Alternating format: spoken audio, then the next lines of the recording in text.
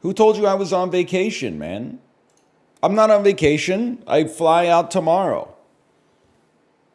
Monday's a work day, bro. Now, I was 23 minutes late, but that's because I was making chocolate chip pancakes, okay? And maybe 10 minutes of stalling after I finished the Peloton ride because I got addicted to watching Dan do the postmortem on that guy's first date.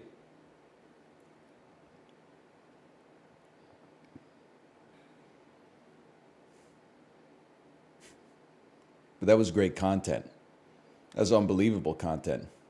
How did it go? It seemed like it went really well. People thought that I was making fun of the guy. I'm not making fun of the guy. He's like freshman or sophomore year of college, which for those of you who are not afflicted with American-style mental illness is your first or second year.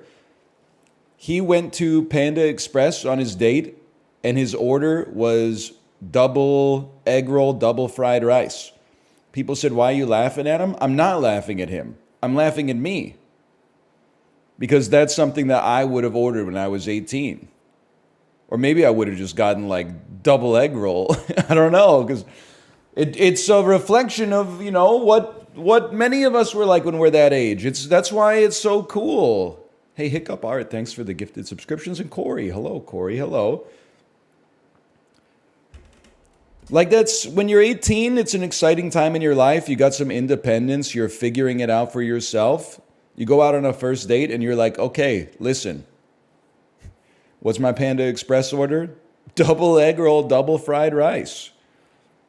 I'm not going to act like I was, you know, flexing back then. You take a girl out to the campus pub and you're like, I'll have the fucking cheeseburger. But check it out. I'm pretty worldly. Give me the sweet potato fries. She goes, oh, he's so worldly. He's so concerned about the glycemic index.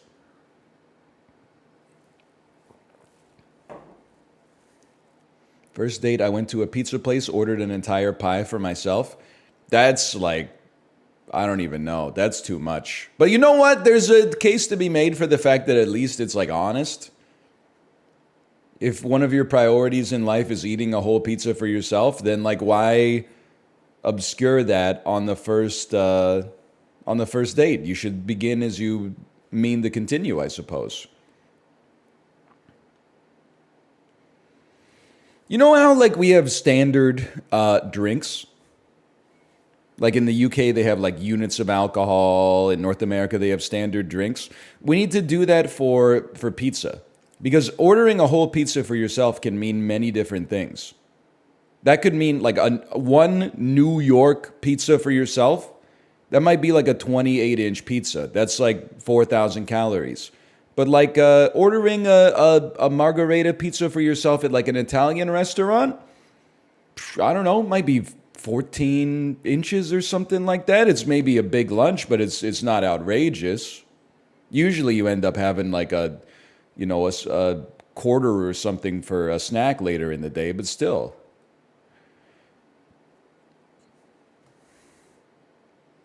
I've become a pasta guy at the Italian restaurant, man. I don't know if it's growing up or it's just like, I just appreciate the pasta more. We went out for dinner Saturday night.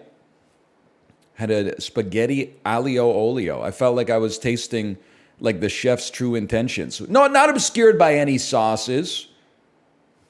Not obscured by any pounded and fried meats. Just beautiful, fresh-made pasta, olive oil, and probably Kirkland Signature garlic from Costco.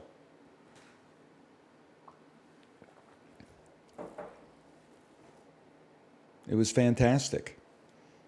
And I think I had ice cream like 5 times this weekend.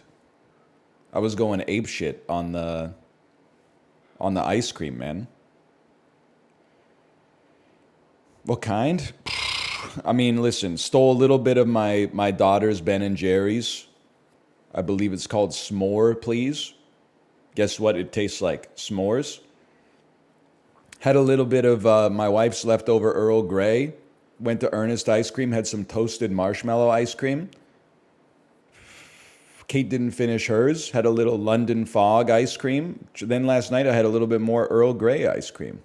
You're not lactose intolerant? Me and my toilet have like a disagreement over that, but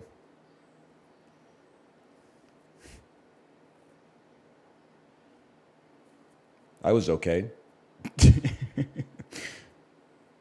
You see the Costco guys defending a pizzeria? Of course, man, of course.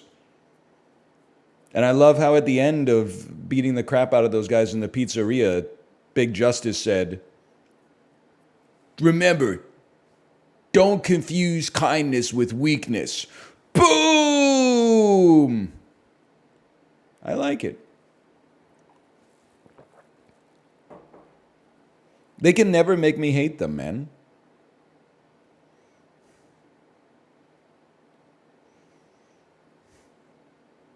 Why not? Because it's like a dad and his son making like fun videos in the 4 or 5 years before he leaves for college and his personality changes forever, man. That's wholesome.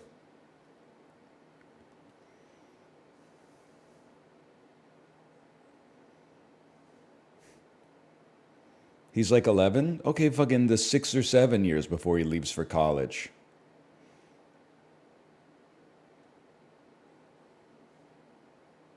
He's not 8. The Rizzler's like 8. No disrespect, but if you don't have kids or work with kids, I don't trust you when you tell me like how old a child looks. Because I remember what it was like before I had a kid. You know, you like meet your friend's kid or something like that, and you're like, this kid is somewhere between the age of like 3 and 9. I have no idea. But when you're in the fucking shit, when I pick my kid up from daycare, I'm like, this kid, I could get the birth date down to the week, man.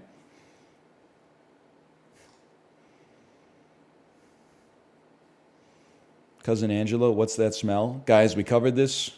It's a piece of provolone. It's a piece of provolone. We've been over it many times. It's a piece of provolone, okay? It's not complicated.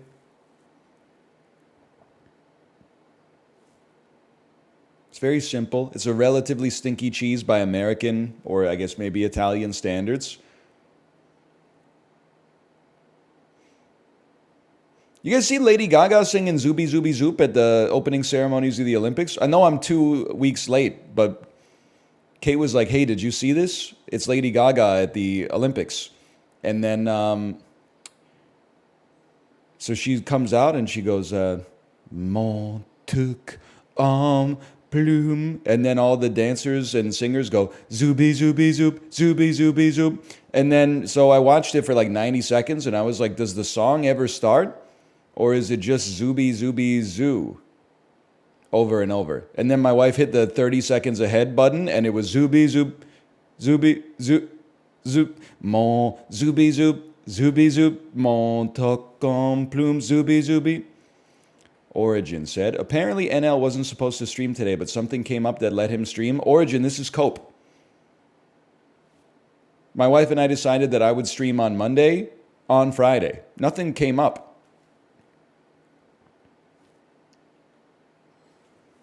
I'm streaming today. My wife's got stuff to do with our daughter before we leave for vacation. They got to get a haircut.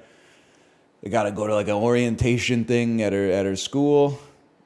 Please, he's going to roast my ass again. Are you Origin's going to roast your ass? Back up, kitten. Daddy's got this one.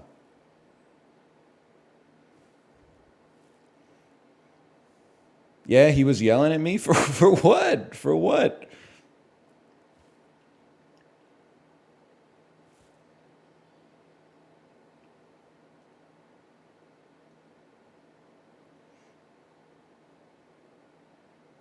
I'm just waiting for it. Oh, here we go. Hang on 1 second.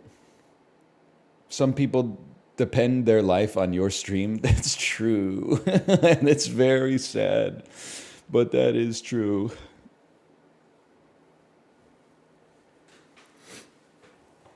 I don't think that's Origin though, because I feel like the way that it works, after my stream, I host you. And then after your stream, you oftentimes host Origin. And I see, so like when I sit down at my computer at like 9:45 p.m. to set one Slay the Spire video, I see Origin's chat and it's bumping in there. I see the usual suspects from chat. talking about either Pokemon or Elden Ring or Yu-Gi-Oh or whatever.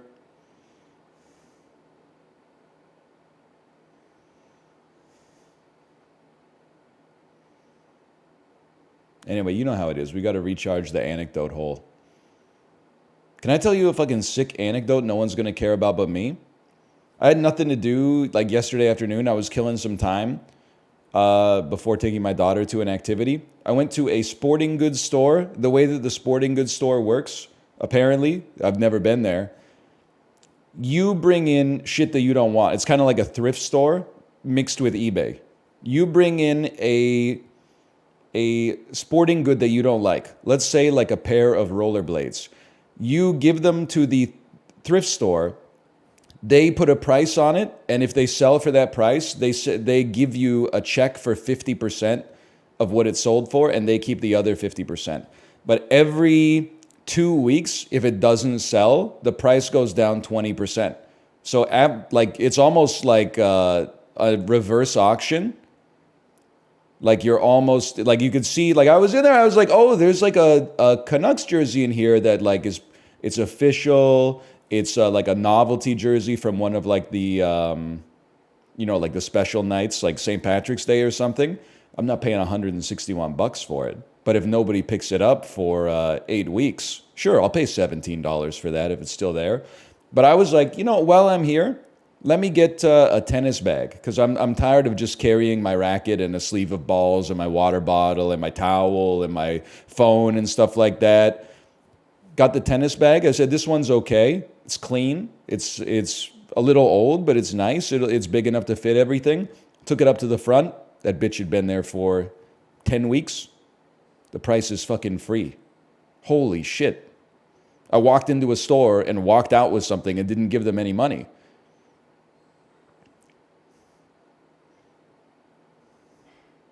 What a rush. I know. But then I bought some tennis balls because I was like, I feel bad. So I bought a couple sleeves of tennis balls, but that's crazy, man.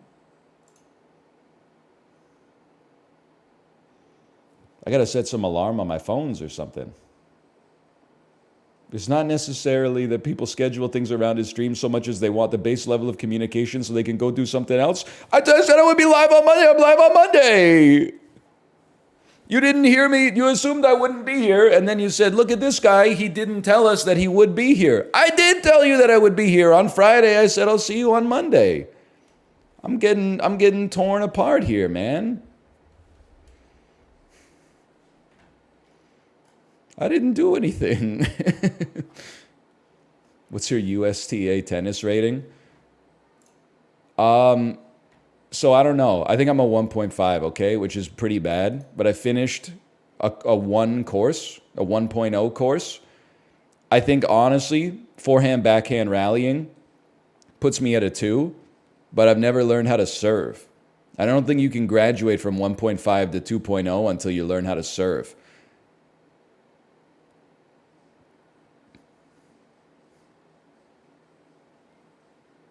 It's the hardest part. I know, man. How do you do it? It's like 1 is like you don't know what you're doing. You graduate from 1 when you can like rally for like 3 balls with another person who's like your skill level. And then 1.5 is like, let me put it this way. You move through it fast because you tend to get better as a beginner. So 1.5 is like, I think I know how to volley, and I can kind of, at least I understand the theory of serving, but it's inconsistent. And then 2 is like fairly consistent rallying. And I don't know, after that you like go pro or something. Surely 3 is when like 1 in 20 forehands doesn't just like sail over the wall and almost bean the person on the other side of the practice court.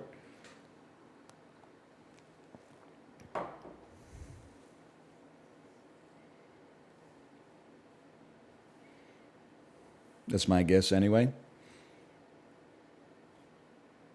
3 is competent. We got a ways to go. I'm not sweating. I'm having fun going up against the wall. How about boxing? I don't know the ratings for boxing. I still only know the first 6 punches. I felt like I had a trial by fire, though. My sparring partner in boxing class clocked me in the jaw. Now, I'm being honest here. It did not hurt. And it's not because I've been mewing. It's because she's literally like 73 years old. So when she clocked me in the jaw, it kind of felt like getting hit with like a pillow. But I did instinctively go like, ow. And then she was like, did it hurt? And I was like, not really. And then she looked offended. And I was like, well, I don't know. Like, what do you want me to say? Did you punch her? No, the coach told us throw like slow telegraphed hooks. So I'm out here like moving in slow motion, and she's got like Evander Holyfield hand speed, dude. Like she's doing like feints and stuff, and then she's like, it's like the ones you don't see that get you, you know? It was my bad though. I was supposed to have my block up.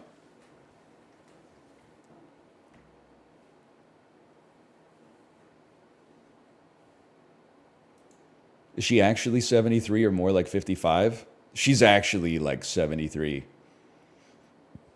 I was thinking, listen, we should probably start the stream because I need some VODs to post while I'm gone. But I was thinking that in a way, like I've been adamant that 35 is not old. But I think it's possible that both from the inside and the outside, 35 might be like the oldest you can be in a way. And let me explain that, because I feel like 35 is a very lonely age. Because when you're like 70, if you're hanging out with a 60-year-old and an 80-year-old, you're like, we're peers. You're 60, I'm 70, he's 80.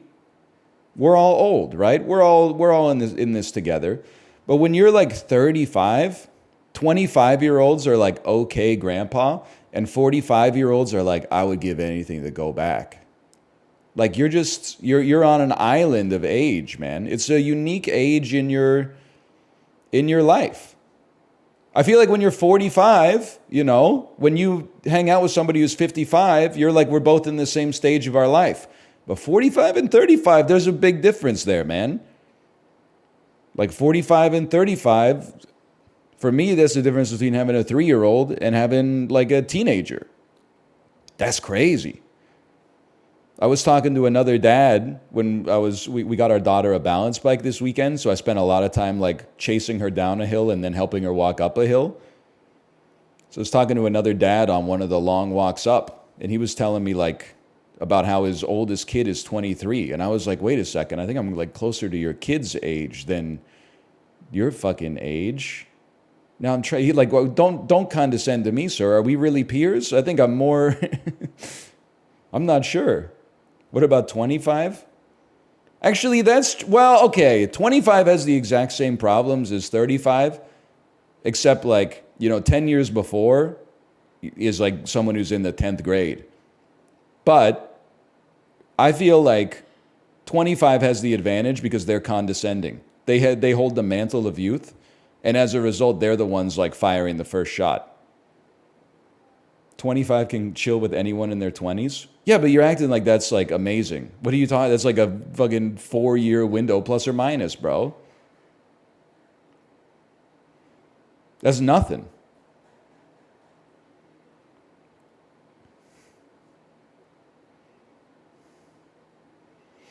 Would you hang out with a 25-year-old? I mean, Chibley's 26, right? I get dinner with Chibley. I don't know if I could go out with Chibley because I feel like I'd be killed. Oh, one second. I'm needed.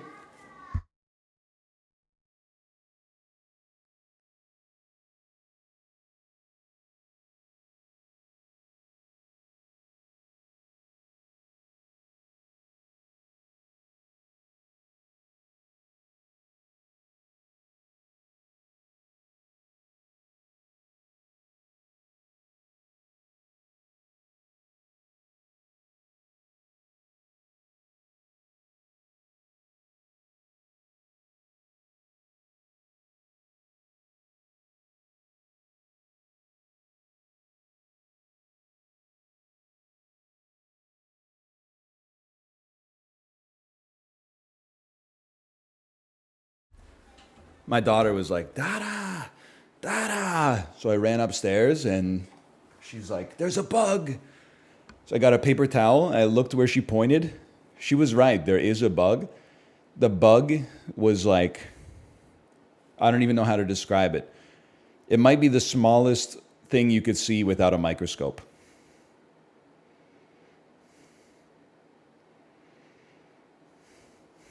So yes, I extinguished its life, but it's got to be done. It was basically like living dust. It was actually so small that I'm not sure I can kill it with physical force. Like when I crushed it with the paper towel, I feel like a single molecule of air would like cushion it from being killed, like from the force of me squishing the paper towel. But I would love to see that motherfucker climb out of the garbage can because it's literally like 1,000,000 times taller than it is. It might take it like 2 weeks.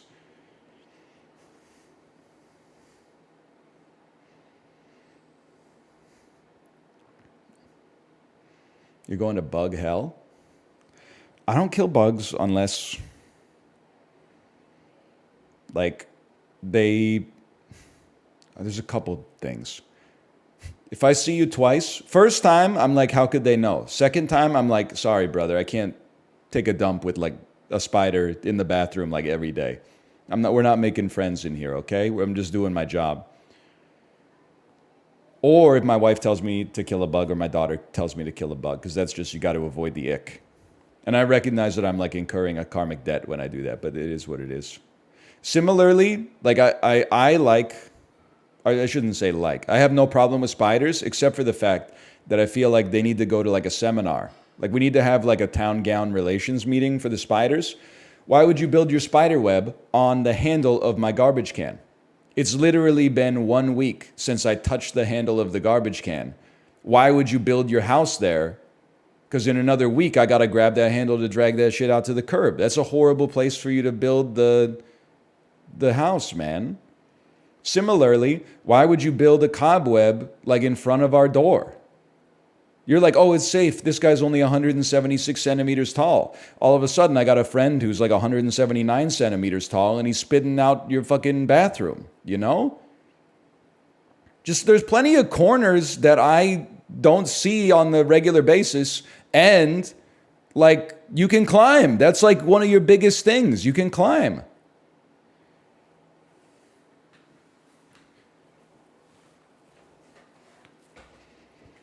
Anyway. So we should start with the dulls. We'll do a little dulls. I like the dulls.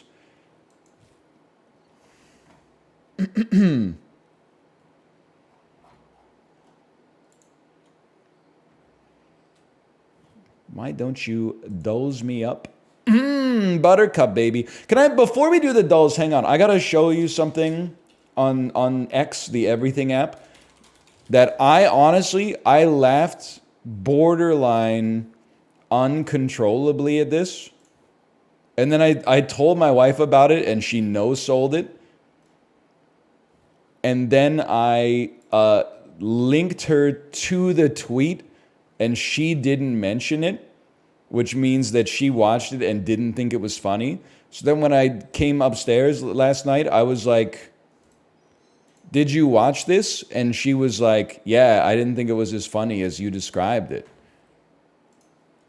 Which is fine, you know, different people, they got different tastes, don't get me wrong. No, it's not ray gun, okay? It's this. The tweet body said, I'm crying, this move is too extra. I didn't know that Pokemon fucking rolled like this, man.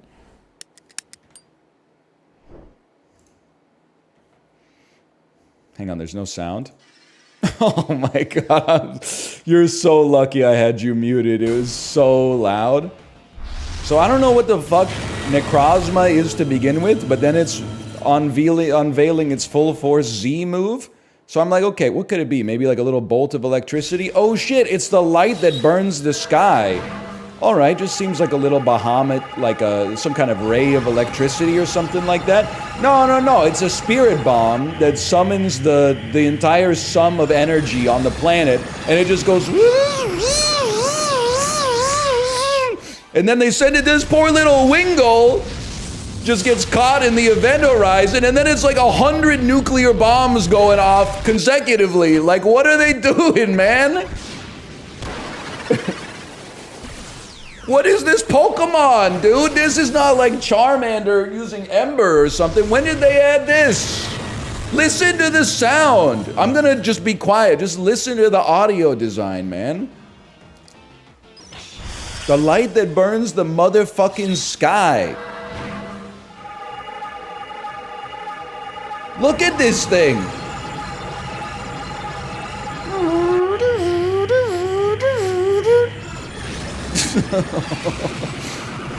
He summons a fucking planet, man. Like a star.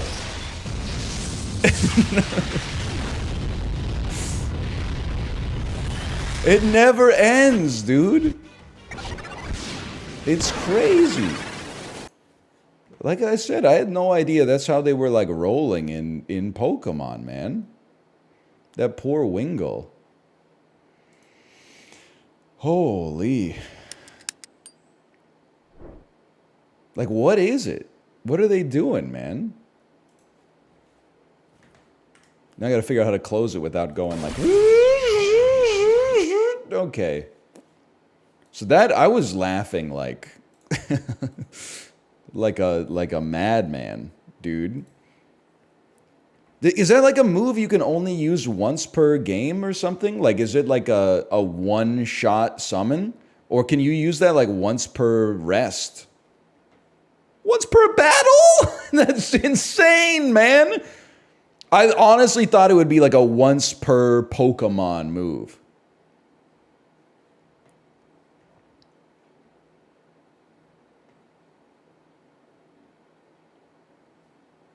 Anyway. There's more like that? That's too much. That's too much for a guy like me. All right, we're so back. We got lots of time for the dulls today. Starting with Pokedoku. Don't get me started, okay, on the... Necrozma used its full force Z move, the light that sears heaven, popped it on a level 8 Wingull, and then dropped like 10 hydrogen bombs on top of it, back to back to back to back. Can I tell you something about Pokedoku that's scary for me? Regions on a row instead of a column. That frightens me, man. So like Johto is Gen 2, right? Like that's silver and gold. It's silver and say you in somber resplendence. I hope you know what I'm talking about. And Sinnoh is Diamond Pearl, Generation 4. There's a psychic normal? I guess all psychics are normal. You can take that as a positive or as a negative if you choose. The final evolution of a psychic. Okay, you ever hear of Hypno? 3.6% on that. Pretty good. 1 in 33. We'll take those. Psychic normal, I don't know. Psychic legendary, Mewtwo. You ever hear of this guy? Anytime Mewtwo applies, that's a gimme. Now, normal Gen 2, there's no shot that there's not like a Bidoof. Or perhaps a, what is it, Stank Pat? What's his name? Stank Rat? Pat Rat? Pat Rat, something like that? Because there's a lot of normals out there, man. Bidoof? Bidoof. Okay. I knew it. Stankrat. Where's Stankrat, though? Johto Final Evolution. Who are the fucking Gen 2 fucking starters, man? Chikorita becomes like Baleen? Bayleaf?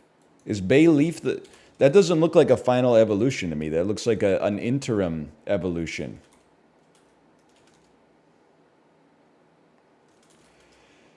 Wait, Johto Legendary? Ho-Oh? We'll take those. I was so ready to go off on, like, oh, Ho-Oh's not legendary, they're mythical. And then Ruby Sapphire, right? Or Diamond Pearl? Can I get a check? Sinnoh is Ruby Sapphire or Diamond Pearl? Diamond Pearl. Luigi? Whatever. What's the other one? Rayquaza? Fuck you, man. Fuck you. Latios and Latias? Luigi's from Johto? Yeah, that makes sense. Is it Molga?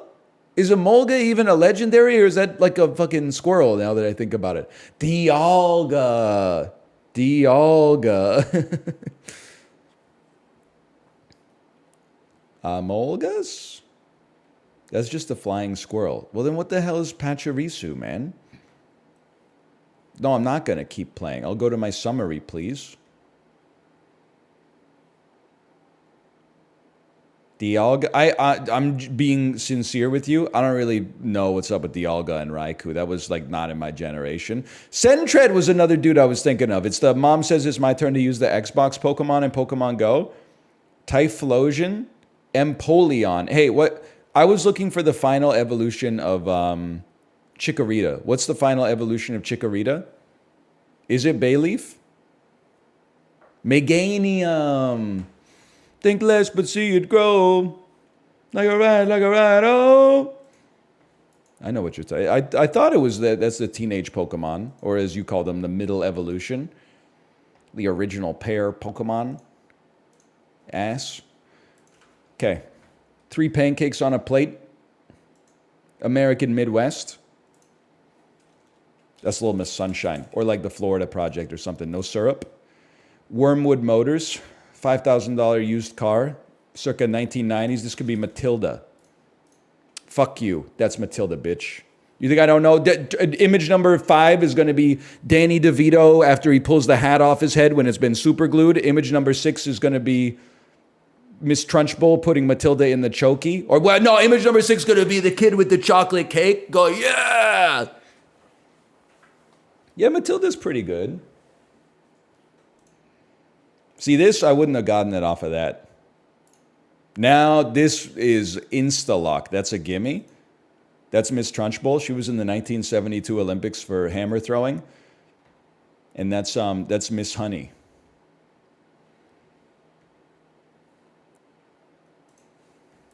That's all I got to say. Good movie? Yeah, it's a pretty good movie. I saw it a lot when I was a kid. I read the books when I was a kid. No cake picture is kind of cowardly. They could have put like a trigger warning or something. Matilda's my uncle. Yeah, he's mid or whatever.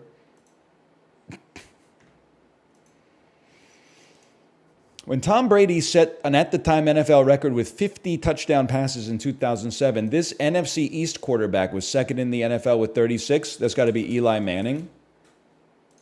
What? The Giants 07? Okay, I could see Donovan McNabb. Peyton Manning. They were in the fucking AFC something. The Colts are not in the NFC. Could be Tony Romo. Could be Tony Romo. Yeah, I could see that. I mean, who else is it going to be? Who the hell was the Washington Commanders quarterback back then? Guy most famous for passing the ball off to Clinton Portis and then fucking off? Carlos Arroyo took over as the starting point guard of this Western Conference team in 2003 following the retirement of a Hall of Fame point guard. Yeah, I don't know. Who could possibly say? The Jazz. Are they seem like they'd be... Yes! I was like, he who shall not be named. Yeah, he probably retired around the early 2000s. That makes sense to me. You're thinking of Karl Malone, but you should be thinking of John Stockton. Ah, okay. Karl Malone is he who shall not be named. John Stockton, I don't know anything about John Stockton. Ichiro recorded his 3,000th MLB hit while playing for what NL East team in 2016? This dude didn't play for the Mariners his whole career? Oh, that's true, because he played for the Yankees for a while. NL East. So that's like the Phillies and the Pirates? Man, I don't think so. I don't know. The Phillies? I don't think he played for the Phillies. He didn't play for the Phillies. The Marlins. The Mets. Braves, Marlins, Phillies, Mets. The Marlins. What future U.S. vice president served as Gerald Ford's chief of staff from 75 to 77? Okay. Al Gore, probably too young. Future U.S. vice president. Dick Cheney. Dick Cheney makes a lot of sense. It's the right age for him to be making political moves as a younger individual. Yeah, Dick Cheney made a lot of sense. This is Harrison Ford and Jason Alexander.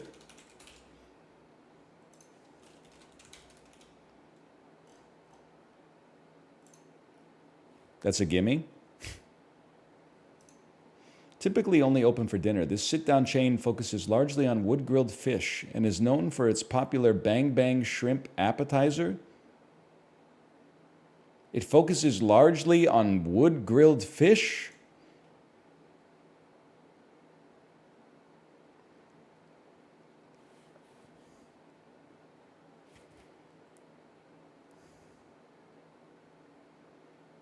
I have no idea. Harvey's. Sit down, open only for dinner. It focuses largely on wood-grilled fish. Cedar Rapids. Twin Peaks. It's probably Pieology Pizzeria. I've never heard of it. Stonefish? What the hell is Stonefish, man? Bonefish Grill? I've never, with God as my witness, I believe I've never heard of the Bonefish Grill. Finn the Human and Jake the Dog. Yeah, fucking making pancakes. Adventure Time. Sorry, not Adventureland. You take the bacon, you put it in the pancake, yeah. Directed by Quentin Tarantino, Pam Grier, Jackie Brown, bro. A Lean Night. This singer broke out in the early 2010s with hit songs like Jar of Hearts, 1,000 Years, and Human.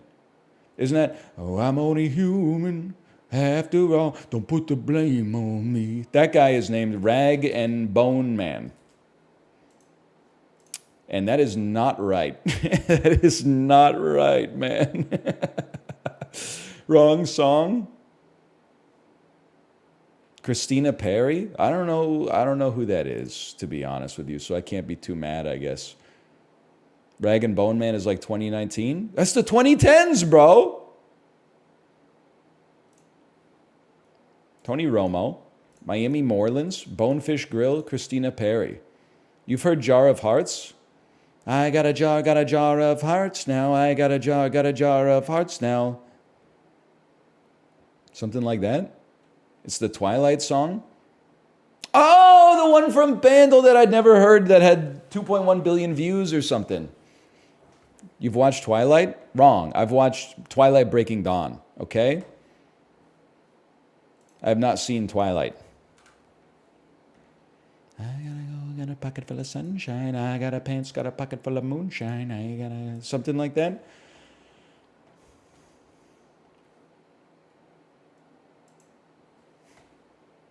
That has one of her songs, though. I was watching it to make fun of it. Because I was like 20, not 17. A lot of difference in those 3 years, okay? Now listen, this is like classic rock pilled immediately, but that might be a red herring, okay? Because you got Freddie Mercury, you got Queen, you got David Bowie, Iron Butterfly, King Crimson. Bowie can be a knife, butterfly knife, Bowie knife, butter knife. Butcher's cleaver. Kinds of knives. It's a fucking Game of Thrones book or something. Lead head, I was thinking for a second. Queen, king, throne, gold. Mercury, a brand of car, a planet, a god in either the Roman or the Greek pantheon. I'm going to say Rome. Head. Heavy is the head that wears the crown. All that glitters is not gold. Going to buy me a Mercury and cruise it up and down the road. What are tidbits of American wisdom? Father John Misty, Father Twin Turbo, Toyota Supra. Oh, whoa, whoa, whoa. Mattresses. Queen, king, twin. Full. Mattress sizes. Mercury. Things that rise. Mercury. Liquids at room temperature. I'm pretty sure these are just like elements, man. Gold is not a liquid at room temperature. That would be hard to deal with. Thronehead John Can. Oh, slang words for toilet. Dude, they fired the Mentat. Or maybe on Monday they just like easy ones. I don't know. This was an organic Mariah as well. This one was pretty easy. Rip to the Mentat. Rip to the Mentat. Pocket full of sunshine. He's gotta go. Got a pocket full of moonshine. Is that her?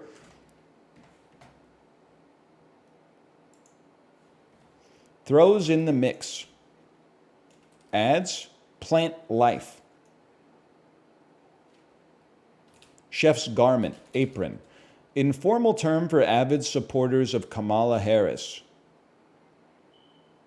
The K-Hive? Simplicity, ease. Alpha, Doris, drove, sane, Flora. Oh, doompa-doompa-doompa-doom-boom! Kind of surprised it was K-Hive, but I'm equally surprised I managed to grab it. Flora when Fauna walks in. You got to be careful, man. You can't be like leaving little breadcrumb trails out there like that.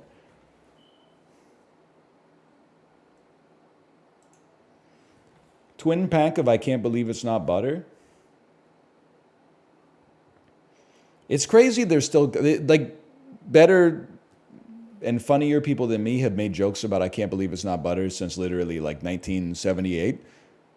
I can't believe that they still call it I Can't Believe It's Not Butter. Like in 1991, you're like, okay, I guess it's unbelievable that it tastes like butter, but it's not butter. But like in 2024, we're making milk out of oats and almonds and shit like that and beans. Come on, man. Well, I can believe that it's not butter. Science has created so many products that are almost analogous to the original version. Of course, what would you rebrand it as? Margarine? I guess. My mom loves this stuff.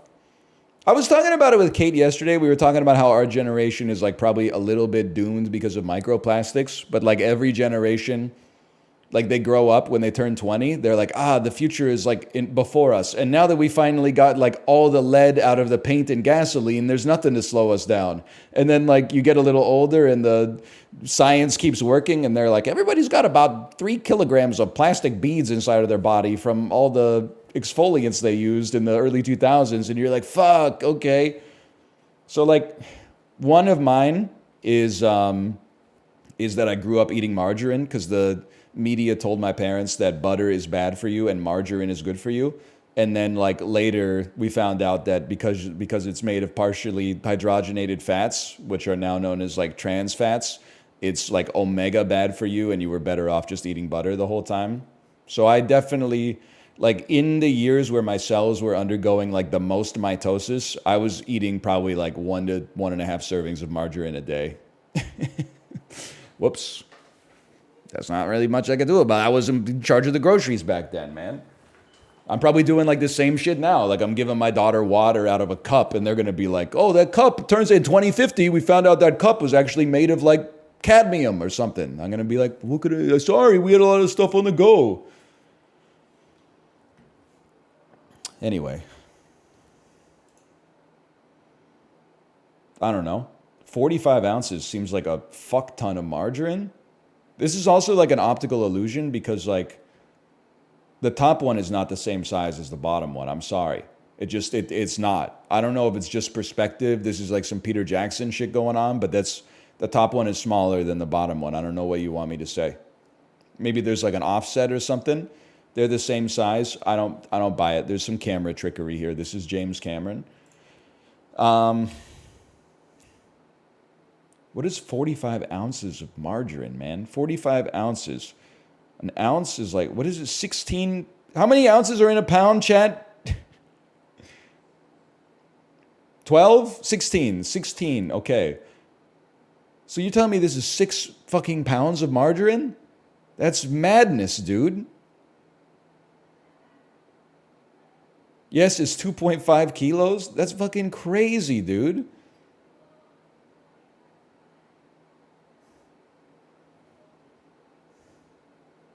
I don't know. $6.99? Yeah. Yeah, I guess that would be like $1 a pound. That's pretty cheap for something that's made in like the Manhattan Project. This shit reeks of like Los Alamos. $10.99? $9.49? Amazing. It's on sale this week. That's too much margarine, man.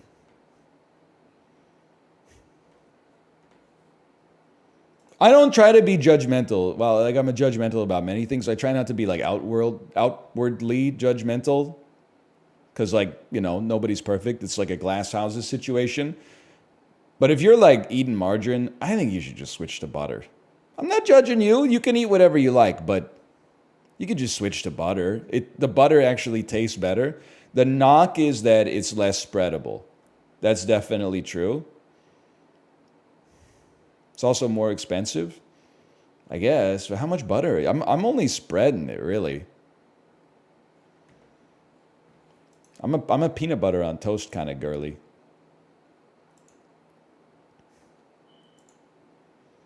Butter's a pain? Yeah, life is pain, man. Get used to it. There's all sorts of little inconveniences you can... Or you could just like cut the margarine, because I like that's... I'll eat a lot of stuff, but that's like... Margarine is one of those things that I don't fuck with consciously.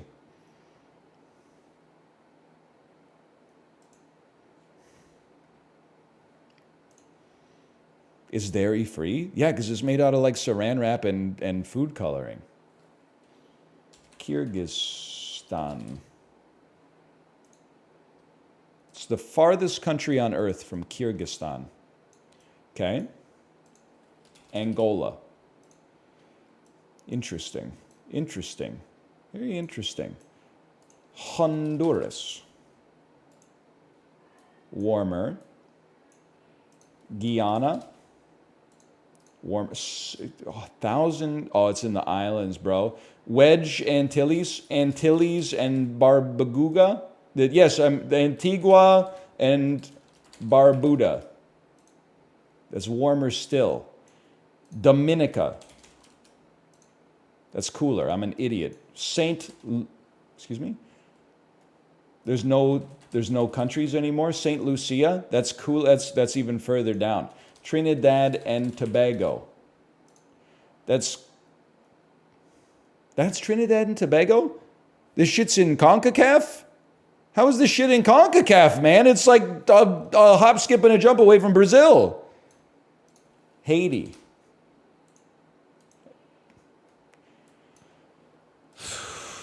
Curacao. No, I mean Curacao. I mean the Dutch fucking colony of Curacao circa Tulip Mania 1771.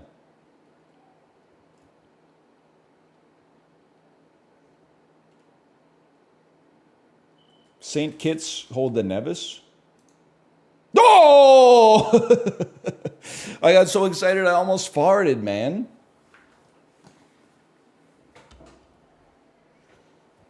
Suriname and Guyana are in CONCACAF too? Be honest with me though. Are they in CONCACAF just because like CONMEBOL is like, I mean, that's like the Premier League of soccer. And CONCACAF, especially like prior to like 20 years ago, was basically just like Mexico, the US, and then like a bunch of people just fighting for third. Yeah, pretty much. They were given the choice. That makes sense. I mean, you wouldn't, if you're fucking playing on the Curacao soccer team, you don't want to go fucking with Ronaldo and Rivaldo and Ronaldinho and fucking Roberto Carlos. And there's a few more I could name probably. Pele back in the day. Ronaldo is Portuguese. I'm talking about the other Ronaldo, the real Ronaldo. Kaká, I forgot about Kaká. Name any current player. You know the one. The Neymar Jr. That's it, Neymar Jr. I'm just gonna say it, man. I thought the dude on Colombia, the Colombia star player, 12 years, I thought that motherfucker was named James. Watching a little Copa America, I'm like, who the fuck is James? James? I've been calling him James since 2010, World Cup South America.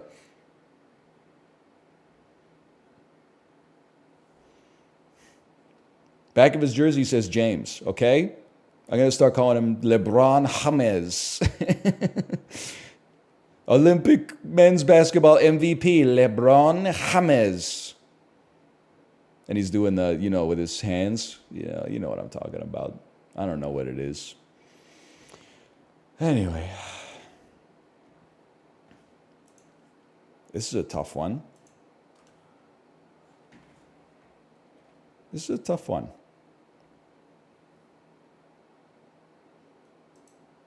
Because this is like Andorra. Andy Serkis. If you need a weird guy to play a CGI, then you gotta call Andy Serkis. 7,000. Okay, this is an island. This is like Cuba. And I don't think Cuba's 7,000 kilometers away from Andorra. Oh, well, it's in the ballpark, man. Here we go again. Jamaica. Yeah!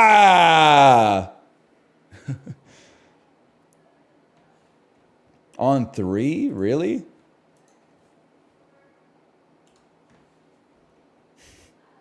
What is that advert? Oh, you guys haven't seen Wish? Honestly, now that I'm on the Smallfoot songs, I kind of wish my daughter would go back to the Wish soundtrack. Because I'm dying with the Smallfoot songs, man. Did anyone listen to Let It Lie by Common, a.k.a. Stonekeeper? I'm obsessed with the way that he says Sasquatch. They called us Sasquatch. They called us abominable. They pursued us. Their malevolence indomitable. We had no choice but to run and hide. Otherwise, I surmised we were facing genocide. To escape all the human ravages heaped upon us by those human savages. Now you know, now you know, now you know. And you can't deny that it's best just to let it lie. Is it Hamilton? It's trying to be. You can't shit on Common. Common is like probably the best rapper that I absolutely hate.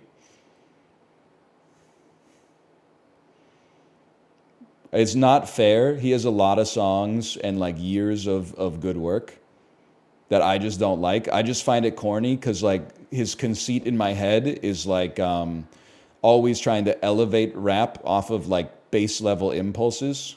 But it always ends up being like, oh, you thought I was talking about a lady? Actually, I was talking about the music genre you're listening to right now. Rap and hip hop. You can't forget about Belly Breathe. Oh, I never forget about Belly Breathe, man. Belly Breathe, that's the way you do it.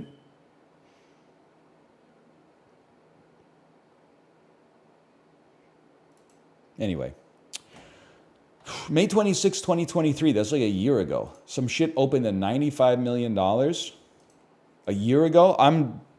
It's so fucked up, I would be better off if this was 2003.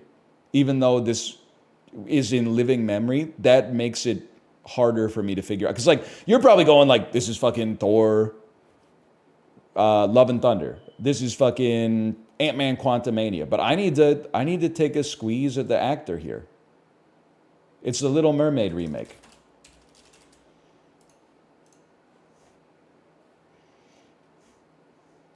We get there. 160 points. That's not too bad. Weren't you on a Disney cruise at this point? I don't know, man. The years go fast and the days go slow, you know?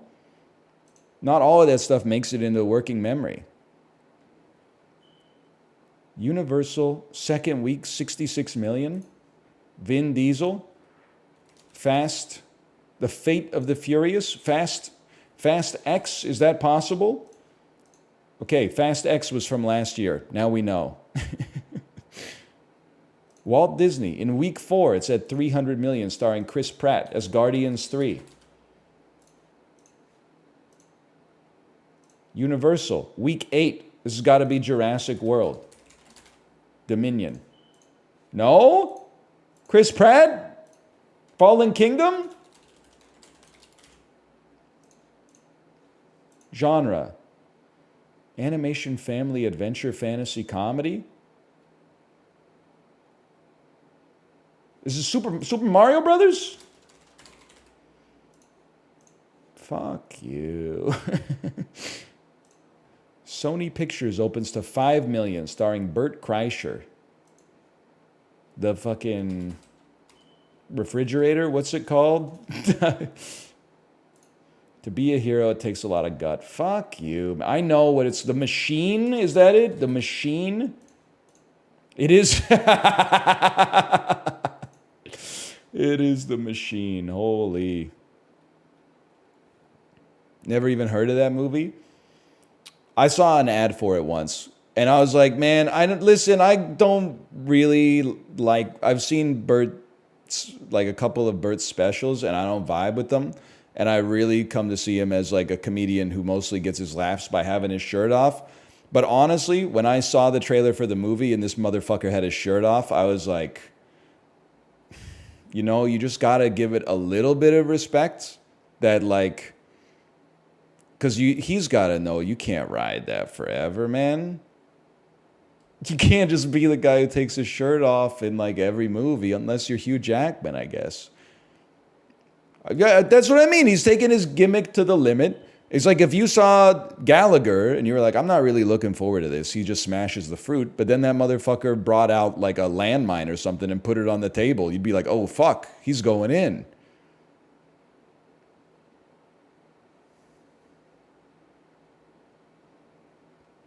Shirt off the movie. I don't know, man. It's not my scene.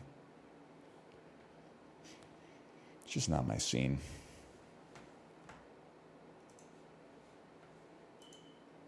Infinite profit margin, though. It's true. Mark Hamill was in this, huh? Beep. It's just not my guy.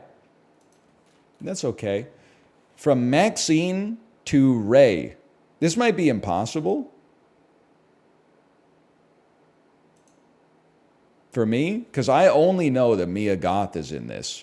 Like, I'm marooned, okay? Because Mia Goth, like, how do I get from Mia Goth to fucking anybody? Like, I go, this is my fault. But you go like Mia Goth to like, was she in Bodies, Bodies, Bodies? Let me take a peek. I need to do some research on this one first. Okay, never mind. I didn't know Elizabeth Debicki's in this. I didn't know much. This got a star-studded cast, bro. I can get out of this easily. Okay. My bad. I didn't know that this had Debicki in it. Okay. And then Ray, let me just take a peek at this. Kerry Washington, Regina King, Bokeem Woodbine, the GOAT of Fargo Season 2, Terrence Howard, David Krumholtz, Ingenue Ellis Taylor, Warwick Davis. This is star-studded as well, as one would expect, okay? All right. I'm thinking about it, okay? I'm thinking about it. Are you from the fucking Matrix Revolutions, by the way? Are you from the Matrix? You are okay. So here's what we're going to do. We're going to restart. And we're going to go Debicki, Tenet, Brana, and then, like, the world's our oyster from this point on, because I'm surely Oppenheimer could get us there, like, mighty quick. Haunting in Venice can get us there mighty quick. The Train movie can get us there mighty quick. Let me think about this. If we're trying to get to the Matrix, I would probably be cruising. I would, honestly, for a guy like me, I would probably take us back to, like, Wild Wild West. Which, of course, stars M. Emmett Walsh. and Bai Ling, who, as we all know, was also in the Omicron Killer, but she was also in Sky Captain in the World of Tomorrow. And now we're in business. Jamie Foxx, he's been in some movies.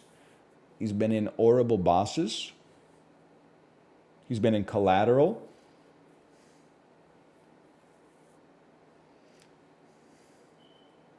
He's been in Collateral. Collateral stars Brad Pitt. Did you know this? Who stars in Good Will Hunting with Giovanni Ribisi? I mean, who's it? Matt Damon? Is it? Was right? Good Will Hunting? What? I'm thinking of Casey Affleck. Okay, but then Giovanni Ribisi is in Boiler Room, which has Ben Affleck, who's in Good Will Hunting with Matt Damon, who's in Ocean's 11 with Brad Pitt.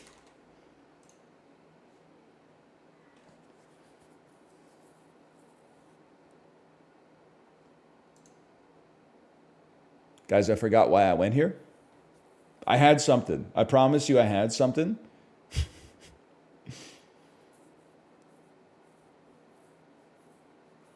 I was cooking. As soon as I got to Brad Pitt, I was like, it's over.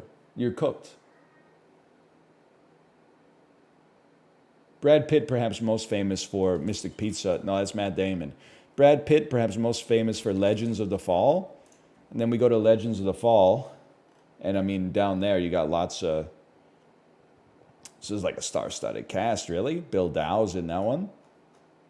Sir Anthony Hopkins, who, of course, is in The Mask of Zorro.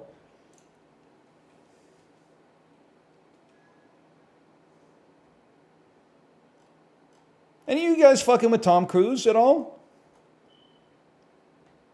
Surely we got like Catherine Zeta-Jones. She dips beneath the lasers. Sean Connery. Will Patton. Then you're all of a sudden you're in Minari. And then like this is a good place to be if you're looking for Tom Cruise. He's probably, you know, doing some movies with like Yoon Young-jung and Han Yeri, if I had to guess. Wouldn't surprise me. Stephen Yeun, of course, Sorry to Bother You, which of course also stars David Cross. And then, I mean, when I think David Cross, I go straight to Alvin and the Chipmunks, The Squeakquel. Then you go Jason Lee. He's in Vanilla Sky with Tom Cruise, who's fucking with, wait, who is I'm trying to get here? He's in Collateral with Jamie Foxx. He plays Vincent, who of course was in Ray. Time? We get there. Kevin Bacon, JFK. Gary Grubbs. Gary Grubbs, everybody. Gary Grubbs. Gary Grubbs. You were going Brad Pitt, Collateral, Jamie Foxx, which does not make sense. You know what? You're right, because what happened in my head? I got Brad Pitt from Killing 'Em Softly confused with Mark Ruffalo's character in Collateral because they both play like violent cops with a ponytail. Matt Damon is not in Mystic Pizza. Chat, who's going to tell him?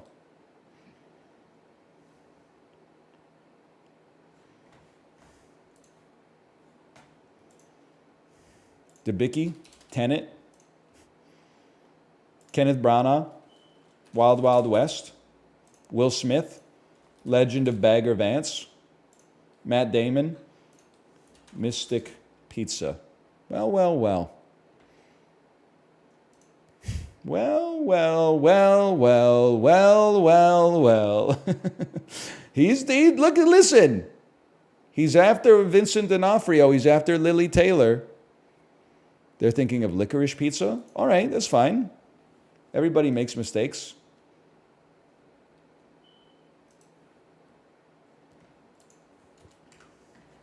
Maybe like we don't all make our mistakes in all caps, but like that's just something you can work on in the future.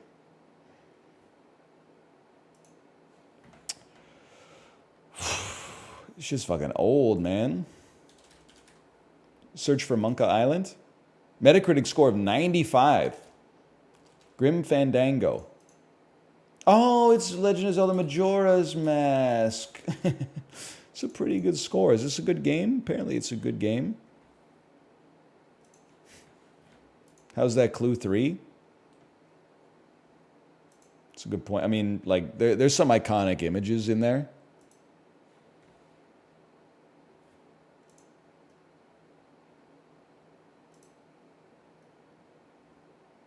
I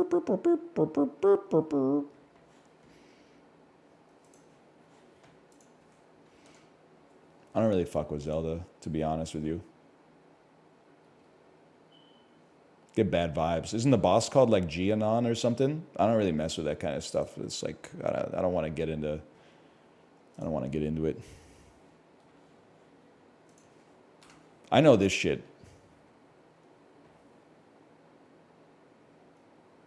Isn't this High on Life?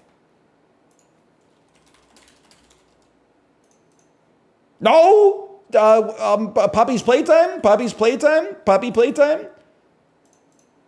Yeah, Poppy Playtime. Okay. Something like that. I knew it was something that, like, I had seen virally on Twitter. This is some fucking R-type, bro. Is this R-type?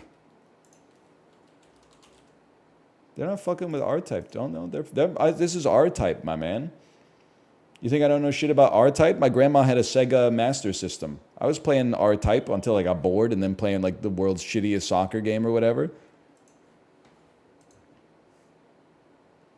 There's no substitute for lived experience, man.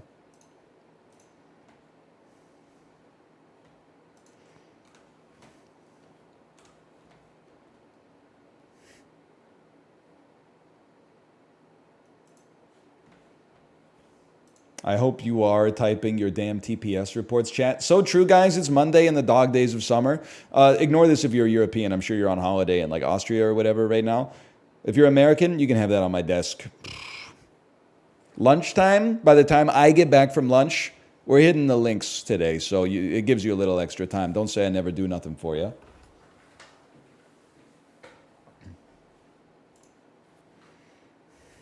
It's a Rhode Island state holiday. Great day to be an island boy. What the fuck is Rhode Island all about? Massachusetts is about being mean to strangers and saying, respect your mother. What's Rhode Island is about having like surprisingly good pizza or something? Clam chowder? No, sorry. That's like a Maine type deal. Lighthouses. Providence? Yeah, but what is Providence? Like what's Providence about?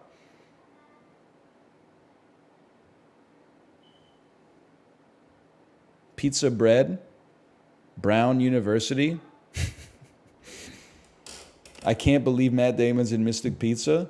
You got to see it, man. You got to go. You got to see it before. I don't have to see it because I already know who's in it. So it doesn't have anything more to show me. Pizza Tower, Mystic Pizza Tower. It's a single player game only. Probably like Half-Life 1, if I had to guess. Sometime between 1999 and 2022. It's not first person or side view. And it does not, it's not an independent game. All right. Single player only? Give me some isometric,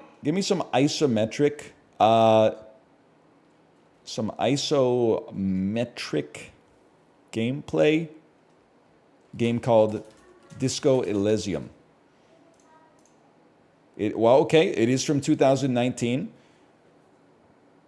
Now that I think about it, I guess that doesn't get the indie. Oh, it does get the indie designation. I don't know what I'm talking about. It's an adventure, probably a single-player action adventure that's a third-person game, if I had to guess. And it's single-player only. I just couldn't possibly know it based on that criteria, to be honest with you. Let's see if this is by Ubisoft. It is not by Ubisoft. Let's see if it. I got the platforms right. That's great. That's a nice green to get, man. Let's see if it's from Square Enix. Is it Tomb Raider: The Shadow of? It's not by Square Enix either. Okay, give me a one-time clue that's not the engine. It's a hack and slash beat 'em up adventure in the third person. It's not on the Nintendo Switch. I don't know, man. I don't know. 2019 hack and slash adventure. Some shit with Lu Bu. Wolong Fallen Dynasty. Dynasty Warriors 8. We got the right kind of genre. It's not by Koei Tecmo. Hack and slash beat 'em up. Warhammer. Fucking 40. Vermin, that's not single player only, you piece. Hack, single player hack. It's Devil. Oh, okay. No, we're getting on the right track. Bayonetta 3. No, that's not. That's gonna be on the Wii U or some shit like that. With like Devil May Cry 5. Devil Mary. Okay. It's not by Capcom though. Hi-Fi Rush. That's more of a platformer now that I think about it. I don't know, okay? I don't know. It's made in the Unreal Engine. Mario's Partners in Time. Star Wars, Jedi Fallen. That's not what I think of when I think of a hack and slash, but sure, I guess they're hacking and they're slashing. I would call that the genre of Souls-like, but that's fine. When I think hack and slash, I think of Lu Bu, okay? I think of Vampire Survivors.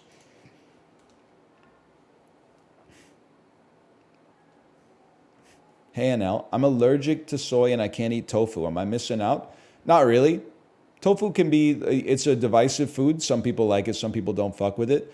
I'm more on the don't fuck with it side, but I definitely wouldn't be like, oh, you can't go your whole life without eating tofu.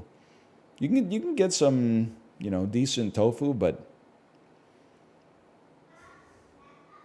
it's not my tempo most of the time. Deep fried tofu hits? Yeah, but it's like, they're gonna try to silence me. They're gonna say I'm not woke. They're gonna say I'm not worldly. They're gonna say I'm not living in an urban environment. They're gonna say that I have a closed mind. Deep fried tofu is like one of the best tasting kinds of tofu, but it also gets cleared by almost every other deep fried meat. The only one it doesn't get cleared by is beef, because I don't know why you can't fucking deep fry beef, but they just don't do it for whatever reason. For the most part, I guess maybe people want to live. Country fried steak? I don't know. I don't live in Tennessee, man. I never seen a chicken fried steak as long as I live. With God as my witness.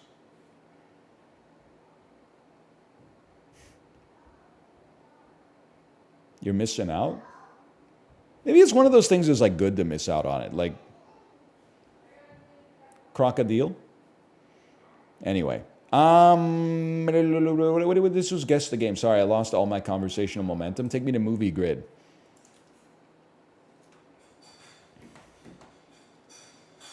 Cate Blanchett, my queen. I'm so sorry about the fact that you willfully signed up to be in the Borderlands movie to play Lilith or whatever. I mean, what were you? Well, come on. Apparently, they used to have a script that was really good, and that's why she signed. Bro, it's Cate Blanchett. Does she have like 9 Oscars? She's one of the most respected actresses in Hollywood. Why she sign on to Borderlands in the first place? She should have sniffed out like from day one that Kevin Hart's going to be in that. What's wrong with you? You can't Cate Blanchett, Kevin Hart in the same movie? Come on, lady. Come on. She said she was bored during COVID. You reap what you frickin' sow. Or maybe. I don't know. It made $8 million this opening weekend, man. That's pretty. People were saying it's being like doubled up on by Morbius, which is psychotic. Okay. 3 or more word title for Cate Blanchett. Doesn't exist. Title starts with A to H. Carol! Double letter word in the title. Cate Blanchett. Lord of the Rings. The Fellowship of the Ring. Who said that? I'm washed on Cate Blanchett, man. She's been in some shit. She's been in shit, man. She's been in lots of shit. She's been in Thor, Ragnarok. She's been in Lord of the Rings. She just needs a Star Wars, and then she'd be Reddit's favorite actress of all time. Okay, Timothy Chalamet, double letter word in title. Okay, Call Me by Your Name. Title starts A to H, Beautiful Boy. We got Call Me By Your Name, but that also fits here. Double letter word in title. He's Wonka, no double letters, okay? Dune, no double letters.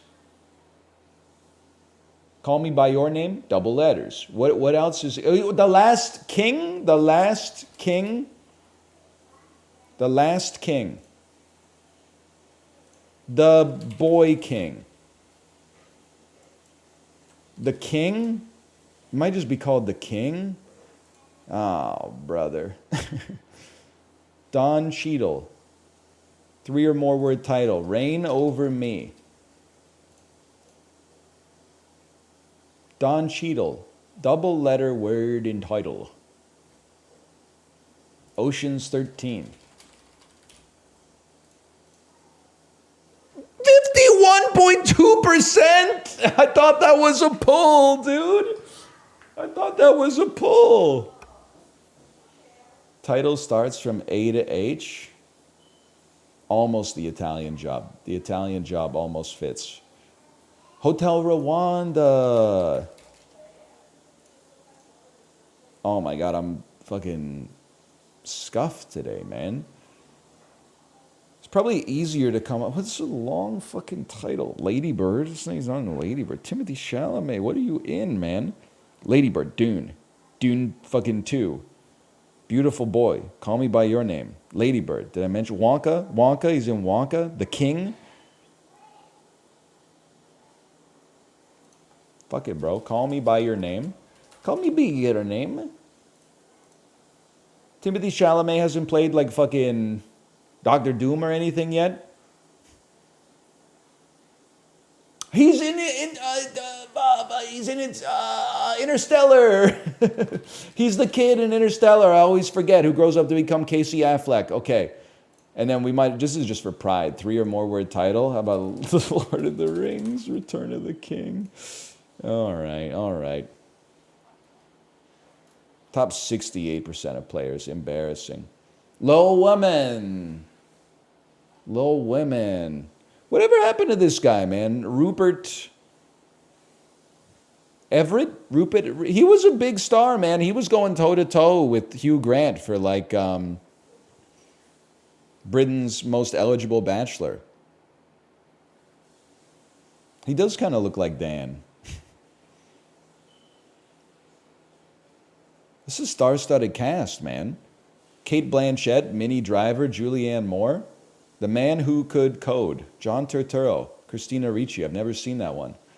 Enter Galactus, Mission to Mars. I always forget Don Cheadle's in Mission to Mars.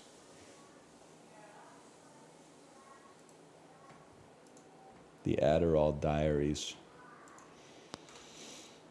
I guess I should have used Borderlands instead of Carol, huh? Carol.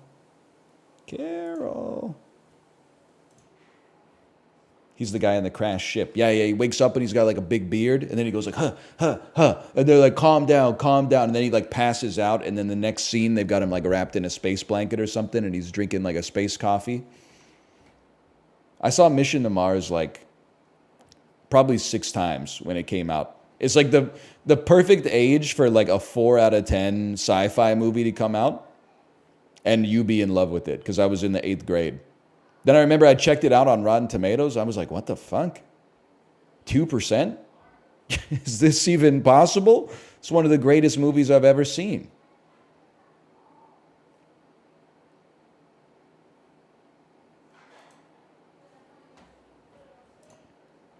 In hindsight, probably not, but...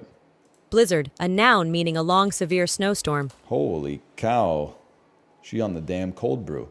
Hike, a verb meaning to go on a... She's telling her center to give her the ball. Double, a adjective meaning... And give it to the next Gimmick, guy. a noun. The Machine? Cartoon, a noun meaning... It's called animation. It's a real genre. Cannonade, a noun meaning a heavy fire of... Isn't it a bicycle? Durango, a Don't get me started on Bob Dylan. Stupefy, a verb meaning to make stupid, groggy, or insensible. Torsion, a Joke's on you, those are my decoy balls. trigonometry, a noun meaning the study of the properties of... Okay, next. Broom, a noun meaning mist, fog. Bruma is French for mist, derived from Latin for winter solstice. Okay. It was French, so I threw a U in there, but Byramy, a noun meaning ranunculus, a noun meaning any of a large genus. Ranunculus. I'm not fucking with these. I don't want to learn them, okay? What the hell is ranunculus? Neem. Neem. A noun meaning a large tropical Asian tree, Azadirachta indica, of the mahogany family having a bitter bark used as a tonic, and leaves and seeds that have insecticidal and antiseptic properties and yield a medicinal aromatic oil. The word nim is drawn from Hindi and Urdu, originally from Sanskrit nimba, neem. Fuck you. Niagara. Yes. A noun meaning an overwhelming flood. That I can do. That I can do.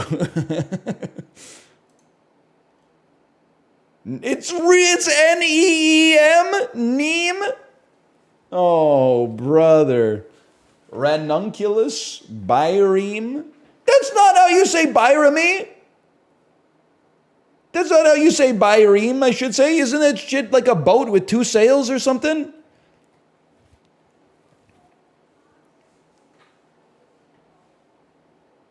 Byrame.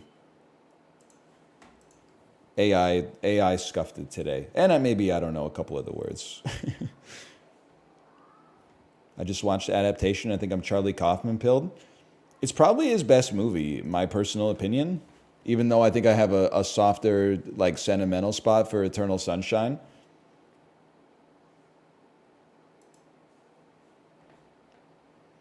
I'm thinking of ending things as S tier. Yeah. 4-letter word starts with S. I left it in the toilet this morning and forgot to flush. No disrespect to the cast. This is a croque madame, right? This is from the nation of France. It's a croque monsieur. What's the madame is with the egg on top then?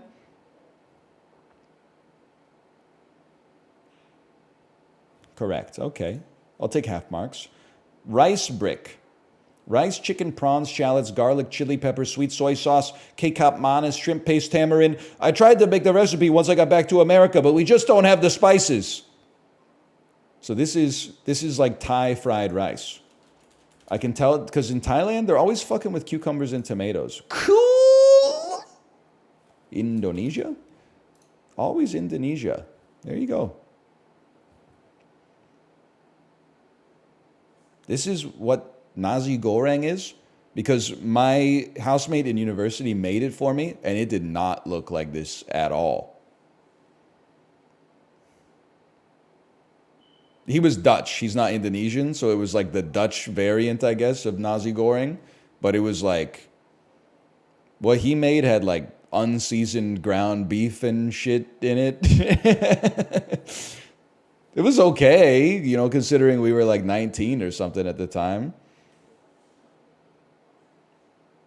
But like, it did not look this good. Let's put it that way.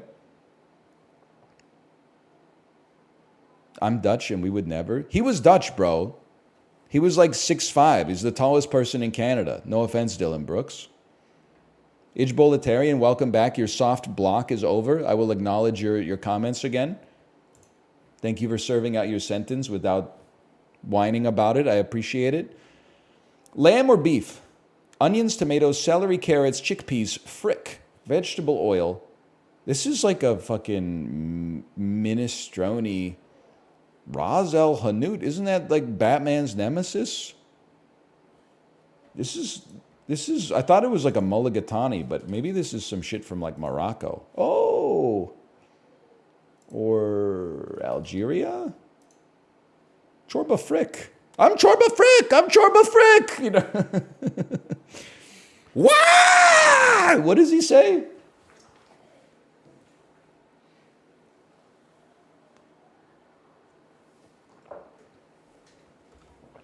He does say stuff like that. I don't know. I didn't see all the third one because I was like, this is not very good. How did we do today? Gastronomical genius. What can I say? They turned me into a chorba.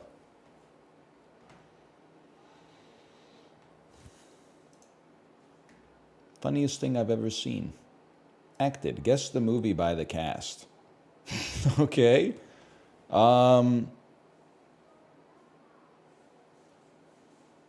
That's Betty White and a man with burns who's holding a lighter. I don't know what Betty White's in except for like game shows, man. I don't know. Craig T. Nelson, okay. It's the Family Stone. Mary Steenburgen, Step Brothers. Ryan Reynolds, Mary Steenburgen, Craig T. Nelson. The Proposal? You got it. I don't know what I'm doing here, but I'll take it. Dennis O'Hara's Mr. Gilbertson.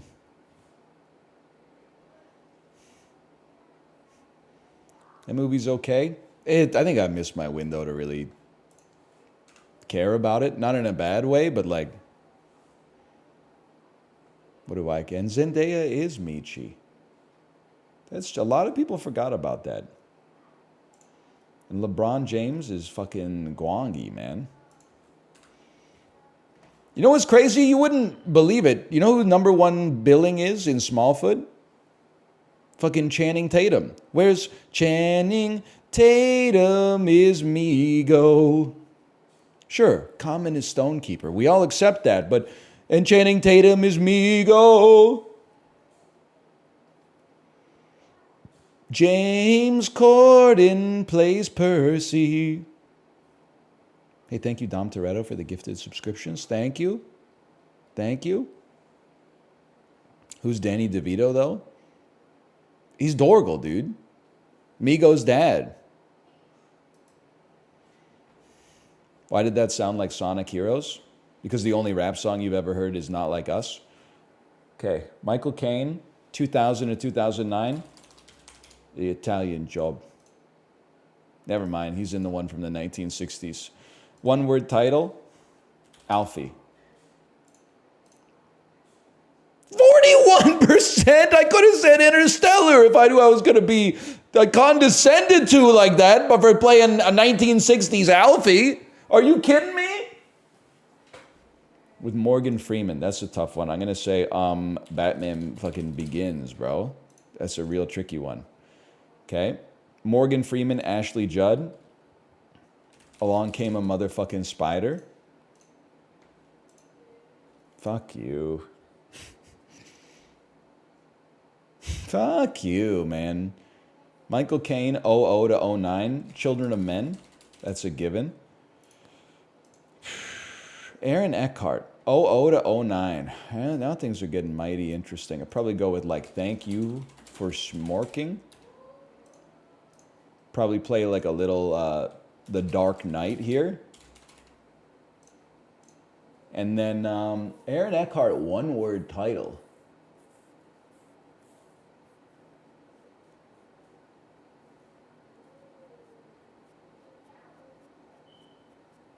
I don't know about all that, honestly. Ashley Judd, this one's pissing me off. What the hell is she even in, man? She's in Double Jeopardy. But then, like...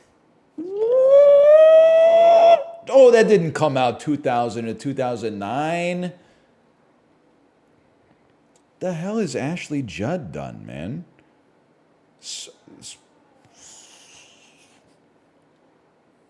How Sweet It Is popping into my head for some reason. That's not even it. My brain screwed me, man. What the hell is How Sweet It Is? Where the Heart Is. The most popular correct answer for Ashley Judd here was nothing? Nothing. Nothing got 42%. Lazarus, holy cow. Dolphin Tale 2? That's tough, man. That's a tough one. Top 63. Vulture brought the heat today, man. I haven't thought about Ashley Judd in a long time.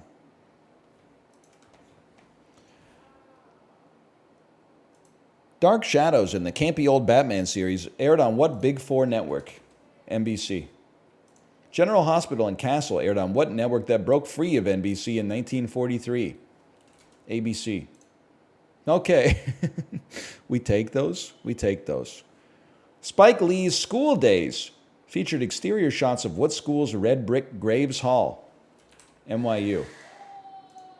Atlanta is home to what largest men's liberal arts college in the U.S.? Stankonia. I'm Wesleyan. I have no idea. That's probably not in Atlanta. Martin Luther King is an alum, and it sounds like something fans would shout at Hugh Laurie. Do house! Do house! Hugh Laurie, do house! More house!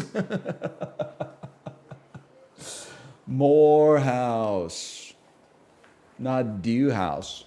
Daniel, thank you for the raid. I was having a great time watching the stream today before I started my stream.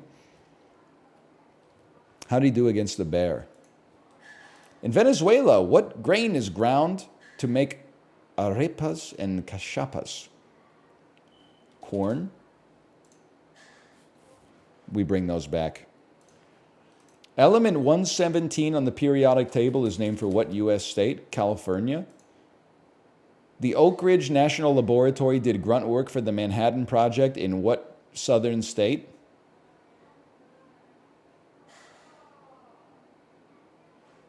Tennesseeum, Kentuckyum, Texasium, Arizonium, Coloradium,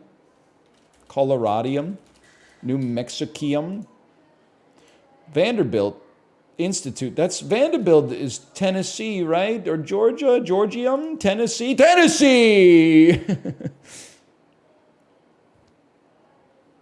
What is the element that is named after Tennessee?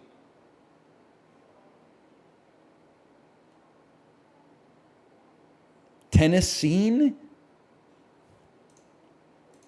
As the non-synoptic one, which gospel is missing all of Jesus' parables and the Sermon on the Mount? I'm so, religion ignorant. I don't know what half of the words mean, okay? The Gospel of Paul. Represented by a bitchin' chalice with a snake in it. Which gospel writer is sometimes also credited with the book of Revelation? Peter, man. For God so loved the world that he gave his only son. That's Luke. That's Austin 3:16. John 3:16, I think is the right one. John. Peter, Paul, Mary, Sharon, Lois, Bram, John, Luke, Keith. Did we get them all?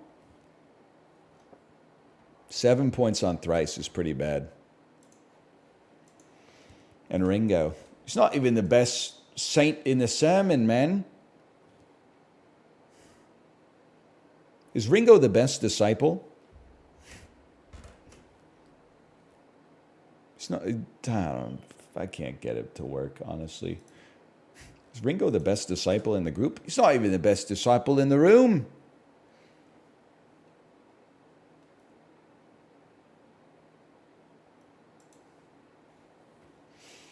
Sort these one-hit wonder songs in alphabetical order by the artist's name. Okay? Chameleonaire. Eiffel 65. Soft Cell. The Proclaimers. LMNOPQRL. The Proclaimers. What the fuck is Mo Bamba, bro?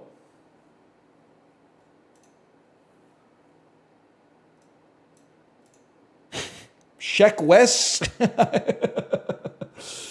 I didn't know that. Everything else is fine. I just didn't know Sheck West, and that screwed up the whole shebang for me.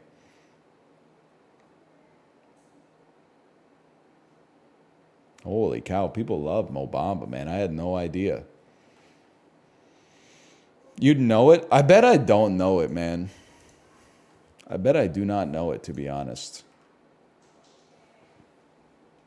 You do? I think you'd be surprised. Does it go like this? Yeah.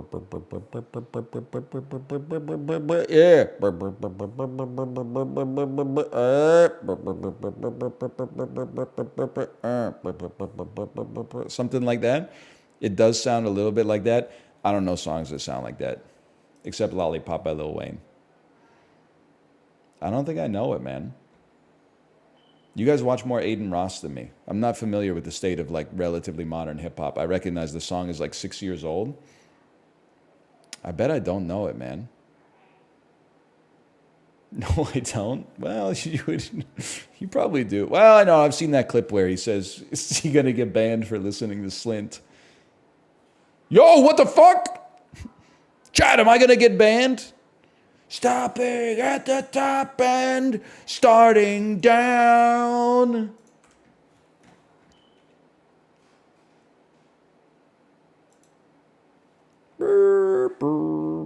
What is a higher percentage of days with high wind speeds? Tornado Alley.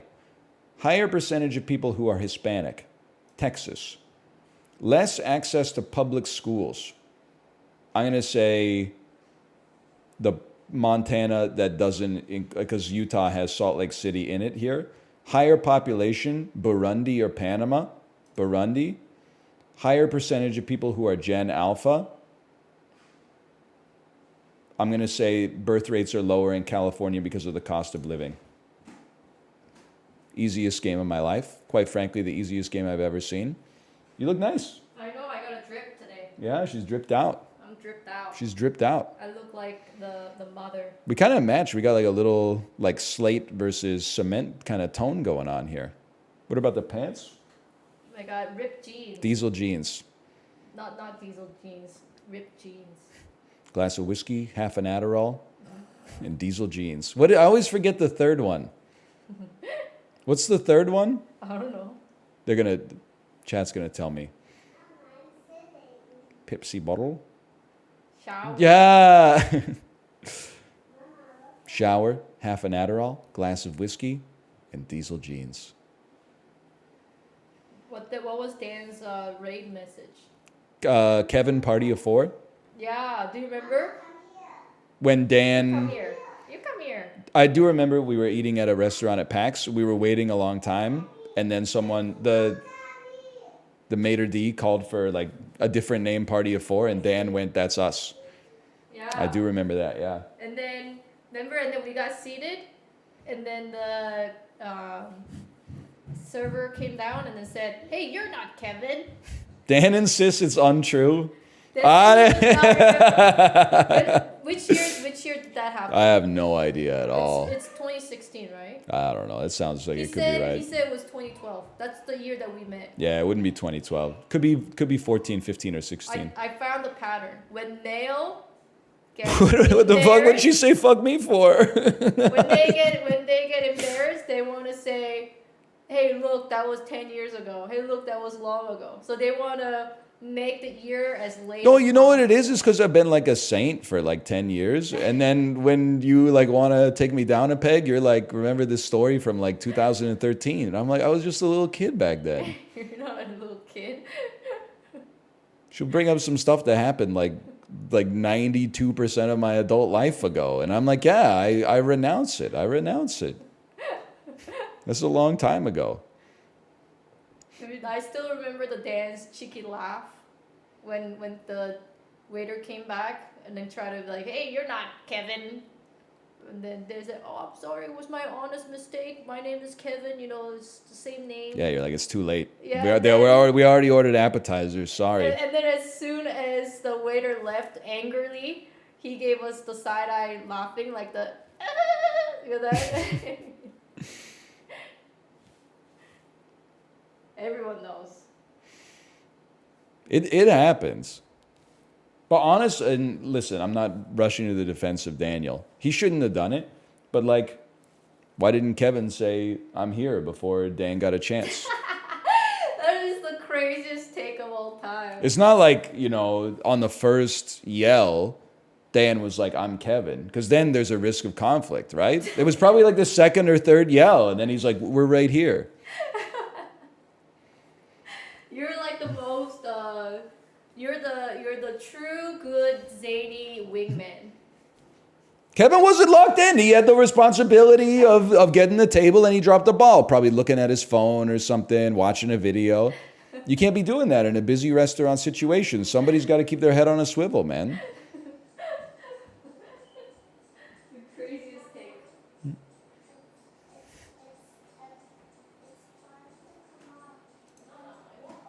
Where was Kevin?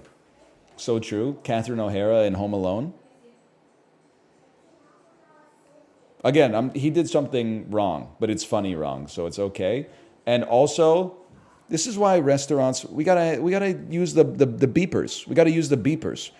People, names are not a good primary key in the database because you got duplicates, man. What if there were like 3 people named Kevin all waiting for tables? Like, that's why you give them a little circle that goes bzz, bzz. Come on. Yeah, or a text on your phone or something like that.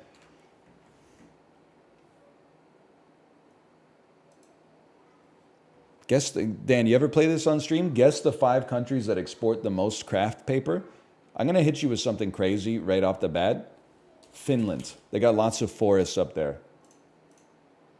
That's a surprisingly great guess, man. Can I hit you with something else crazy? We got a lot of forests up here, too. Okay, there might be 6. That's not so bad. Forested nations. Sweden. Norway?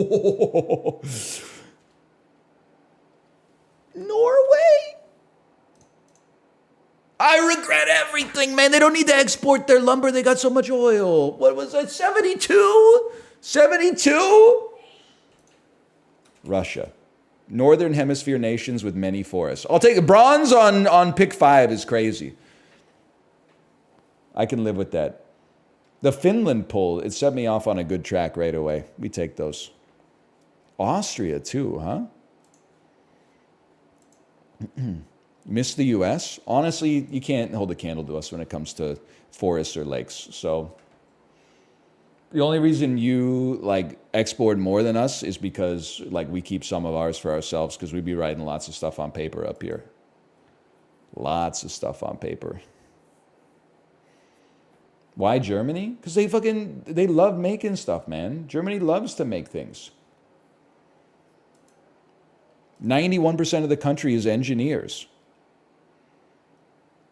The other 9%, professional bus driver simulator streamers. Common kitchen utensils. Guess what? Spatula.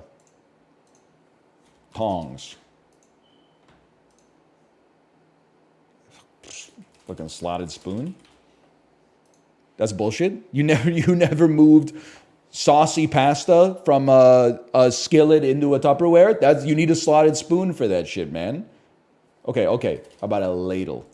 Sure, they'll accept. How about a? I don't consider a fork and a spoon to be kitchen utensils, but I guess I'm running out. How about a knife? In that case. Okay, honestly, scissors. Fuck you, dude. You don't go to Korea. You don't hang out at Gyukaku like we do. You need scissors, man. You cooking Korean barbecue? Kitchen utensils. What else you got? What's the one, the pasta thing with the hooks on, the jellyfish thing? You know what I'm talking about? You know what I'm talking about? The pasta spoon? No. It's probably got a word. Yeah, the spider. It's not a strainer. It's like okay, start with a ladle and then cut a hole out the bottom and then give it some teeth. That is not a colander. There's a break in our communication somewhere. That's not a slotted spoon. A slotted spoon is a spoon with slots. I'm talking about the pasta doohickey, you know? The tooth spoon. Anyway, I'm guessing it's not going to be there. How about a vegetable peeler? That's a big one. How about a whisk? Measuring cups. Oh! And a cutting board. Ooh. Hint. Grater. We survived the Ruptal for the first time in history, man. That's huge. Chopsticks? I'm not going to mess with my wife on that one. Chopsticks and scissors. Korea broke the mold with those. Chopsticks are great. You can eat almost anything with them. They're great for flipping stuff. Scissors, beautiful for cutting meat. And also like opening packages and stuff like that. Obviously, there's a reason they put that shit in the butcher's block, okay? Now, I do wish Korea would stop fucking with the metal chopsticks. I really don't care what the reasoning is. The lacquered wooden ones are just better than the long metallic ones that are so embarrassing if you ever drop them and they clink together.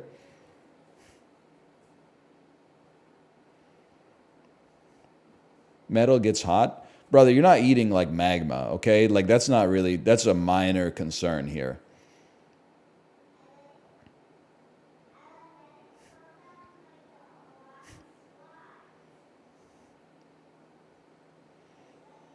Speak for yourself. Yeah, forks are metal, but like, you know, it's because like a wooden fork, I mean, it would break. At least the way I'd be using it. But wooden chopsticks are like the way to go because you're applying force differently. You're not like sticking it into a medium and then like supporting a bunch of weight on it. You're merely like pushing on the sides of an item of food and then picking it up and putting it in your mouth. By the way, it's called a pasta ladle. There you go. Pasta ladle. Wooden chopsticks are one-time use. Honestly, you can never environment shame me ever again if you're using wooden chopsticks one time. Really, a tree got cut down just so you could like pretend that you're in Tokyo even though you're at Dragon Sushi in Ohio? That shit is criminal. How could you? Yep, guess what? I hate trees. Okay, as long as you say it, as long as you say it. I think that's it. Well, I guess we could always finish with fish still. You ever play this one, Dan? This is a fucking shark, dude. This is a whale shark. I'm going to get fish still in one today.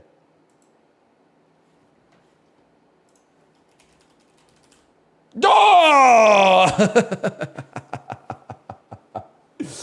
Yes!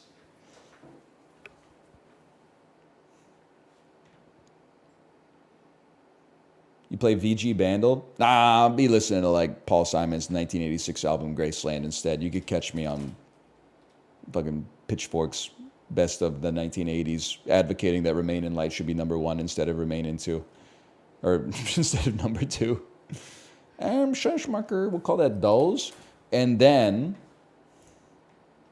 legit great album. Dude, it's fucking crazy. I was thinking it must be weird to be Paul Simon, right? Because the dude is like 82 years old or something like that. Wonder what it's like to look back 40 years and be like, I made that shit. That's kind of crazy.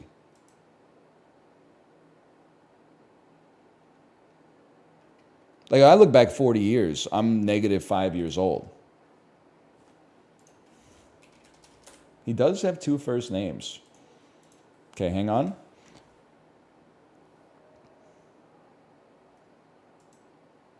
(2009) Half a Billy.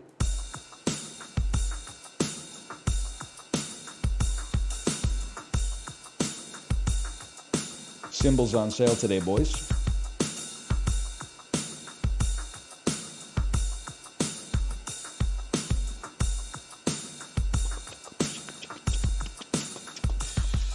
Her boyfriend's a dick. He brings her to school. He'd simply kick my if he knew. This sounds like some Weezer chicanery. No, wait, there's something here.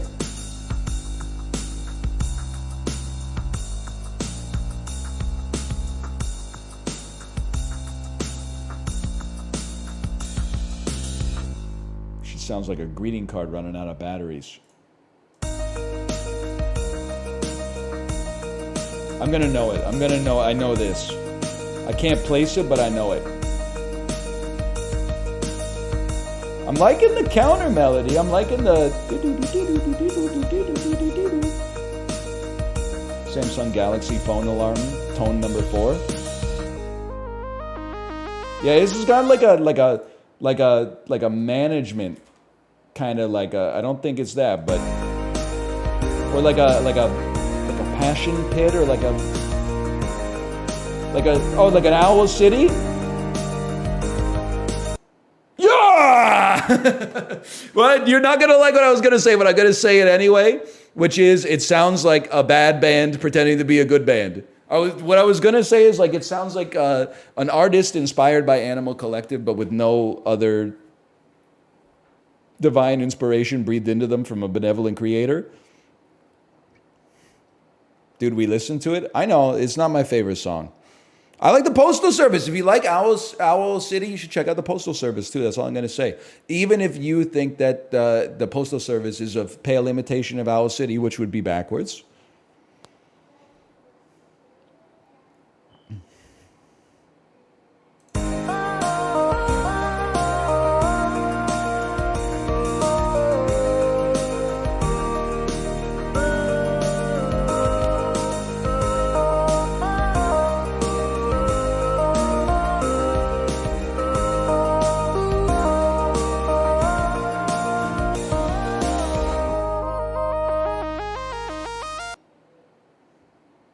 It's not that bad.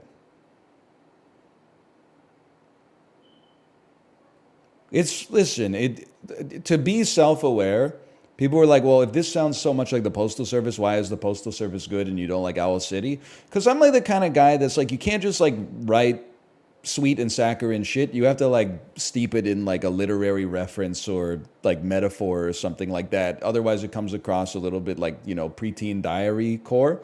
But it's fine. Like, it's a song. It's not like a prescription medicine. Like,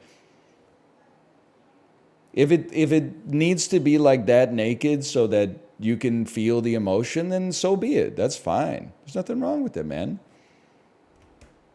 I don't hate whimsy. You can catch me listening to the Olivia Tremor Control any day of the week, man.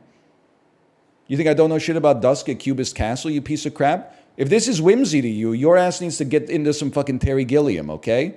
Because whimsy for you is like getting a butterbeer at Universal Studios Hogwarts area. Whimsy for me is taking me on a fucking journey on Willy Wonka's boat ride. And then there's no captain, man. There's no captain wearing a purple velvet suit. Nobody's driving the boat.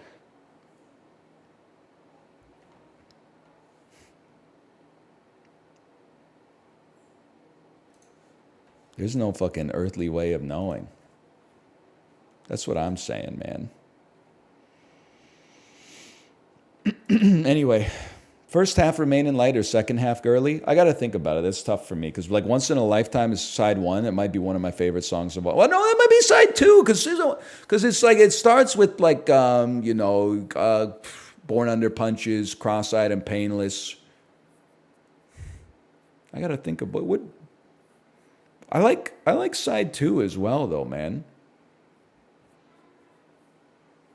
The wind in my heart, the dust in my hair. Malik takes the package to the free trade zone. I know what you're talking. Side two is pretty intense.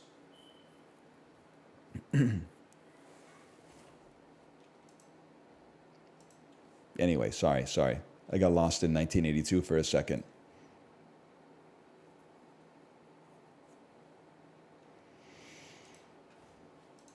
And I'm still there.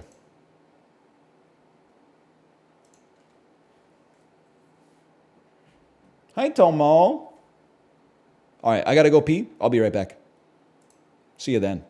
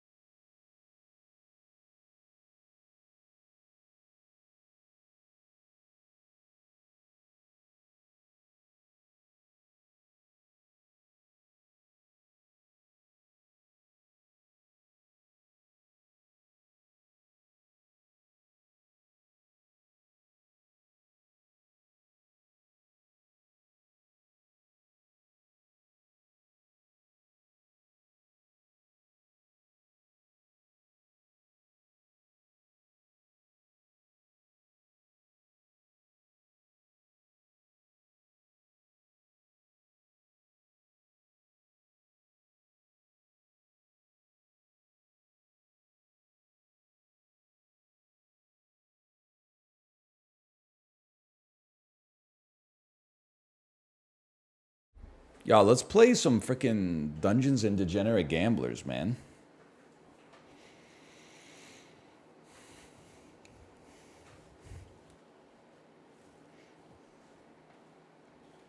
That's a fun one. Sorry, I'm still stuck in 1982. Dude, I don't know who keeps giving me gift subs to other channels, but thank you, because it makes me laugh every time when 30 days after getting the gift sub, I get the most like ooh emails from Twitch. Has anyone ever received a gift sub and then you get the fucking email, man? Your gift sub to channel name is about to expire, ... If you want to keep up the good vibes, click this button to fucking go. I've never even seen the channels that I'm getting gift sub to, man. It's like the Uber emails. Like, I don't know where these tech companies got off on the soft boy stuff. Last chance to get 5 months free when you join Uber One. This'll get him. This'll get him. He hasn't joined Uber One on the other 90 sales emails that we've sent him. It's your last chance to get 5 months free. Hey, we're just trying to reach you. Sales is a deluge? It's fucking crazy. It's crazy to me. I bought a suit at Indochino 3 years ago. They send me 2 emails a day. Surprise! In case you missed it, 2 premium suits for $759. I don't fucking care, Chris. I don't care. I have a suit. You sold it to me. I don't need another suit, man. You're the guy who sold it to me. You should know that I don't need one.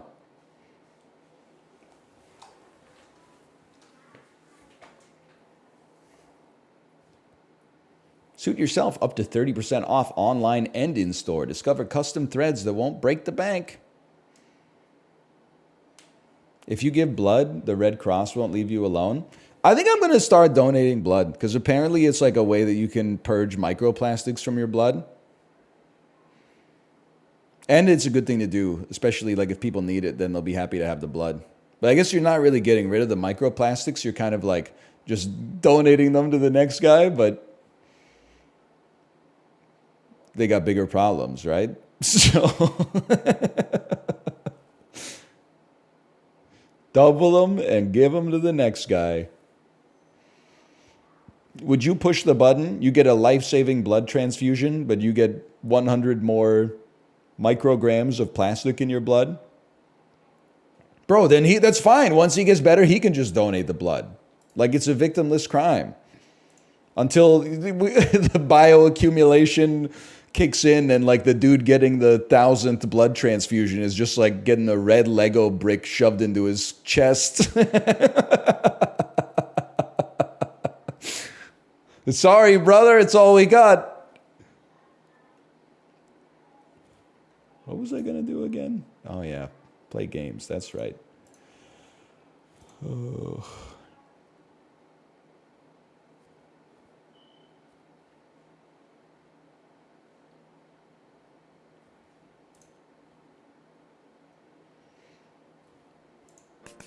Oh.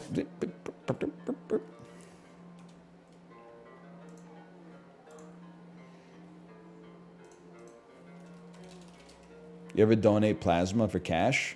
No, in Canada you don't get, well, at least in Ontario. I can't speak for the whole country, but when I was in the habit of donating blood, they don't pay you for plasma.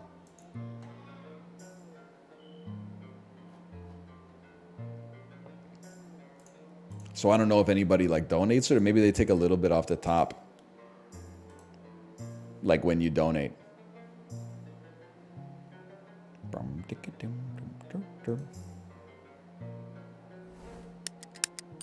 Do they pay for semen? Probably not yours, no disrespect. Not mine either. We're not Hugh Jackman. It's one of those things where it's not like the semen is worthless innately. Like obviously it has some function, but it's more like, you know, it's a supply-demand thing. People are donating their semen for free because it feels good. So like they don't have to pay. Because if you were like, hey, I want $10 for this cup of cum, they'd be like, brother, we got to line up out the door.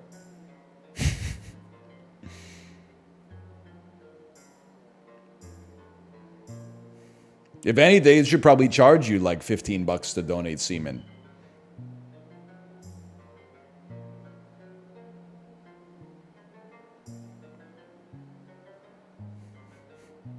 It's the free market. You gotta pay to jack off these days.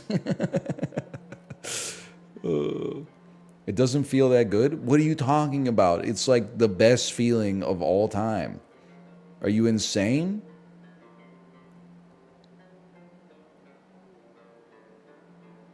It was like designed by evolution to be the best, most pleasurable release of chemicals in the human experience, man.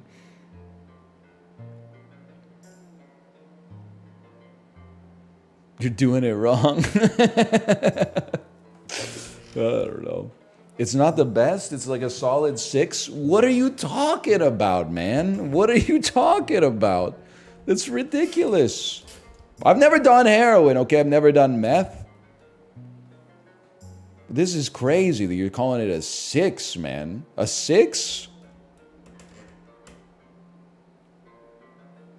It's got to be at least an... I'm not saying they're all 9s, okay?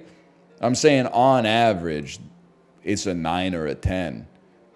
The only reason I'd be saying 9 is because I want to leave like some space. It's like GameSpot circa like 2004. It's like, well, if we give them a 10, they're just going to stop trying.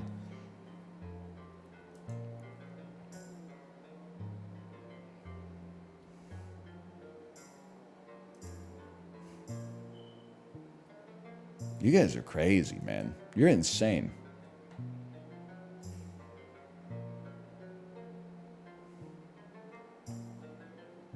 I'm sorry. I once had a grilled cheese mac and cheese. That was like a 9. You've lost your mind, man. You've lost your mind.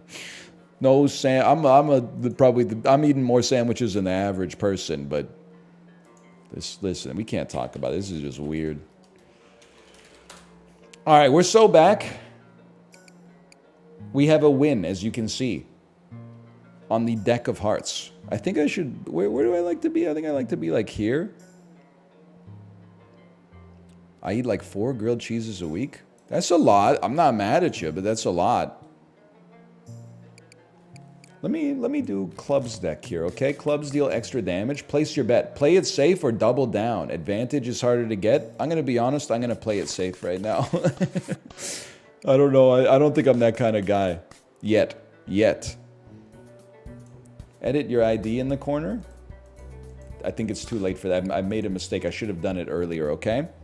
Okay, first off, we're just playing blackjack. Who took a bite out of my 4, man? This is like when you go buy a book from a used bookstore, and then like there's a tooth mark in one of the pages, and you're like, who the hell took a bite out of Jacob Tutu and the Hooded Fang, man? I guess there's... every class had like one kid who was biting stuff, but I didn't realize that it was like not just desks. It goes to books and stuff too. Oh, come on with this 22. 16 beat 13. We got a freeze on that one, unfortunately. 12? Stop putting me on 12, you piece of junk! This is crazy, man. 16. Calm. Oh my god. I can't beat him, man. He's unstoppable. I got a freeze on 16. He's unstoppable. 20. Oh my god, he got 21. Can you... Get a life. 20? Oh my god, he can't be beaten, man. Oh, there we go. 2 damage. He's almost dead. 18. I'll take 1 damage. I can live with 1 damage. 13, we hit. Oh my god, dude. Oh my god. They didn't include hold R, so we're just sending it. 19, freeze me. 20, freeze me. We made it, boys.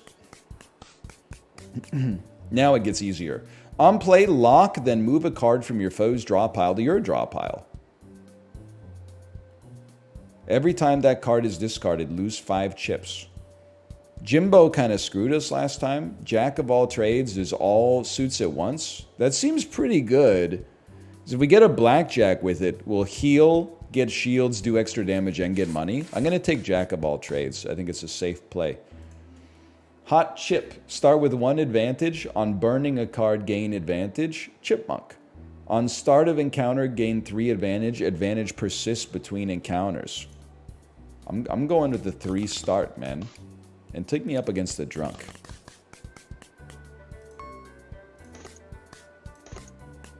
The game doesn't really kick in until we get a little further, you know? We're still like... We only have like none cards that we can interact with. Get smoked, idiot. 5, -2, or a 3. Honestly, I want the momentum from a good early card. Lock any of your played cards, then burn this card. Sure. I mean, locking like an 11 or even a 10 as our first card might be kind of sick. Toss a chip to your dealer. So true. You burned my 10. How could you? You're on 13. You're on 17. I'm on 20. I freeze on that. I'm on 20. I freeze on that. I'm on 11. Oh, freeze me a 3. 20, we freeze on that. Freeze on that thing. When the Tua hawks back, my man. You know what? I'll take a little damage. Gotta do what I gotta do. 14, we hit. 15 v 16. I'll stand, you're gonna bust. Easiest win of my life. Leaving card. On handy, comes to your hand. On play, quick discard all current cards in your hand, then draw up to the same number of cards to your hand. On discard, burn. Claw. Increases the damage. Oh, sorry, scratch. Increases the damage of all your other scratch cards by 2 this encounter. Nah, man. Nah. Handy. Quick discard. Played. Quick discard. All. This is gonna be useless. I'm taking this. A roundup. I can live with a roundup. And give me a drink. I drink and I know things. Let's take 6 damage. Remove, add a loyalty card and remove a 7. We'll get HP later. Hopefully. Take me to the counterfeiter. And then decrease the value, please, of my 2.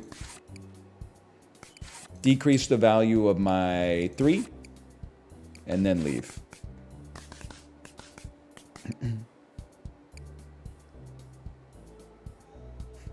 Remove an 8, brother. 7 is a factor of 21. Guys, you don't multiply in blackjack. You add the cards together. When it comes to addition, 8 is also a factor of 21.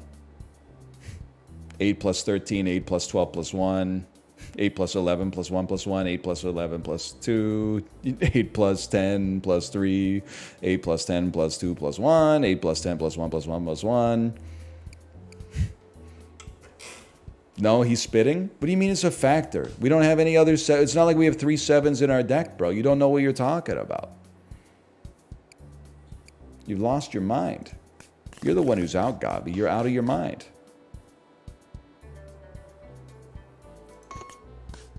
Ten v 10, 16 v 16. I stand, you bust.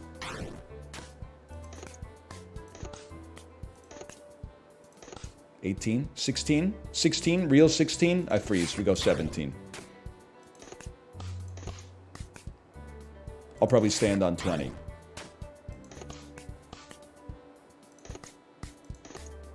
Loyalty card. 14 v 19, you gotta hit on that. Oh, freeze a 1, bro. Hit me again. Whatever, worth busting. It's worth losing half my HP for that. 11, 21. I fucking knew it. If only my Jack of Trades was out there. Credit card. Discard. On discard, play a -11 of diamonds. So this is like an anti-bust. I can live with that.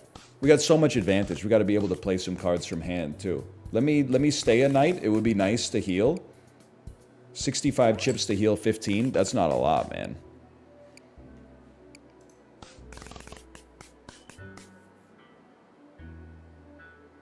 Hit me. No! My sleeve! You took my sleeve, bro. And now I have your business card, and you have another business card? It's all very confusing. Anyway, we got blackjack, and you're dead because I do double damage with clubs. What is this? Lock-picking card. Exploit. Unlock every locked card, then discard them. Ace of spades, throwing card. On play, deal damage to equal to your shield, then move this card to your foe's side. I'm taking another look. Flash card, we need something to do with our advantages. That was the boss? The Fool. Swap played and discarded with foe. Exploit while busted. Hit button becomes re-enabled for 1 hit. I guess, okay, hang on. Replace all your jacks with kings and then burn. Exploit while busted. Hit button becomes re-enabled. I guess like you would want to hit again and then maybe get something that you could work with, like a negative. I don't know, man. It is a 0. This, I'm like, I don't want to replace my jacks. I guess I'll take strength and maybe we could build into it because it is a 0 cost anyway. And take me, we've already gone up. Take me down. I think we're going to lose though. Stop drawing sleeve first. 15 v 20. Fuck you, man. I'm on 6 life. Huitu. I got to use some advantage here. 13. This turns into a 7.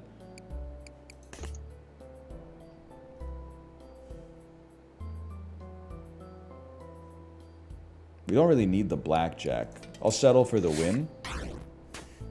We do have 14 advantage, don't get me wrong, but I need to heal, I need like some hearts. Credit card will be a negative 11 of diamonds. 15. 23. Oh, on discard, play a negative 11 of diamonds. That doesn't help me at all, man. I died. They're going to kill me on this turn.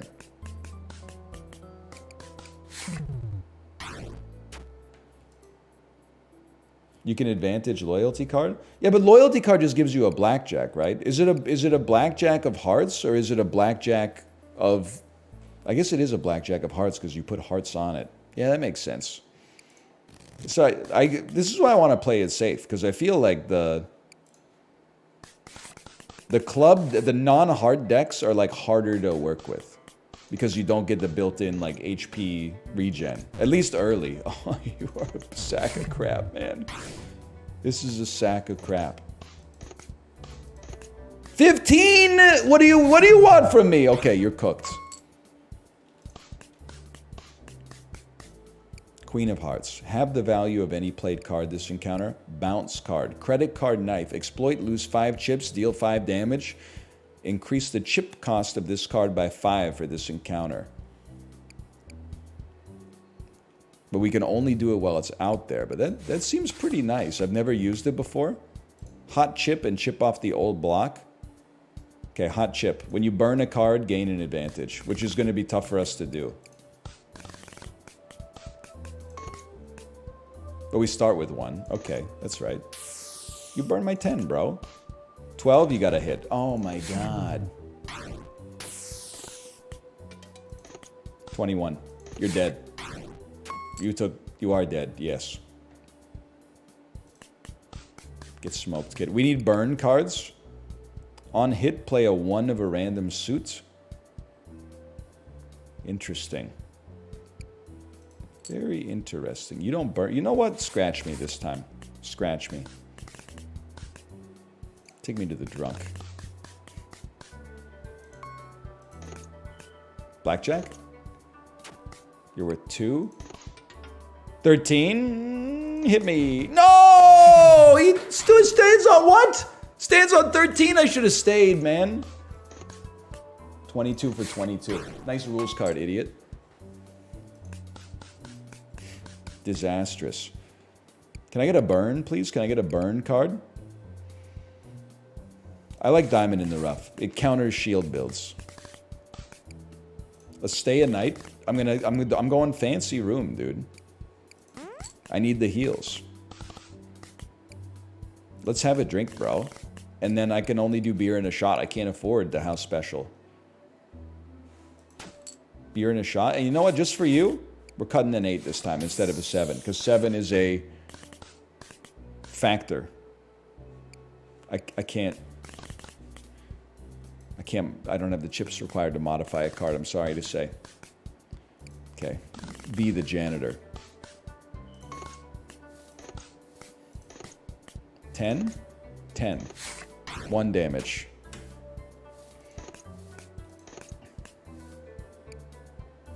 Boy, lose 5 chips, deal 5 damage. I freeze you? I freeze you. You're dead.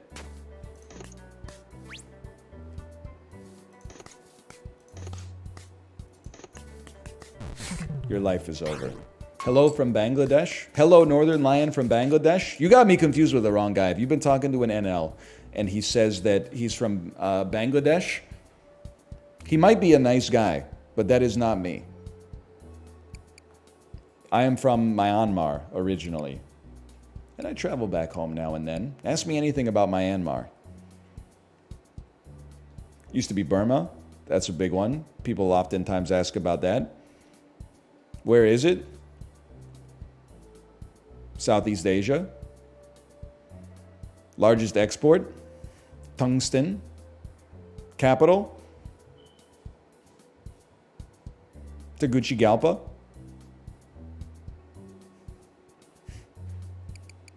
GDP? Yep. Yep, it's got it.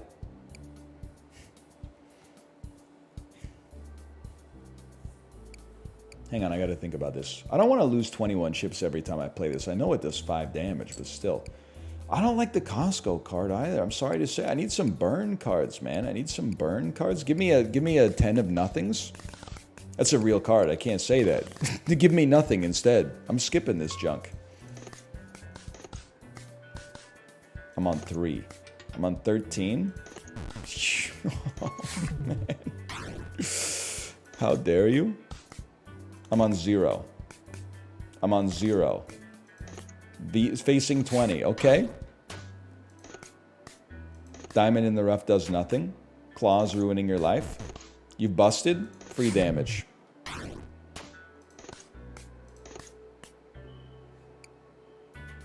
Exploit, lose 5 chips, deal 5 damage. Actually, their biggest export is gas. Yeah, I mean, they exported like a lot of it when I left. So good for them.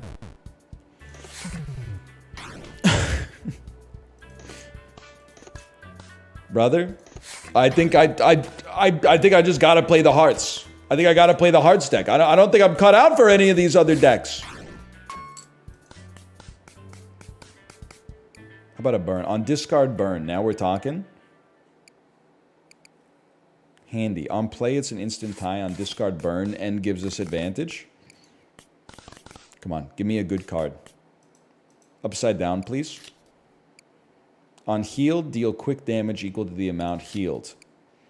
On play, set card values to their base value, then burn all cards created this encounter. Well, there's a little synergy there. I think we gotta try this. I don't know if we create many cards per encounter, but the burn synergy could give us like infinite advantage, which is something we could play with maybe. Honestly, the only way I've been able to beat other decks is by stacking some hearts on them. I guess that's a good idea. Like, I'm always like, I'm guilty of like, oh, like the base card is not cool. So like, I gotta mix it up. I'm going for it, man. I don't care. I'm going for it by standing. But like, yeah, I guess adding like some level of hearts to the deck early if you're not rolling the hearts deck to begin with makes a lot of sense. I can see your point. 17, I freeze on that.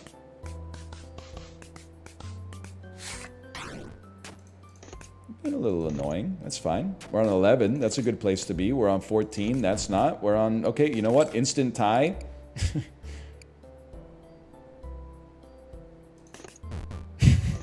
I thought it was an instant tie.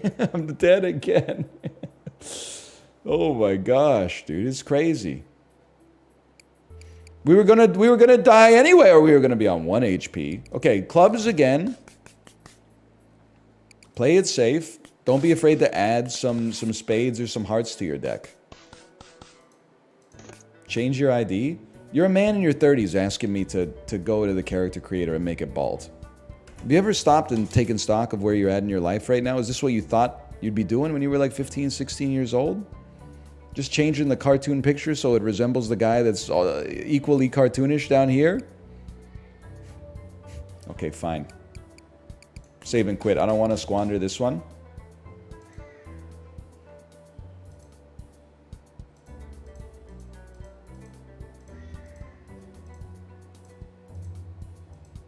Alright, I gotta be honest, that was worth it.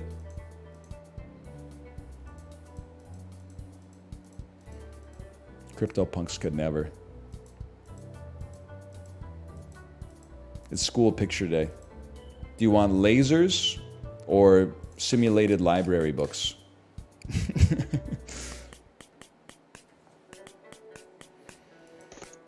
Lasers.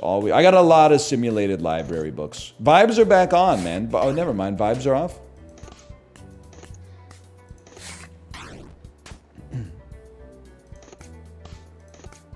$17 to $18. He's doing chip damage, man. He's doing chip damage. It's kind of crazy somewhere in, like, Cinema City, California. There's probably a dude named Chip Damage, huh? 97. Now we're talking. On play, take 3 damage, then deal 2 damage for every king you currently have. On play, set a random value from 6 to 10, exploit to lower it. I think I like the idea of the grave card, and it's a spade. Broken chip. Either player busts, gain an advantage. Start with 1 advantage. Oh, chip in a bottle! Start with 1 advantage if your foe has not stood. If you stand, you gain advantage if they've not stood. Okay.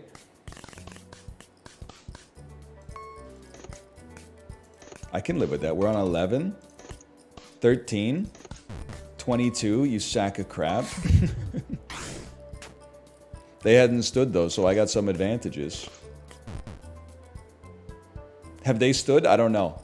They did not stand. They busted, which means we get advantage. Not that we have anything to do with it. I guess we could use it on our grave card. We're on 18. Hit me. Oh, no, I busted.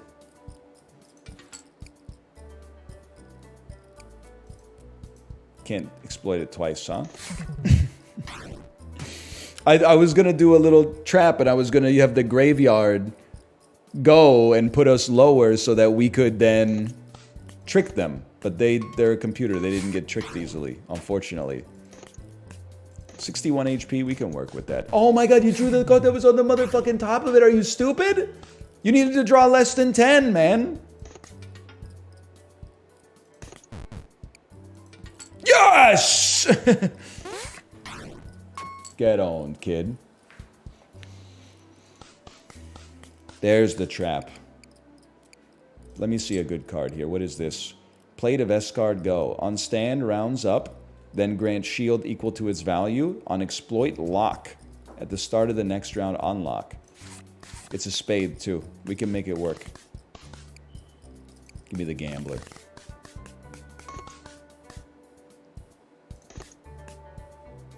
You go to 20, I can go to 21. I'm going to stand so I get advantage, even though I take 4. The advantage helps us get some S-card go combo here. And it turns out we would have busted. You're on 23. I'm going to spend an advantage to play it. You've stood, which means we're not getting our advantage back. But then I can lock it, stand. We gain a little shield. And you're a round up card, which is very valuable for me. Unless we hit 23, in which case, like, that's really bad. Obviously. You know what? Just get some hearts, bro. He's stood already. Just get some hearts. You don't need to get greedy with it. Just get out of here. 29 HP. On stand, your foe stands. And we want to stand early. Actually, this seems like an incredible get. Because we'll stand before them and force them to stand. And we'll gain XP off of it. Or not XP, but advantage. 17. Stand.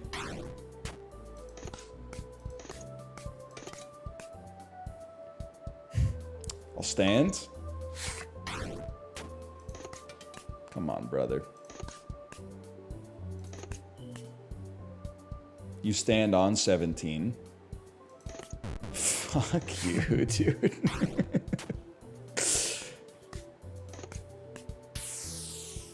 You burn my shit? You're on 17, so you stand. I got a hit, man. I got a hit. Oh, I'm dead, dude! Okay, we gotta go back to playing this with the hard deck, man. I don't have the skills necessary to do what they're asking me to do here. Okay, so call this Dungeons 1. That was like a disaster.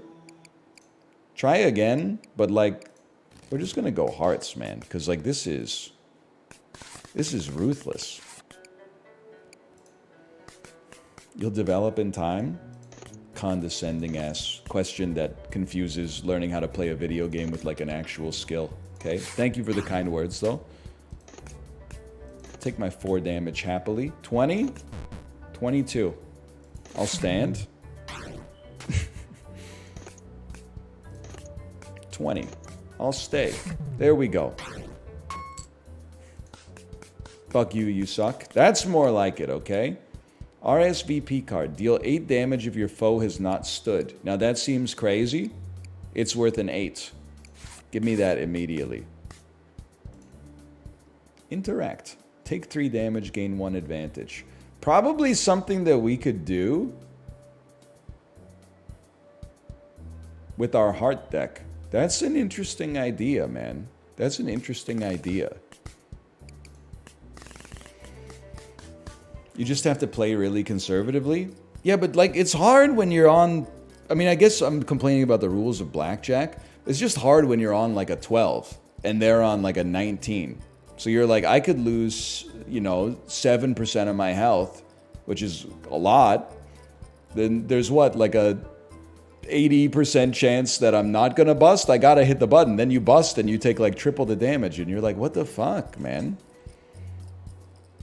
Yeah, like early on, you don't have enough like fixing to change it, like to really like, you know, bend the game to your will. You gotta go for the bust or it'll hurt you later. Wait, hang on. If I stand, you take 8 damage. Get owned. Club of 4s. If you have a score of at least 17, deal 4 damage, but only on hit. 13 of spades. On play, quick discard any played card. Okay, I can work with that. Discard an opponent's good card. I think that's a good way to describe it. Maybe it is a reverse roguelite. The more you play, or the longer a run gets. Are you kidding me, man? The longer a run gets, the easier it gets. I guess that happens a lot in roguelites now that I think about it. I'm standing on 15. I don't care. Give me the chip damage. We're playing conservatively. I'm standing on 16. I don't care. Okay. I will discard your 6. Get out of here. Now you got a 3. Bet you feel stupid. How about blackjack? I'm on 21. It's a blackjack. And by standing, I hit you for 8 damage. No, never mind. I already stood. I hit you for 2. 20, we stand. We stand and do 8 damage. And then we kill them. It's just that easy.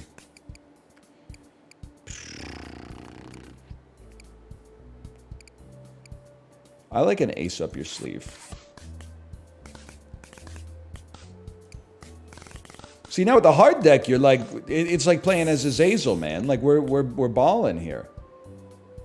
I mean, I could hit you for 8 by, like, standing. Right? Oh, you haven't stood, so I'm going to hit you for 8, and then I'm going to hit you for 1.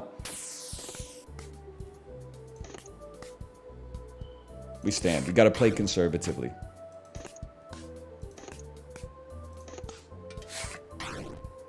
Azazel's for wimps? Excuse me, bro. Azazel's like the Lord of Darkness or something. I don't really know about all that. It's not going to be the best hand. Unless we get Ace of Spades early. 5 is not what you want to see. 15 is not what you want to see. 2, 12, Ace of Spades in hand. And we could draw anything next. 1, 2, 3. 3 cards out of like 10 cards kill us. I take those odds. 3 cards out of 9 cards kill us. I take 4 damage. 19, we freeze on that. Get owned.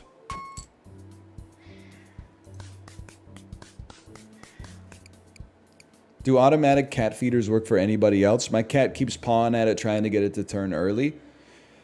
I'm not trying to instigate the Butlerian Jihad, and even if I was, I don't think like automatic cat feeders would be first on the list.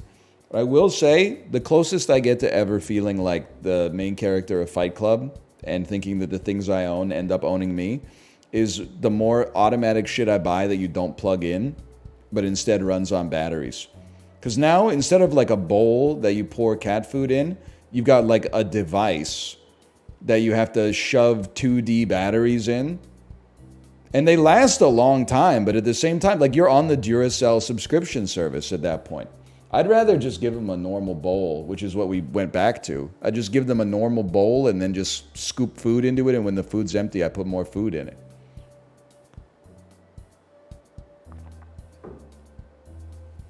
You can get rechargeable batteries? Yeah, now your whole life is like a fucking Satisfactory machine. You know, you got a battery room with reusable batteries. Hey, honey, did you put the batteries in the recharger? Hey, no, you should always put them in the recharger as soon as you got lots of shit to do, man. Why don't you just put the food into the bowl?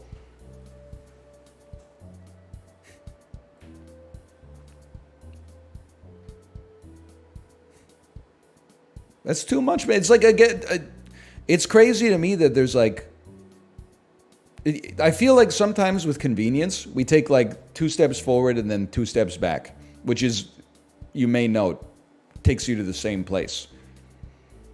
There are some convenience appliances that you don't have to worry about that. The air fryer is an exception to the rule, okay?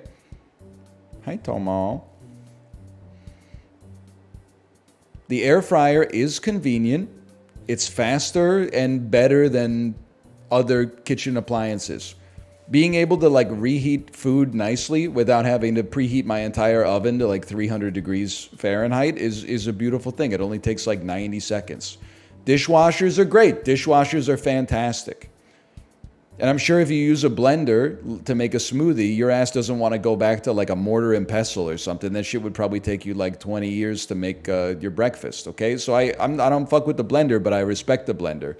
But like, we've got also like an automatic soap dispenser. What I find is that at first you're like, oh, this is cool. I don't need to like push the handle to get soap. I just put my hand under it. But then what ends up happening is I move a plate too close to it, and then it like spits the soap onto the plate, or it spits the soap just into the sink because it missed the plate. Or like I'm trying to wash my hands, and when I reach for the towel, I trigger the motion sensor, and now I've got dish soap on my hands instead of hand soap when I just washed my hands. And then like every 3 weeks, it's like I'm fucking low on batteries. And I'm like, how can you be low on batteries? All you do is go... That's it, man. And then this motherfucker takes like 4 AA's, and it's crazy. Like I'm every 6 months I'm going to London Drugs battery recycling with like a Ziploc bag full of Duracells, man. And it has an app? Not yet, but I'm sure one day. My garage door has an app. It always makes me laugh when I forget if I close the door, and then I like log into my garage door monitoring app, and it's like, the weather is 17 degrees Celsius. And I'm like, who the fuck cares? You're a door. You don't need that shit, man. It has like a day-night cycle on the app that's like, it's nighttime. And I'm like, I know, man, I got Windows. It's like, I hope you're having a nice night. And I'm like, the fuck you do, robot? Like, also, there's probably a use case for it, but it's always trying to like get me to put my garage door on like an automatic cycle. It's like, did you know you can set a routine for your garage door so you don't have to like open and close it manually? I'm like, what are you talking about? I press a button when I'm leaving the house, and I press a button when I come back. I can't put my life on an automatic garage door schedule. Have you lost your mind? Anyway, sorry. Kanban card. Move one of the bottom 3 cards from your drop. I would love to have cards in my hand. Then we can play off this advantage, and then we get extra life by getting blackjack off the cards that we got from the bottom of our drop pile. He's a genius, man. He's a genius. I have mine set to close at night. Okay, that's actually like the great and possibly the only use case that I can see. Just have it be like, if it's 10 p.m., close the door if it's not already closed. Anybody who has their garage door on an automatic open, though, I think you gotta just bite the bullet and give like your mother-in-law a house key or something. Would you like to add these to your deck? Let me see here. What am I doing? Blood Donor card is a little spicy. Foresight 1. I do like Lightning Bolt. Deal 3 damage. We have like a direct damage, but SD card is pretty good too. On play, move top card from drop. Like, the more cards we have in hand, the better it is, especially because we have unlimited advantage if we can heal. We can get another one? Let's get Foresight as well then. Why is Twitch trying to do stories like Instagram? Line goes up, man. You know how it is.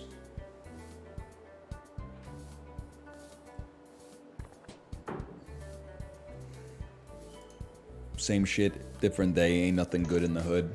I'd run away from this bitch and never come back if I could. You know what I'm trying to say?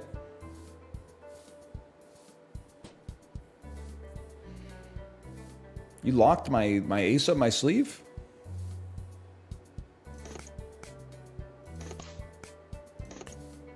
I'm on 10. I have an ace in my hand. This is the perfect situation, man.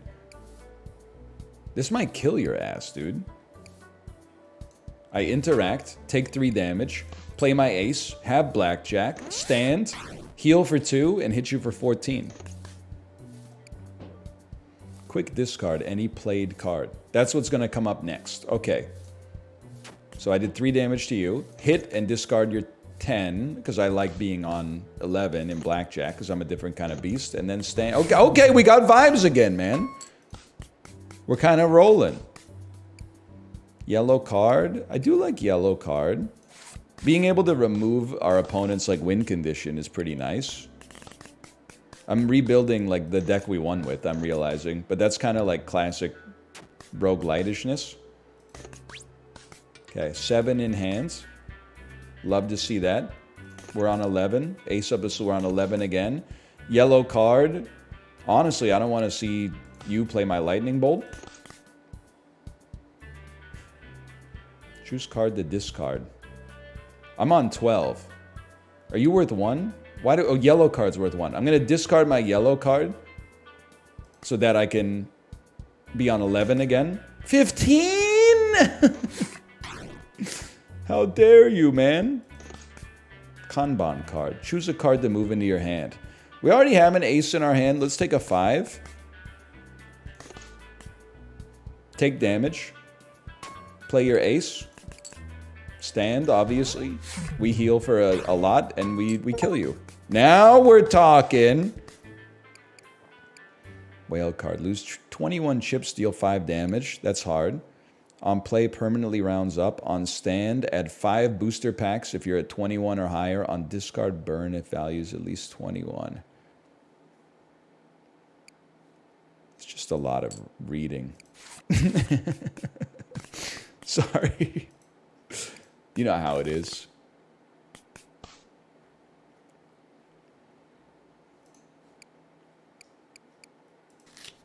Judgment. On play, add a fresh copy of a burned card to your draw pile. On play, lock. At the start of the next round, burn this card, force foe to stand. Wheel of Fortune. On play, spin the Wheel of Fortune, receive a gift. The easiest choice of my life.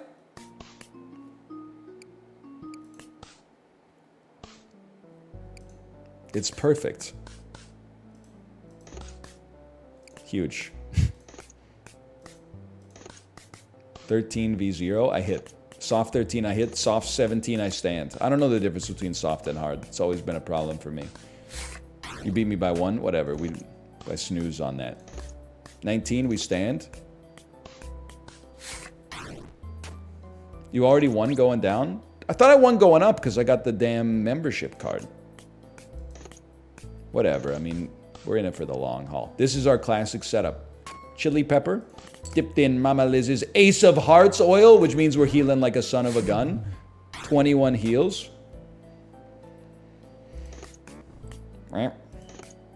12. What do you, we don't know what you're going to be. On play, select the number 1 to 10. Okay, I'll take a risk on this one.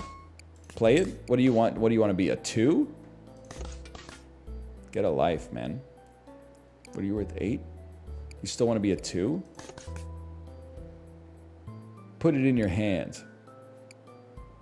I would love a 6 in my hand. Hit me again.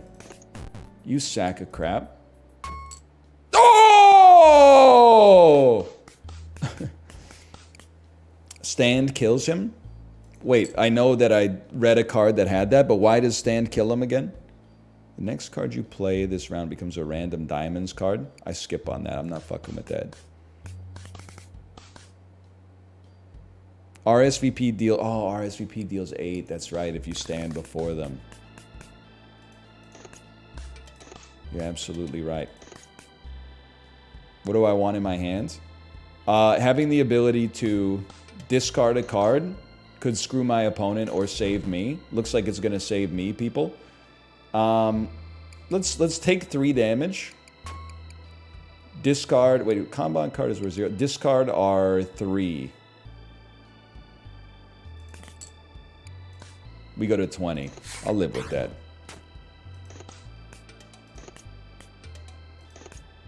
$12. You want to be a 7. Hit me again. Oh, you sack of crap, man. 12 is pissing me off.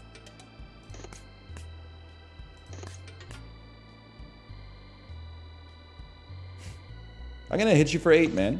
Oh, I don't have RSVP. He busted. You need the card. That's right. You need the card. Queen in the hand. Love that for us. This is a great opportunity to chipotle pepper. Ace. Stand. You get hit for 8. Then you're going to get hit for the 21. 13th in line for the pharmacy. Be like, dude, you know what's crazy? Is that my daughter is giving me eye rolls now for things that happened in her lifetime. Just driving me crazy. Like, we were in a grocery store on the weekend, and they had the circles on the ground that were like, you have to stand here to stay, like, 2 meters away. And she was like, Dad, what are these? And I was like, oh, back during, like, the pandemic, in the grocery store, like, you weren't supposed to get close to anybody else so that you didn't spread the flu to anybody else. And sometimes you even had to, like, wait in line to get into the grocery store. Remember that? You would be like, hey, I just need to go pick up some apples. And then you'd wait in line for like 30 minutes until a security guard was like, you're clear to go. And then you'd like walk in and grab the apples. And if you like cleared your throat, people were looking at you like you were Charles Manson. And she's like rolling her eyes. She's like, I know, I know. I'm like, this shit was momentous, okay? That was only 4 years ago. This is not like back in 1937, like a can of Coke used to be 2 for 1 penny or something like that. Like, this shit was in very recent memory. Anyway, sorry. I guess I would happily take 3 damage, play this, and then ruin your life.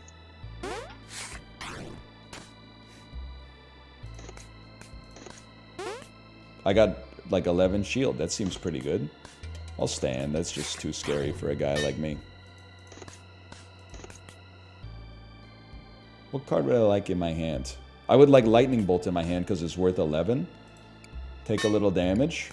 Play a Lightning Bolt. Oh, baby. You take damage. I stand. We both got 21, you piece of crap. Nowadays, people are back to just coughing on each other. Yep. What? It's alright, we take 3. We stand on those. Yes, sir.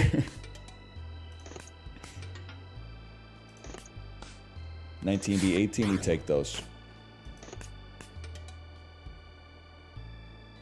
I'm gonna hit once.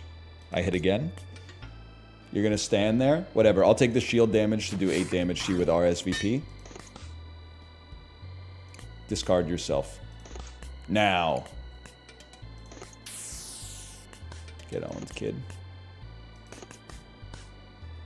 13, I hit. No!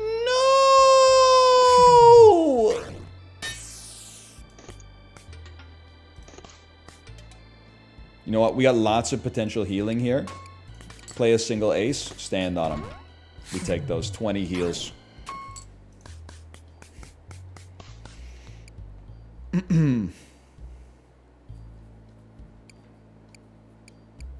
There's 21 chips, deal 5 damage. I mean, ace, you know what? Give me an ace of hearts, man. I'll take that. Does he know he can look at his draw pile? Why are you card watching, bro? Beautiful. You know what's crazy? You ever see this shit? I'm on 21. You know what you do on 21? Hit me. Sir, I suggest you stay. Or also like to live dangerously.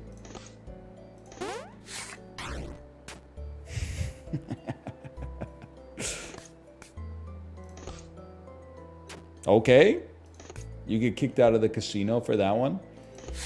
You know what's funny is that, like, blackjack has the vibe of, like, it's everybody against the dealer. But if you think you're on the team with the old lady next to you, wait until you hit on something you're not supposed to hit on and then take a card that she feels is rightfully hers, even though the shit is a random number generator. She's gonna put out a fucking hit on you, bro. She'll be like, you took my jack! If you're on 12 and the person to your left is on 11 and not many face cards have been played near the start of the hand, you stand to be polite so that the person left of you has a better chance to get the 10.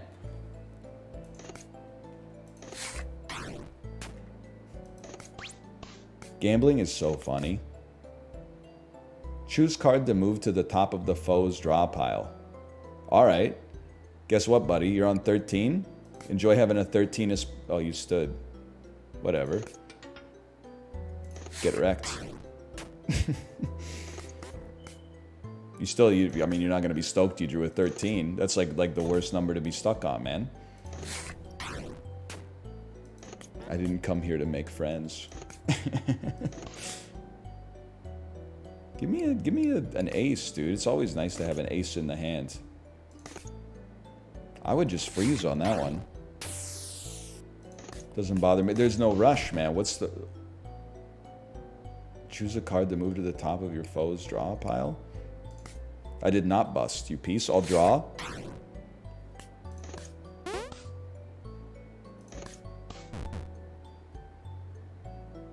You take 8 and 8. Get owned. You had aces? Yeah, but I have to take 3 damage to play the aces, man. We can just slow play them. No reason to give something up for free. Exploit. Lose 21 chips. Burn your most recently played card and this card. You had shield? Yeah, we won anyway, man. Like, there's no reason to give up something for nothing. We didn't have to give up the shield, and we still won. Change the suit of any card in your draw pile to any normal suit for this encounter. It is the Indochino emails. Oh, that is a great card. On stand, rounds up 4 fucking times. That's crazy. Give me this is the best minigame in the whole kid and caboodle. Of course I will buy a chip coin. Diamond hands. Nah, man. No. Boring. I sell and I buy something more exciting. No. You won't catch me. You won't catch me selling yet. This is diamond hands. I'm not selling until I go 20x. No, I'm not doing it. Not doing it. No, you're not going to break me. You're not going to break me. Not going to break me. And now this is the point where you're like, I forget I even had it. If it just goes up to 20% of what I originally put in, then I'm okay. If it just goes up to 20% of what I originally put in, then we got nothing to worry about.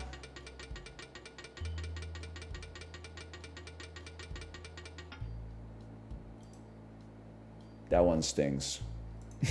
And sell. Oh, man. Give me some loot boxes. Pay 99 chips. I can't afford to be addicted to gambling anymore, man. Let's play some blackjack instead. Me explaining to my accountant how I lost 90% of my net worth on something called fucking like Chihuahua coin. What do I want into my hands? I mean, I guess I'd always love to see a Wheel of Fortune in my hands. You busted, you idiot. What's wrong with you? I'm gonna hit you for 8 and you probably bust anyway. Guaranteed, man.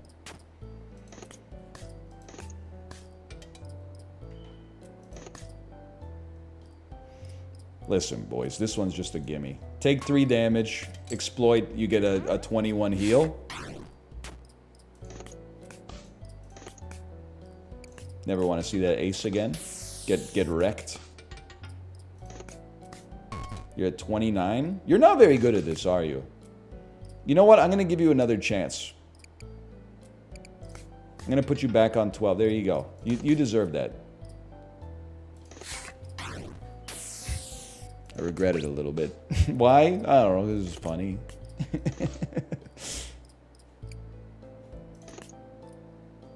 I'll freeze you on that one. Ace in the hand.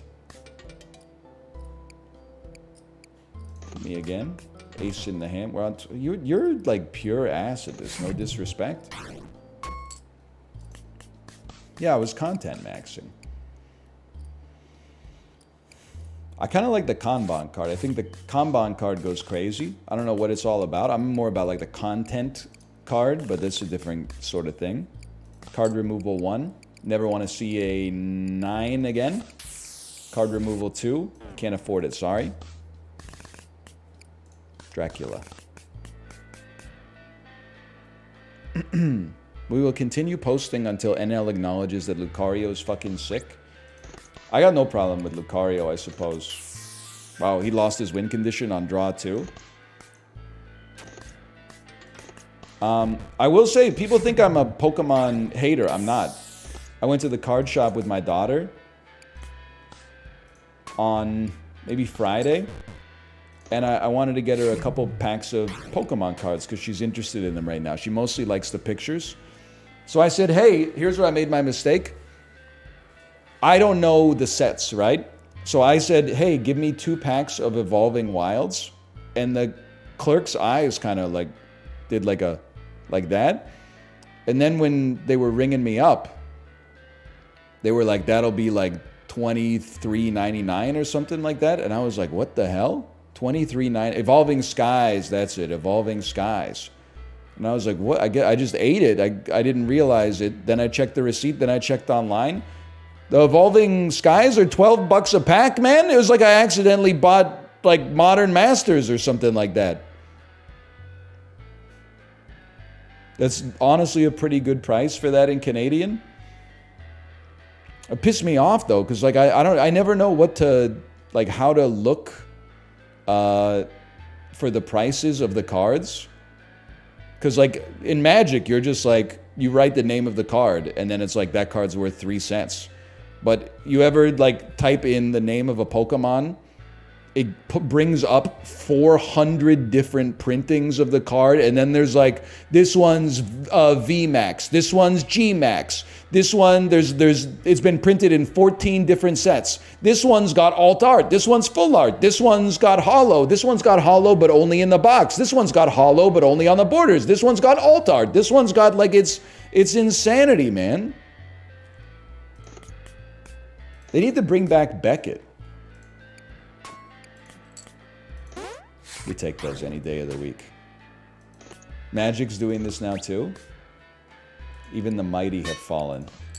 Look at the engine we got this guy in. It's over for you, buddy. You can just buy bulk for kids. Well, I also got her one of those like packs that the store makes, where it's like it's got 1 card on the front. And then like a bunch of, it's bulk, let's be honest. But it's like $3 for 20 cards or something like that. She found one, she was like, oh, I like this Caterpillar. And I was like, first off, that's Weedle. But sure, I'll get you that too. I mean, she's not playing with them anyway. What does she care? And then I bought her a single Pikachu because it was $1 per single. Maybe I got ripped off by 50 cents, but it's a picture of her favorite Pokemon. So, I'll be your 8. Pitch for all currently played kings. No. Give me a foil 11 in the hand. Like, that's amazing. Sandy's Casino, 1 free drink. You're definitely right. I did go in this direction. Because I fought Azazel. Wow, that's beautiful. Basically, I own you. Take a Wheel of Fortune. Thanks for the shield. I'm still on 0. I'm still on 0. I'm on 11. You've busted. We're gonna win again, man.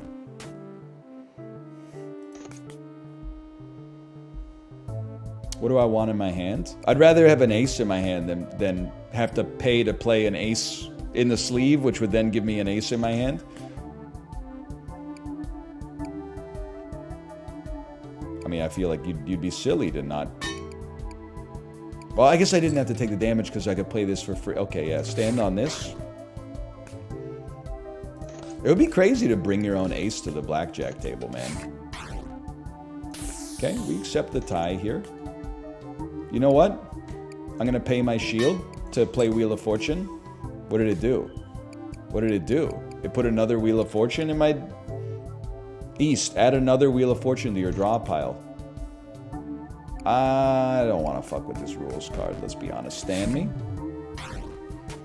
Yes, they will take you into the back room and beat you to death. They really do that shit in Ganonakwe, man? That seems like too much. I don't know what to discard. I guess discard a 2.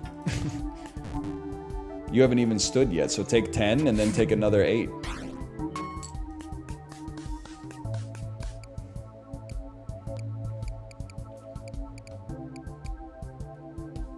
On play, add a random queen to your hands. I love adding more hearts to the deck. I'm not going to deny it. Just an earthquake in LA? How you doing in LA? I understand the morbid humor. People that live in places where earthquakes happen a lot, they're always like, ain't nothing but a peanut. That was only like a 6.5. And they get the right to do that because one day, it might not be LA, it might not be Portland, it might not be Seattle, it might not be Vancouver, but one of us is gonna get like a 9.2, and we're gonna be glad we made the jokes while we could, okay?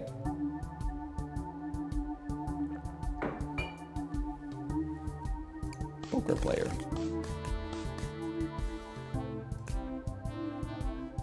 I felt it, but I thought someone was just rolling a cart down the hall. All right, so not a horrific earthquake then. That's good.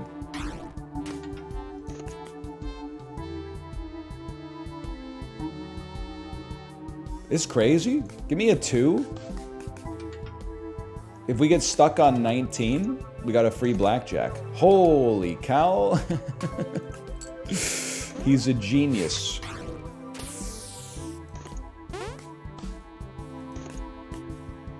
Hit me.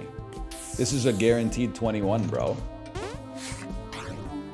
Even if they did hit me with the burn notice. What, I got a yellow card in my hand? What am I gonna do with that shit, man?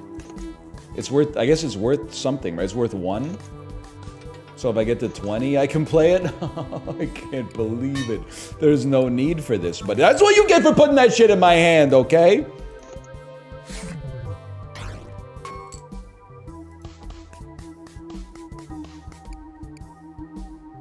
Exploit, deal 5 damage and burn.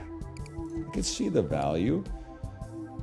Honestly, I think I'm skipping. I like where my deck's at right now. I'm happy. Take me to the crown and anchor. And then, I'm all in, boys.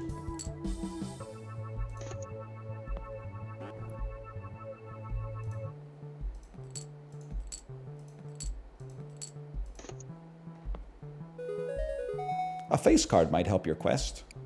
King of Clubs, Master of 1. Play a 1 of a random suit. Exploit, close the box and set it to 0. If already closed, open the box, set it to 10 of a random suit. Sure, sign me up.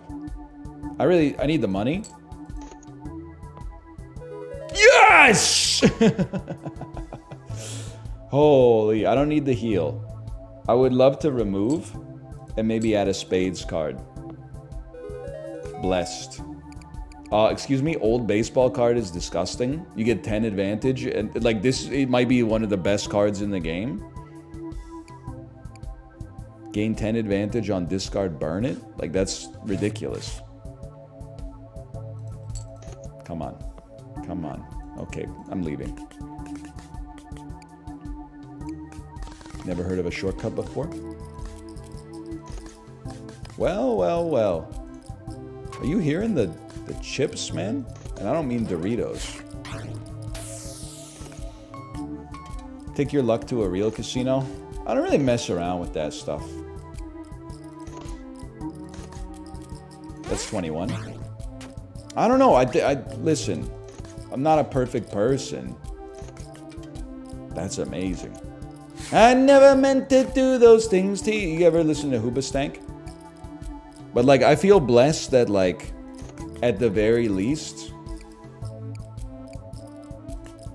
I definitely was not hit with like the gambling addiction bug.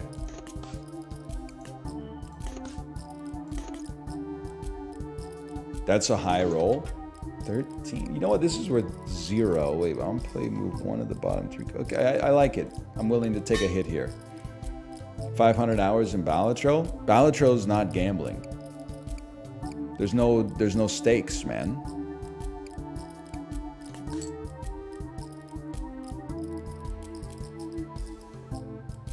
You're worth 8. That's crazy.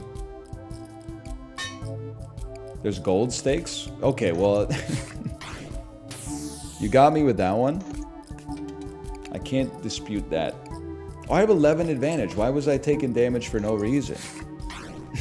I don't need to mess with the chili pepper, man. 13? 18? I'll take 2. I'll live with that. 22? It's the first time I've been hit in 100 years. Stop touching your chili pepper. You're shitting yourself. I'm not. I can smell it already. Stop. What? 21? I said love to have a foil 11 in my hand and then just match your 21 with a 21 of my own. I'm a different kind of beast. I'm addicted to the shindig. I know what you're talking about. Chart Topper says I want to win big, like fucking choose not a life of intimidation, fisticuffs led to the reservation or something like that. This chapter's gonna be a close one. Smoke rings. I know you want to blow some. Oh! Use my hands for everything but steering. Something like that. Move one of your played or discarded cards to the top of your foe's draw pile. I understand how we could do something with that. I'm always happy to see an ace though. I don't even think you need to think about it. Oh my god, it's Rain Man, dude.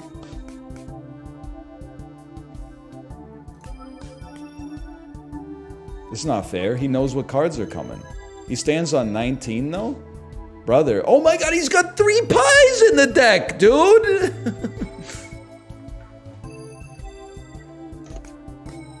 Of course he's gonna get to 21. I gotta stand on that.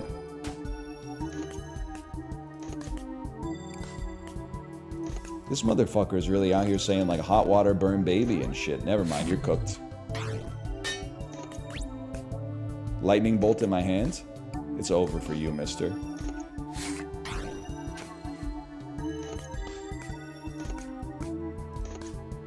$13. You become a 4. 15. 15. 15. Let me think about this.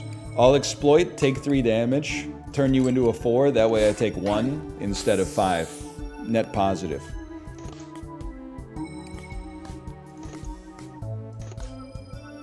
15v20. You hate to see it? PvP in this game would go crazy. Don't mind if I do. Holy, 1 second here, we're popping. I'm still on 0. Wait, we have a 10. You busted and I got a 10. Do 3, play this, stand me.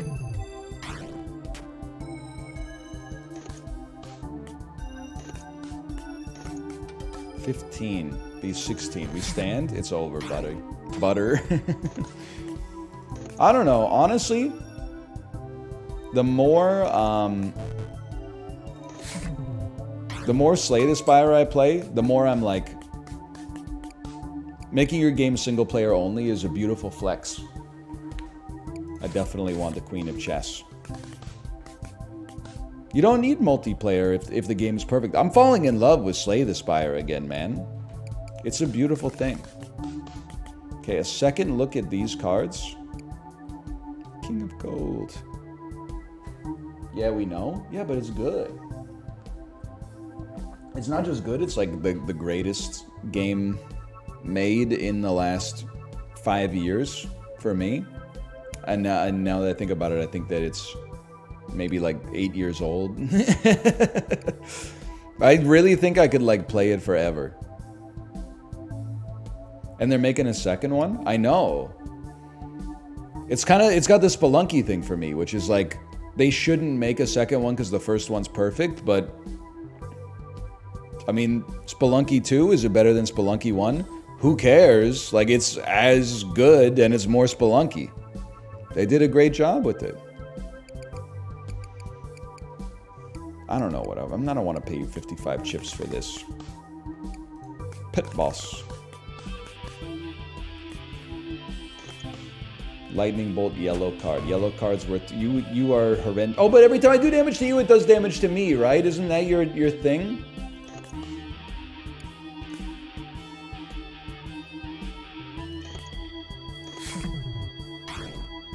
No, he has to have his card out there to do it. That's the one. Or do we take 2? What do you do? On stand, rounds up. On taking damage, deal quick damage equal to the value of this card. I missed the part where that's my problem. 10 advantage. On bust and stand, gain shield equal to the amount busted by. So you gain a lot of shield. What do I care? I missed the part where that's my problem.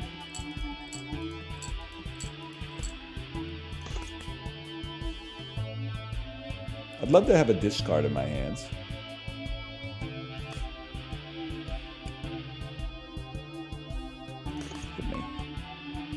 Got a lot of chips. I'd love to have a 10 that creates an 11 in my hand.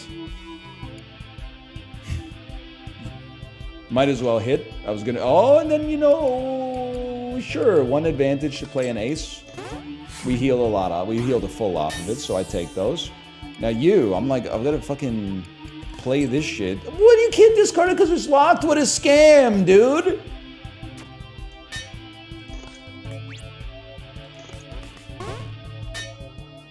What's going on here?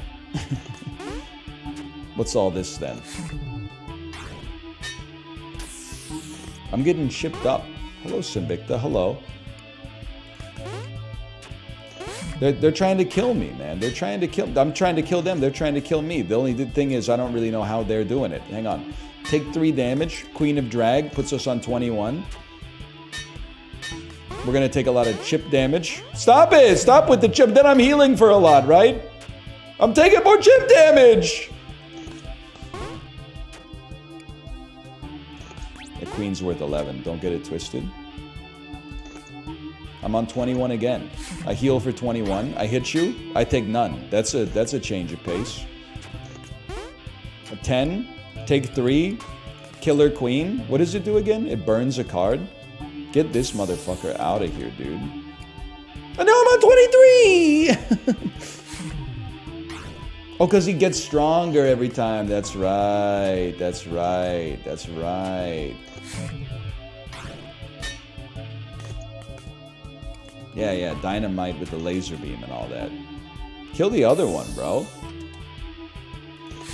Now, I think now, like, they stand no chance. It would just be nice if we could, like, incept a blackjack so that we could heal. Wow, that's exactly what happens. It's that easy.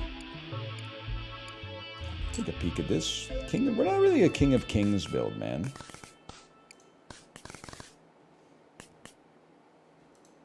What do you got for me? Upside down chariot. On play, instant tie, gain 21 shield, then lock. At the start of the next round, burn this card, then stand. On play, play a random card that has on discard burn. Why not? Let's give it a try. We're not even on despair yet? This is crazy, but these runs are long. I guess we lost like 7 runs in a row at the start. Lightning bolt to a 6. I'll freeze and take 2. Any DJs in the chat?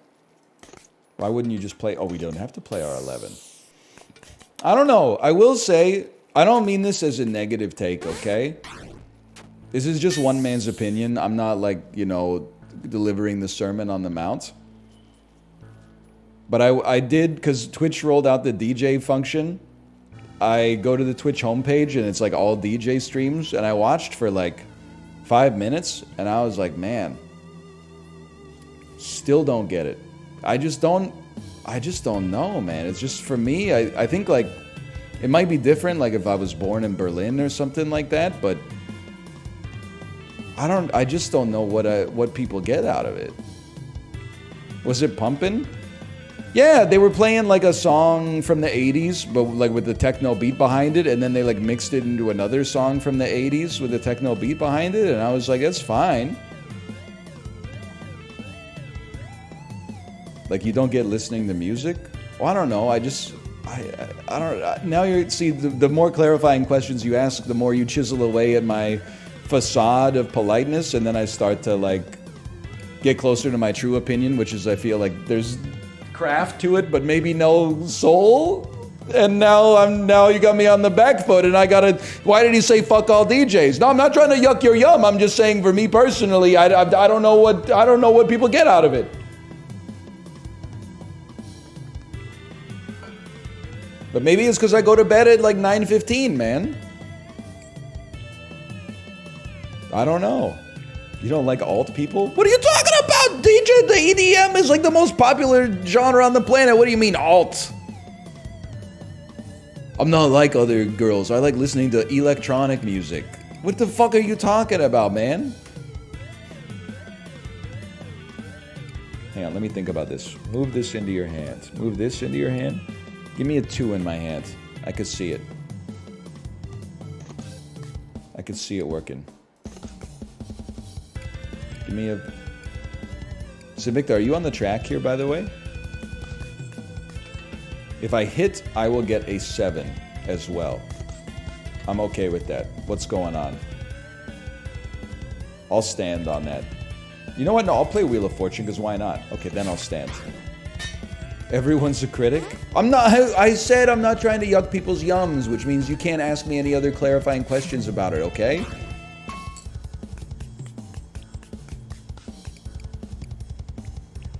I just like... I guess like if I was at like a nightclub and there was a DJ, I would be like, this makes sense. It's like I don't go into the forest and go like, what the fuck? Why is there a bear here? Like, it's what you expect, man. But like, I don't know, I just can't imagine like being at home and then like,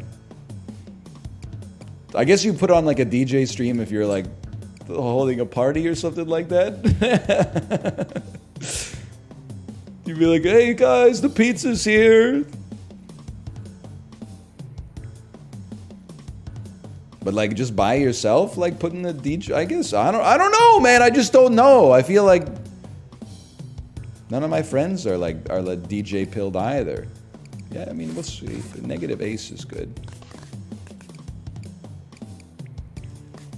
My mom doesn't understand why people watch video games either. I hope you don't think that's like a gotcha, because like in my head, I'm like, she's right, man. I don't understand it. Comes at 10. No thank you. 21.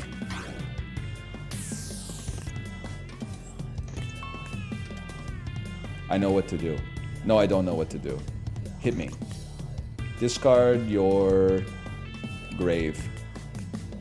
Rise from your motherfucking grave, dude. Give me, yeah, an 8 in the hand. You killed my fucking Kanban card, you piece of junk. Now I would love to play my 21.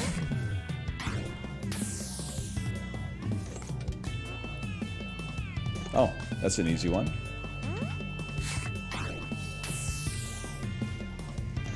People watch games to learn to be better. Not this guy. Not this guy right here. You busted again, you fool?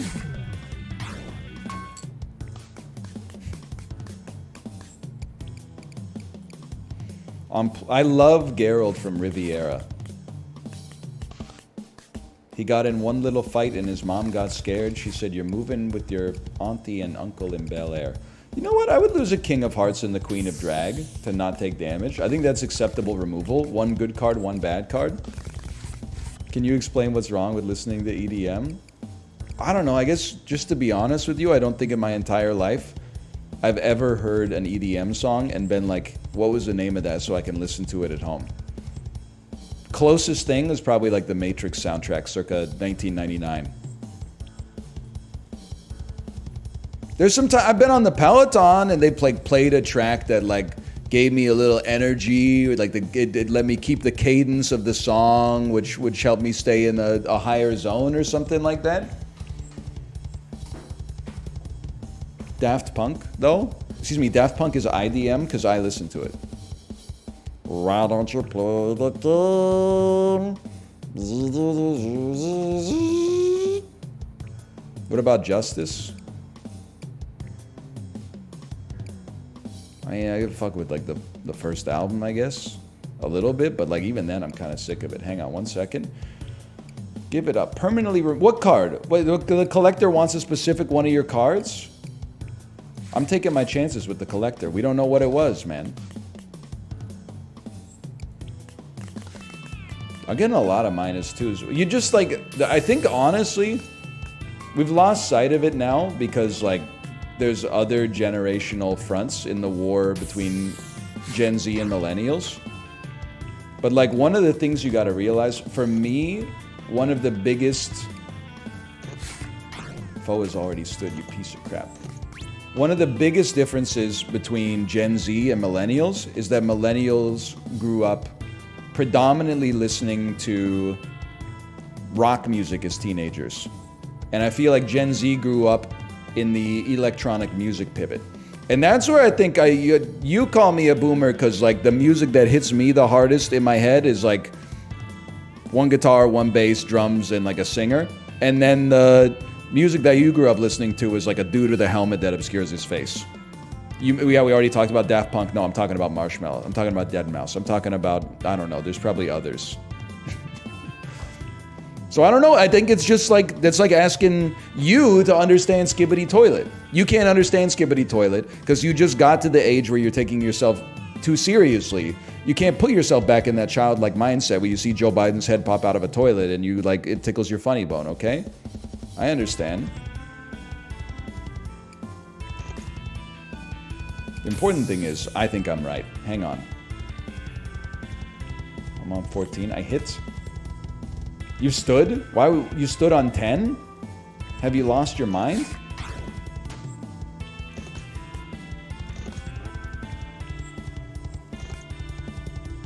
I'm on 11. I'm on 21. I'm a millennial who grew up listening to techno. Bro, I told you. First off, Bass Hunter doesn't count. Secondly, it might be different if I was born in Europe, but I wasn't born in Europe. I was born in Canada, okay? We listened to the Tragically Hip over here. Electricity wasn't invented when like Canada's most popular bands were popping off. You're on a 20. That's funny. You stood on 10. Have you lost your mind? I haven't even hit the double digits yet, bro. Go ahead and take 10 damage for me.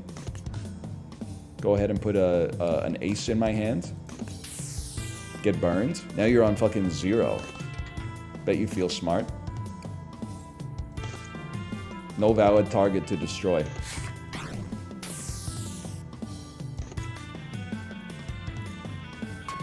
Get on, kid. A lot of millennials grew up with MCR, but now teenagers scare the ever-loving shit out of them. I see what you're saying. It's a reference to My Chemical Romance, as you mentioned.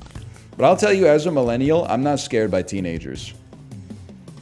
A group of like 6 teenagers walk. Actually, this is a great segue. I was teaching my daughter how to ride her balance bike, and there were like 3, they must have been like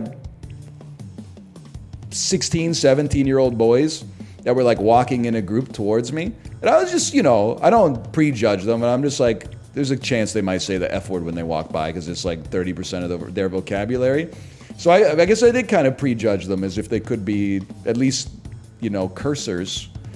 And then when we crossed paths, I heard the one boy say, you know, it's really funny, that woman told us the day was going to be hot and humid, but it's anything but. It's dry and cold today. And I was like, you know what? Maybe the kids are all right. Maybe I was wrong to have gauged them as being miscreants right off the bat. This dude's literally like talking about the weather. On the other hand, we were eating on Saturday night, and this is the demographic that scares me the most.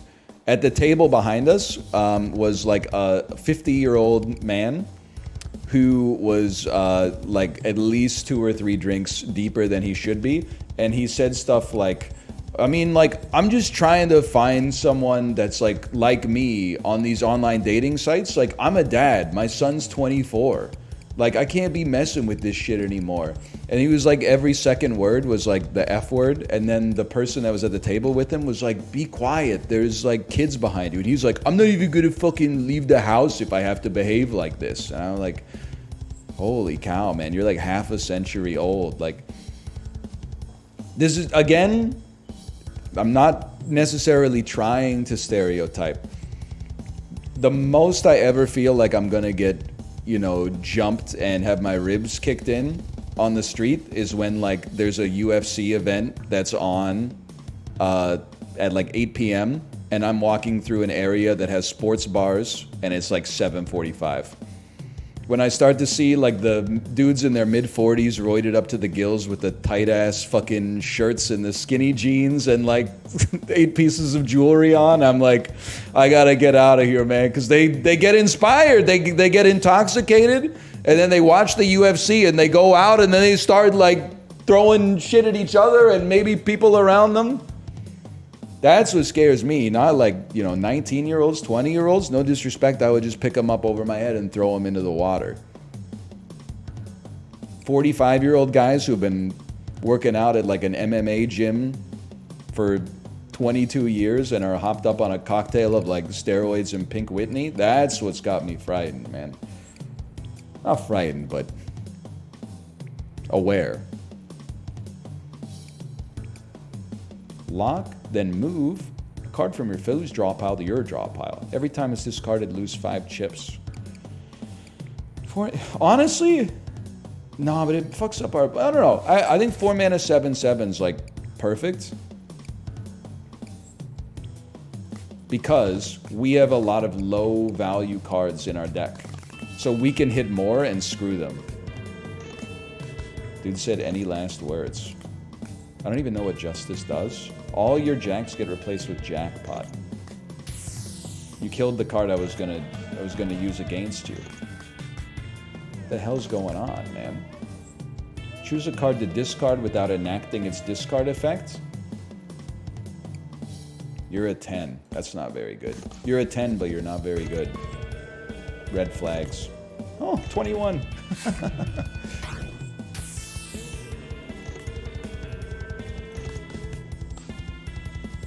That's tough. I'm on 12. I'm on 20. I'm on 20. I'm on 20. I'm on 20. I'm on 20. I'm on 20. I'll stand. Can you do the rich guy laugh? What's the rich guy laugh? I'm wary of leaning into the rich guy stuff because I kind of got, sorry to say, I kind of got dragged on TikTok for my TikTok where I said it must suck to be a horse guy. Because like if you're richer than a horse guy, you can go to outer space. And if you're poorer than a horse guy, you're like, you know, you have different values. But if you're horse rich and your horse doesn't produce healthy stock, that's got to be really annoying. And then someone who I peeped their profile, and I'm sorry to say that they're 27 years old, said, oh, another bit where an out-of-touch guy doesn't get normal people's problems. And then someone replied with like a bunch of question marks. And then they said, yeah, he doesn't understand that normal people go through problems that are completely unrelated to horses, like putting food on the table. And I'm like, is this really... It's gonna be a long trip here, man, if you like, that's how you respond to jokes. But anyway, so I'm wary about looking too much like I'm out of touch like that, because something I'd like to avoid. I'd like to still appeal to the everyman.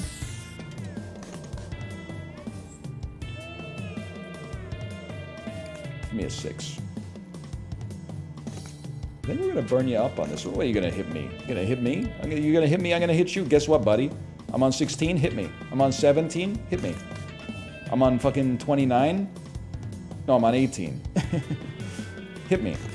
Oh no, about 28. Oh fuck, I'm on 28. What am I gonna do? I'm gonna bounce a motherfucking negative ace. I'm on 39? That's way worse, man! That's way worse. I thought it was gonna send back my 7. Why are you still hidden? I thought that I would... Oh, you thought? Yeah, I thought. Jack in the beanstalk. You burned my shit, man. Hit me. Yeah, you busted, you piece of junk. No, I busted!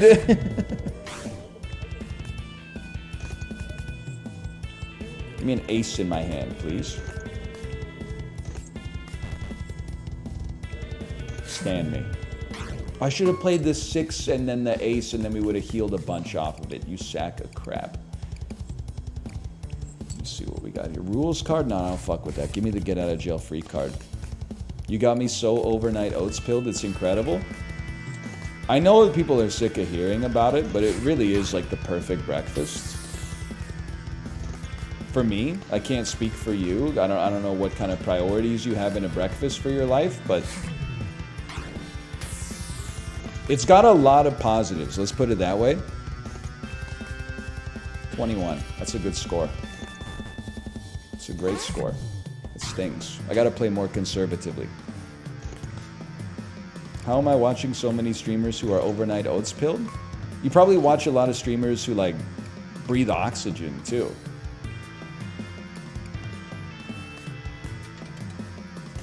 Probably watch a lot of streamers who drink water. If I had to guess. Hang on, I gotta take 3 damage. Get a blackjack, ruin your life. Are you cooking the oats or just soaking them? That's the beauty, bro. You're just soaking them. You don't have to cook them. 24? No. It's not gonna be 24. Because we're gonna play Geralt from Riviera. Oh, it burns an opponent's card?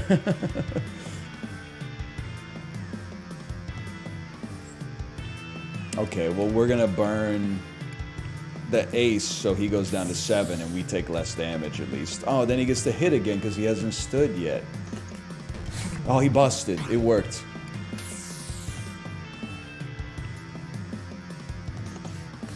We made it, at least. Lightning Bolt loyalty card. Go ahead, take the hit. You're on 21. Loyalty card. Stand me. I hate to say it, but stand me. How much are they paying you? I'm sorry, man. I know it's like, it's tempting to think everything's a conspiracy theory, but the overnight oats, they solve, I'm not going to say every problem, because you may not enjoy the taste, but they solve a lot of problems that people typically need solved at breakfast time. Like what? Let's start with the obvious. Hang on. Can I get a card that has like a numerical value? Thank you. I'd still love to heal, so let me just play this. For one, they're easy to meal prep. A lot of time, breakfast is the meal that suffers the most from an inability to meal prep. It's not like, I mean, you could hard boil like a bunch of fucking eggs or something like that, but you're not gonna like pre-toast your toast or something like that. So there's one advantage. It's customizable, extremely customizable. At the base level, it's very good for you. They stay in the fridge for a long time. And it fucking tastes good if you put in shit that makes it taste good. And you can eat it in like 2.5 minutes, man. For a day-to-day breakfast, like that's a pretty enormous series of positives. Holy fuck, we got a lot of cards in there.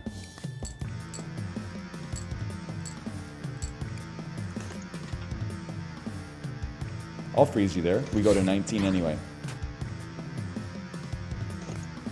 And like, I know this is Twitch, so I'm trying not to lose sight of that. It's 7. But like on the internet, just do something worse is undefeated as a response. You're like, oh, you got like a good breakfast that's like, you know, 300, 400 calories, slow digesting carbohydrates. You can add some protein and chia seeds and Greek yogurt. You can add a little sweetener. People would be like, why don't you just fucking preheat your oven on an automatic timer and then put like some bread dough in there so you have fresh baked bread like every morning as soon as you wake up. They're not even in the same ballpark, man. It's like, oh, you want a hot dog for lunch? Instead, why don't you split the atom? Like, what are you talking about? Hang on, I have to exploit you. You're on 24, I'm on 12. What am I discarding? Nothing. Nothing. Nothing. I'm discarding nothing. I'm discarding nothing. Holy cow, you're busted. There's 20 grams of protein. You guys don't even want to hear this, but I'm going to say it anyway because I find it funny. Did you see that recent study that said you actually are not doing harm, but it's unnecessary to eat 1 gram of protein per pound of body weight in order to gain muscle? You actually need to eat like 0.43 grams per pound or something like that. It crushed my worldview. The only reason I bring it up, I'm not yucking anybody's yum, okay? The only reason I bring it up is because I find like protein's important, but I personally think it's overglazed.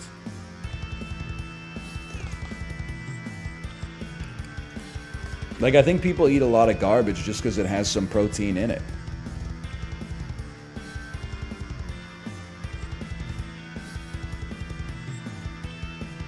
It's the most important nutrient? Oh, come on, brother. You ever hear of oxygen? Okay, now this is where we take a risk. Risk failed, whatever.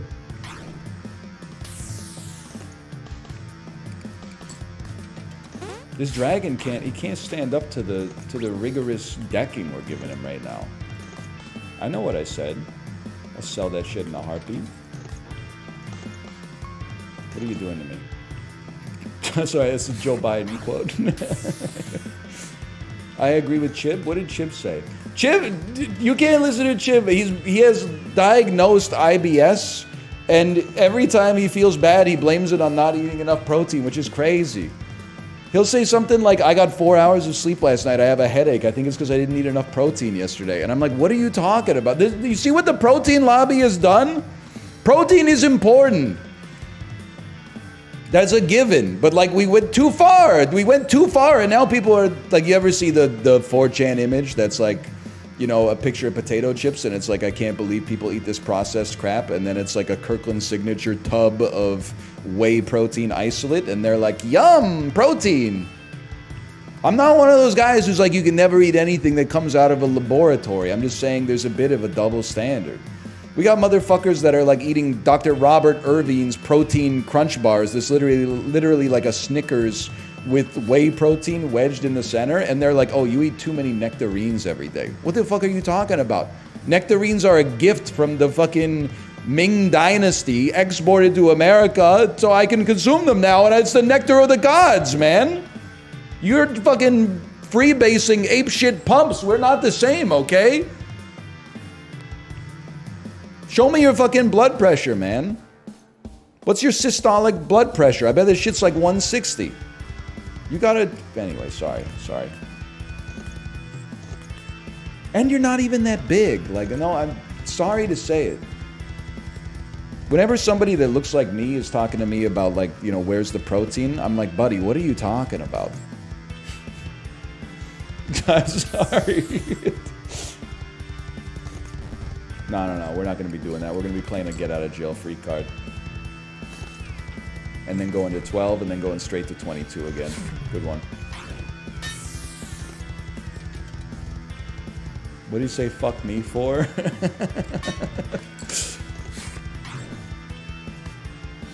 I'm not saying fuck protein, okay? I'm just like, I don't know.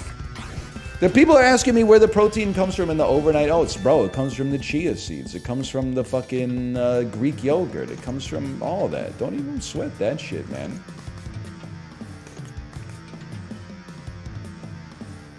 Not to mention, my ass is not out here trying to look like an ex-military, like, divorced dad, okay? It's just like all size small shirts and 36 pants. We're rocking a different kind of, like, Pacific Northwest sort of wellness over here, okay? You wouldn't understand. That's 21.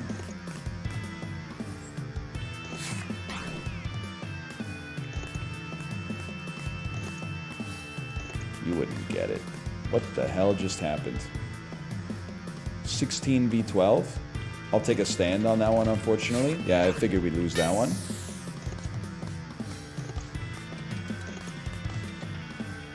I'm gonna hit it and you're gonna bust.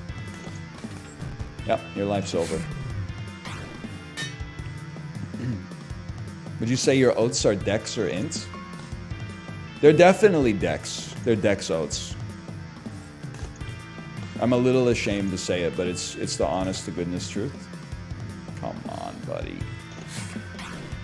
They're not ints, because if they were int, I'd be throwing in some fucking potions and shit. I'd be throwing in like spirulina, some kind of like cyanobacteria or like an algae or something like that.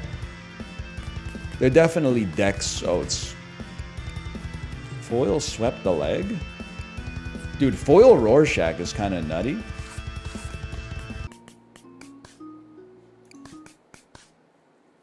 What kind of fast shit are you putting in there? Agave syrup?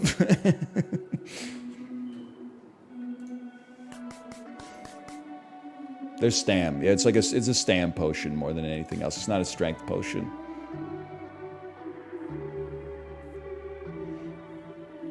It's more important to eat a specific amount of protein, or to eat it throughout the day than a specific amount. Okay, listen, Dr. Robert Irving. I'm sorry. I'm sorry I started the anti-protein discourse, okay? You don't have to worry about me. You don't have to worry about me. I'm 5'10", 168. The body's doing what it's supposed to do. I'm not malnourished, trust me. I'll go to the all-you-can-eat gyukaku. I'll eat fucking 1,800 calories of pork now and then. You don't gotta sweat it, man. The proof is in the pudding. And I just gave a pudding sample to the life insurance company, so we'll see what the results came back. Or come back as. You kind of give off like 5'7" energy. Honestly, I take that as a compliment. I'm a different kind of guy. I take that as a compliment for a couple of reasons. First off, you can't control your height unless you get like knee surgery or something. Secondly, shorter guys have to develop better personalities because they can't just rely on height maxing. As a result, honestly, I'm offended you said I give off 5'7" energy. If anything, I should give off like fucking 4'2" energy or something like that.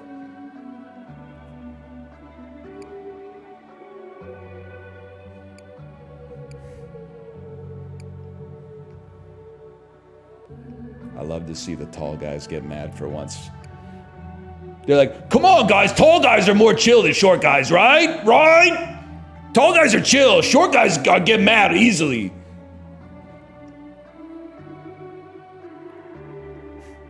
We are chill.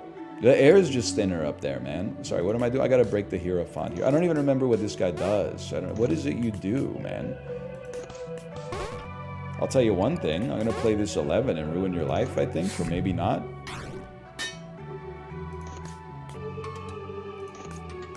A lot of short guys are salty about being short. Yeah, but like, I get it. Because it's like... I mean, it's kind of... It's not the energy you want someone to have. Hang on. I got to do some mathematics here real quick. But like, it's not their fault they're short, unless they were one of those people that was like drinking venti Pike Place in like the 9th grade or something like that. It's not really their fault. I can understand why some people, you know, have a complex with it. Doesn't bother me because I'm 5'10", which is like slightly above average height, so it's not even like a big deal. I feel like, what's your shit? What's your shit that's pissing me off?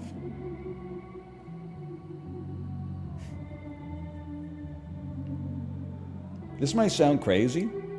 What if I... Oh, I thought I would put you at 1. I gave you a blackjack. Play this shit, then when I hit, you're gonna bust. Fuck you. Fuck you. Fuck us both.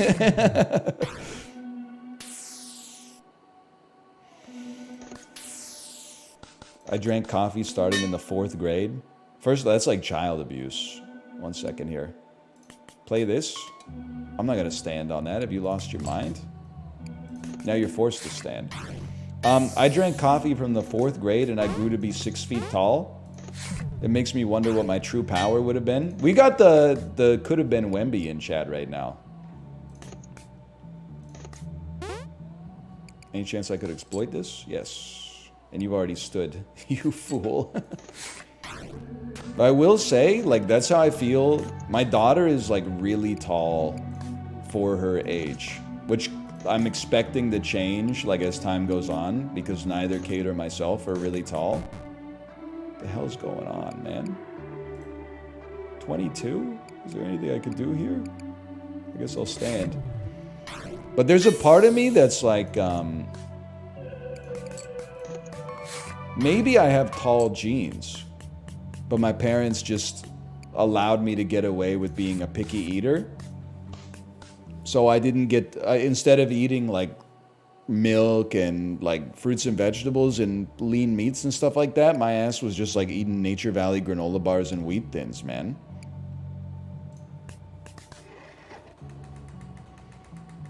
I'm not blaming it on my parents. I'm blaming it on myself because I'm sure my parents would be like, you're the one who said, like, I don't want to eat that.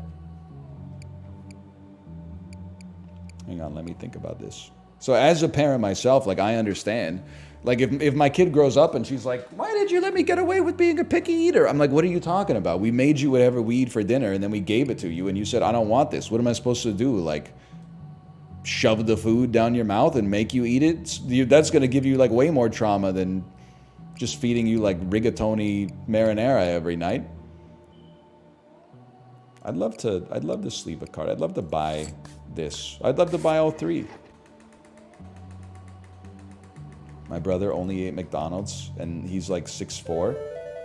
I would leave on that one. I'm not interested in those cards.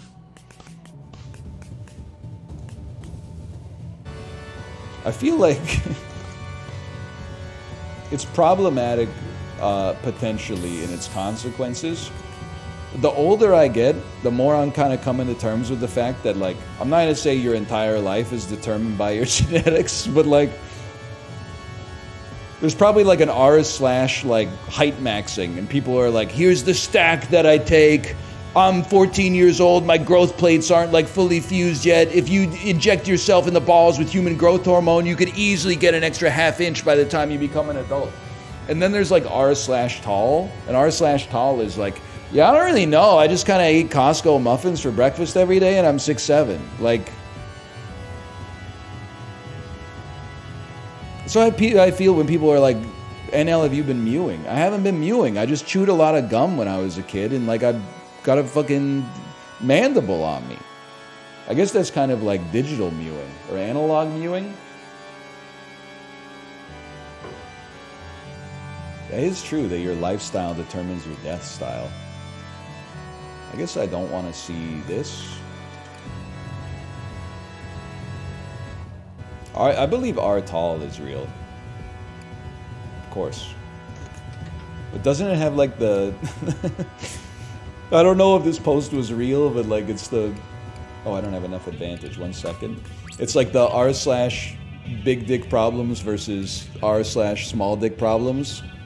And then big dick problems is every post is like, people keep commenting on the size of my huge penis even though I'm wearing shorts. And then small dick problems is like, I slept with the woman I love for the first time and she said my penis was cute. What do I do? And it's like, it's...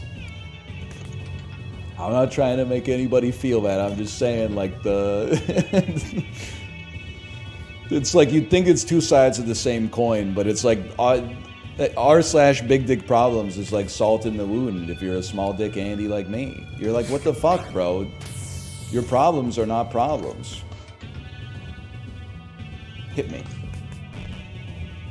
And freeze me there. I'd love to lock this card, though. To be fair, I'm sure it's annoying. Oh, I'm right. I'm on 20, bro. Sorry. I'm on 9! That's better, but annoying. I'm sure it is annoying to have, like, a enormous penis. And then, like, anytime someone sees it, they're like, wow, your penis is, like, enormous. Like, that's annoying in its own way.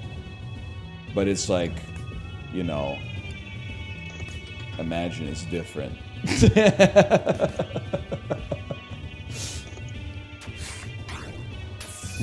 I believe it is annoying. Anyone else here in the average penis size gang? Is there an average dick problems? I don't even know what average dick problems would be now that I think about it. Those are just problems, I guess. I don't get a subreddit. That's one. Yeah, that's an average dick problem.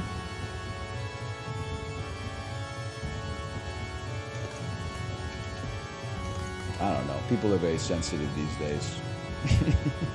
Go ahead, lock that ace out here. Do I have any cards that have a value attached to them? You'd like to be a 6?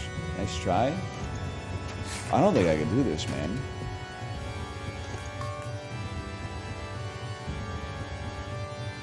How do I not have a 10 in my hand? Like, this is...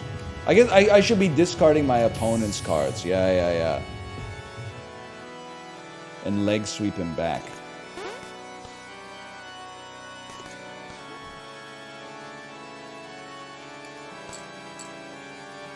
He's stood. I think I know what I want to do. Give me a moment here. Exploit this back to my side. Now he's stuck on 9.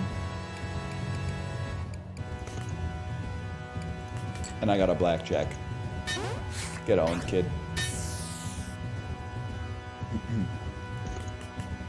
I did almost think I was going to 21 and then bust myself. I'll own that any day of the week. I don't really want to stand. I want to take an action instead. That doesn't kill me. I'm going to play a red card for essentially no reason. Play a 7 to get to 20. Let's see what he does. He's not doing it. I'll stand on 20. That's blackjack for a guy like me. Fuck you, dude.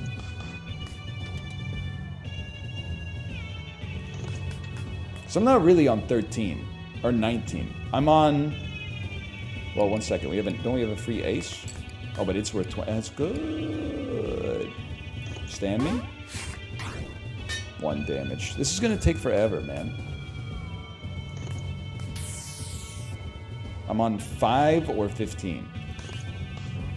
I'm on 9. Do we have anything I could work with there? Could always play my foil Rorschach and force you to stand, and then you finally take a little damage. I should have played my 7. I can still play my 7. You're on 22? Nah, guess what, kid? You're on fucking 11. Get wrecked. You're on 22? That's a problem. No, it's not.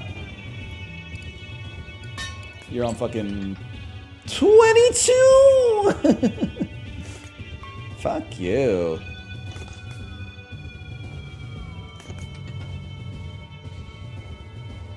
I gotta freeze. I can't afford to die. Negative ace in the hands. Now we're talking about stuff. 14, 15, 14, and it rounds up 4 times. You've stood. Okay, stand me. We'll tie. Weren't you worried about your kid learning bad language? In a manner of speaking, I expect that she will hear bad words. I just want her to hear them from me.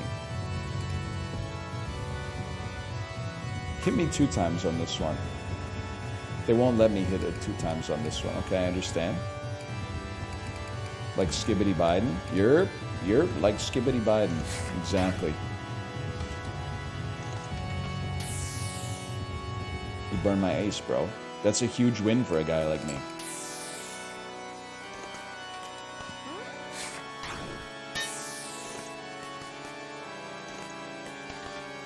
Oh, I'm gonna bust you.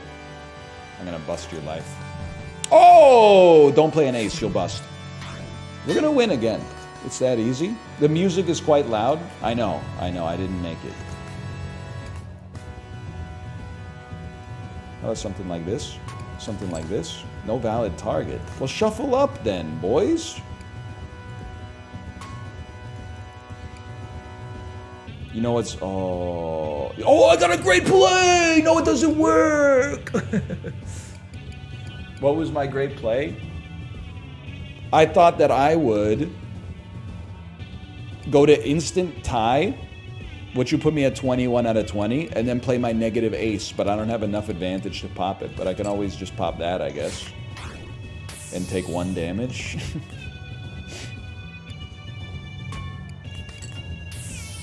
Fuck you, dude. Okay. Thank you. Fuck you, man. The things elementary school kids say at my daughter's bus stop make me scared for the future. Yeah, I can understand that. Watch this.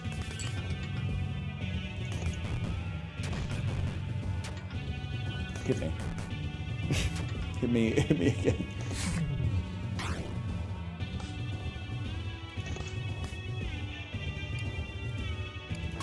Come on, get close on that one. I guess I shouldn't have spent that advantage right away. Oh, he could do it again, man. I can do it again.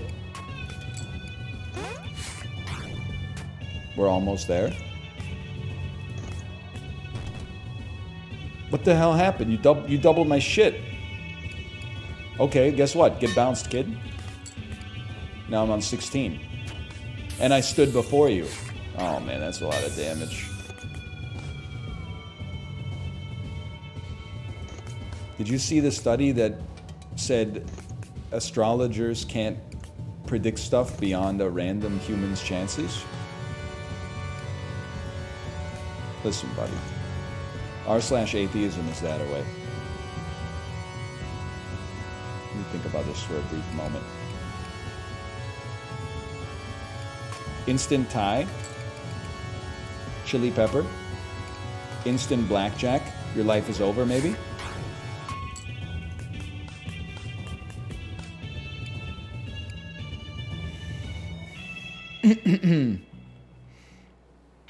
Everybody's rationalist until a bad bitch asks you what fucking time of the morning you were born at, right? I'm imagining.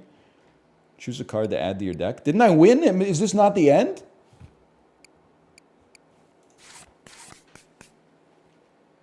Oh, I defeated the deity.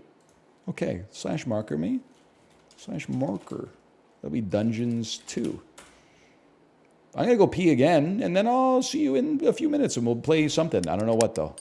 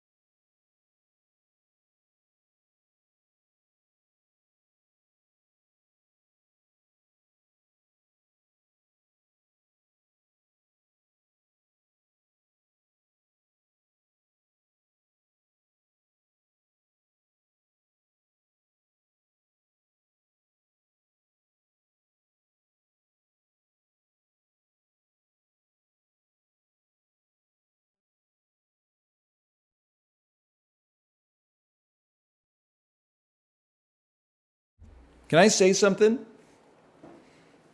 Least glazed meat. You know what? Maybe we'll start the Slay the Spire section with that. Let me close this up first here.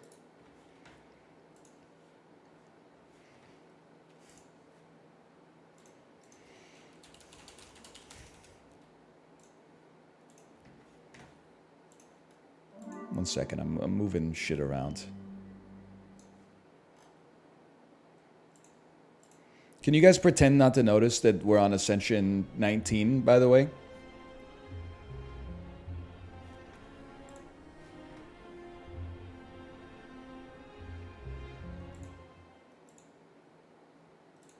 What the hell? Yeah, I'm fucking goated now, or whatever. Slash marker. Can I say something? Least glazed meat, as in most overhated, least overrated meat. Not necessarily underrated, but least overrated meat and most overhated, grilled chicken. Saw a tweet while I was peeing. The original tweet that got quote tweeted by a cyberbully was like, had never had homemade pasta before, so you know I had to make the fettuccine. Showed a pasta machine making fettuccine, served next to grilled chicken. The quote tweet, 70,000 likes. Making fresh pasta just to serve it with grilled chicken is insulting, or something like that, or is crazy. Grilled chicken is great, man. If you brine it and it comes out juicy and then you cook it hot enough, grilled chicken's fantastic, man. I don't know why, like, listen, baked chicken is just cowering in the corner, thankful that grilled chicken is taking all the aggro. Because baked chicken, there's literally, like, when you put it in the oven, there's like a 30-second window where you can take it out where it doesn't taste like a shoe, okay? Grilled chicken is innocent. What about boiled? We don't mess with that. We cook the chicken in advance and then we tear it into the soup when the soup is just cooling.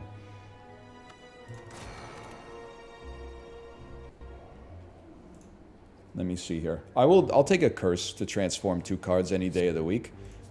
2 defends become boot, sequence, and scrape. I can live with that. Take me to the earliest shop I can afford, okay? How do you get good stock? What are you, like, looking for a horse stud or something? I don't understand what the question. Good stock? Good stock? I buy it from the grocery store. I got stuff to do, man. I'm not out here, like, roasting an entire chicken, taking the juices from the roasting pan, putting them off to the side, stripping the remaining meat off the carcass, throwing the bones into a stock pot, boiling it, coming back every 15 minutes to skim the fat off the top, clarifying it, then putting it in the freezer. Like, that's some Farmer's Almanac stuff, man. I'm buying Save on Foods Western Family reduced sodium chicken stock and then adding more sodium into it when I put it in the pot. That's what I'm doing.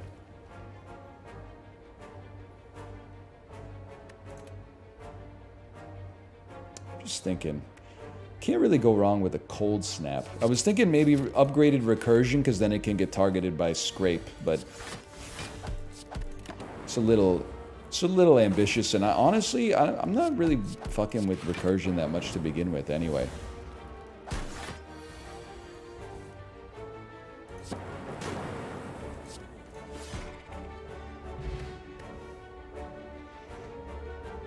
Last year, my mother-in-law made some chicken in the oven and asked if it was good. It tasted like a shoe. I said the sauce was nice. She asked if the meat was bad then. We all sat in silence. It takes a long time to learn this lesson. This is not, like, your fault. It's just something everybody's got to learn. Lying in situations like that is actually the right thing to do. Unfortunately. The irony of lying is that when society told you lying is never justified, they were lying, which is messed up, man. Come on. If your mother-in-law asks you if the food is good, and it doesn't matter whether the food is good or bad, You lie and say it's, well, I guess it's not a lie if it's the truth, but you say it's good. You don't even have to think about it. That's an automatic, like, pack one, pick one. In fact, you don't even say it's good, because if you say it's good, she's going to think it's shit. You say it's amazing. What's your secret? And then she'll spin you some yarn about, like, it's coffee. I put a coffee bean in the chili. And then you go, whoa, I've never heard of that before, even though you've heard of it like 100 times, okay? And it didn't help. That's the secret. Sending this clip to your mother-in-law? Nice try. She doesn't really speak English. So I'm in the clear. I will say you could get yourself into trouble, though, because one of the first times I ate my mother-in-law's cooking, she made a Korean dish called japchae, which is perfectly fine. You know, it's like cellophane noodles and sauteed beef and, you know, julienne vegetables and stuff like that. It's good, but I can honestly, like, take it or leave it. And then she asked me, like, how it was, and I was like, oh, when I lived in japchae, it was like one of my favorite Korean foods. Next 5 or 6 years, every time I went to her house, she made japchae. And I had to eat it and be like, yeah, so good. Then I had to tell my wife one time. She was like, oh, she's going to make the japchae you like so much. And I was like, I can tell you, but just so you know, I don't really fuck with japchae that much. You know what? Give me a recycle. Did I really not remove the curse from my deck at the shop? I'm playing on autopilot, man.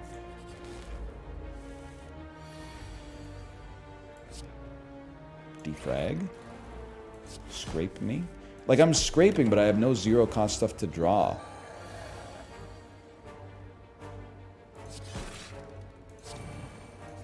Just found out you use eggs and breadcrumbs when you make burgers. Very disappointed in you. No, I fucking don't. Circa 2024. Just kill me. Let's start another one. Kill me. I fucking go to the store and I buy a box of 8 frozen hamburger patties and then I just throw them on the grill, man. Because, like, I got stuff to do. I don't know. I mean, much like the japchae, I don't fuck with the hamburgers all that often, to be honest with you. I'm very, I wouldn't say not hamburger pilled. Like, they taste good, but, like, it's not a staple meal in the rotation for a guy like me. And it has nothing to do with the macros. It's just not my favorite way to consume bread or beef, to be honest.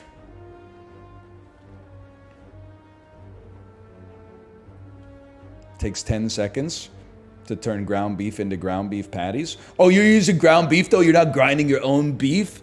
Yeah, because I find that I go to the butcher and I get, like, some sirloin tip, like something that's not super expensive. And I'm like make a blend that's like 80% sirloin tip, and then I'll throw a little, like, tallow in there because you definitely want that, like, richness. And then I'll throw, like, maybe something like a New York strip in there at 10%, and then you really want the umami of, like, a ribeye, and then you put that in there, and you're gonna grind your own cumin seeds. You're gonna grind your own, because you don't want to buy that store-bought stuff. You know, they burn the seeds when they roast them. They burn the seeds when they roast them. Fuck you, dude. You should be on the same side as me. Convenience maxing. You turning ground beef into ground beef patties is one step away from literally just buying the frozen patties from the grocery store. You're my ally, and you're out here thinking you're J. Kenji Lopez alt because you unwrap the beef and then make it into a fucking ball and then smash it down? Come on. Look at how easily they divided us. I would happily lose recursion. I'm gonna need some attacks at some point then. You should just buy the frozen burgers then? I don't eat the burgers, man. I don't know what the...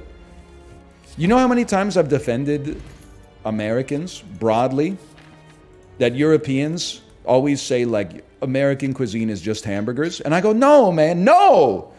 You're forgetting about the amazing food you can get in New York. You're forgetting about the amazing Creole food you can get in Louisiana, the Tex-Mex stuff, the 12 different kinds of barbecue, the beautiful seafood in the Pacific Northwest, all of the bounty of cuisine that California's provided to the world. Then meanwhile, I'm like, I don't fuck with hamburgers that much. And you're all like, well, it's because I take personal offense to that. I was on your side, man.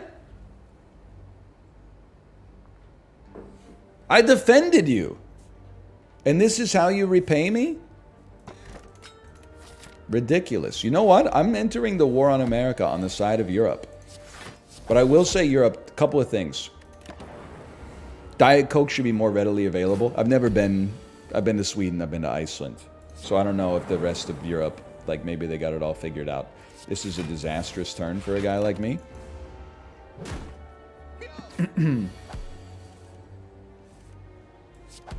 The Diet Coke should be more readily available.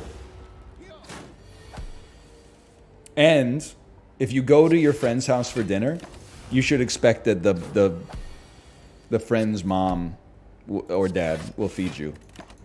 Sorry, the sexism escaped. Honestly, I'm just not fucking with this one. Why don't you kill me? we're gonna get a good start. That's a Northern European thing. Don't do this again. Apparently, I've never been on live television before, okay?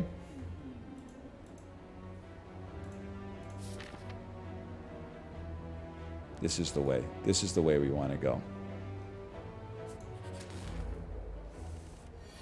Requesting a milkshake when your friend's mom asks what you want to drink.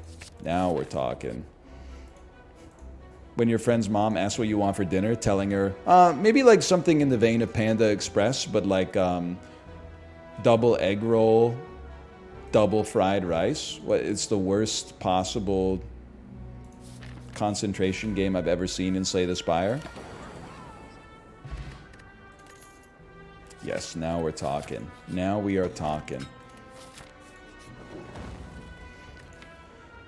We could really use some upgrades. Upgraded streamline goes nice.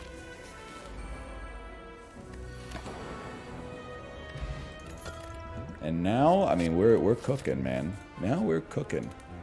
The burger and the milkshake. I'm trying to think. I've never had like a weird experience at my friend's house for dinner, but I will say I went to my friend's house for I ate dinner at his house many times. But my parents, okay, I mean, like, it's kind of judgmental, okay? My parents cooked like what I would describe as more like grown-up food for dinner most of the time. Like they would get like whole meals, you know. You get like a chicken breast and like some rice and some veggies on the side, right? Or like you get some roast beef and some potatoes and some veggies on the side or something like that. I remember I went to my friend's house for dinner once, and I was like nervous. I was like, I wonder what dinner's gonna be. Lady busted out a box of like frozen chicken tenders from the freezer and put them in the toaster oven, and we all had chicken tenders dipped in ketchup with like McCain frozen French fries. It was like the exact opposite of how you'd expect the dynamic to go.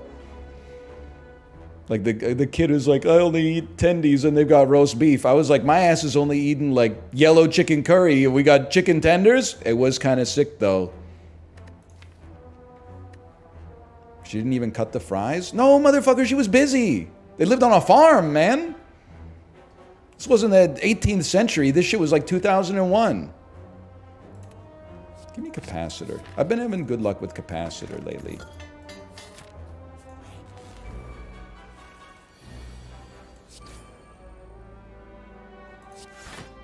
I'll play those. Is that the farm kid you were beating on and his mom had to tell you to chill? I think that's a few different stories wrapped up. So like, it is the same kid, but I was not beating his ass. We did get into a fight once at his house. And his mom, I don't even remember what we were fighting over because we were just like 12, right? But his mom had to come in and be like, why are you fighting? And we were kind of like, I don't know. And then she was like, well, knock it off. And then we did. But one time I used to play him in Crazy Bones. And I would beat his ass in Crazy Bones. And then his mom had to be like, stop playing my son in Crazy Bones. Like, he keeps getting upset after you leave. So you keep taking his best Crazy Bones. Yeah, that's true. Lore expands. I think I've told that one before. That I don't think that's a new one. Sorry for the opportunity cost on the potion. I still remember. I'm not going to say the kid's name. I'm going in on this, man. I don't care. I rarely get this opportunity.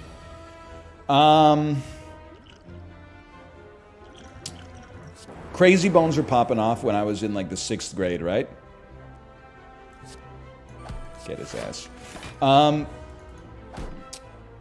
We used to play at a recess time, and we played for keeps, okay? This was like... It was a... Oh, it does 0! Of course! It's a different time. It was a different era. This is gonna sting, brother. You could double up on Glacier, but at some point you gotta do some motherfucking damage. Hang on, hang on. Who's the boss?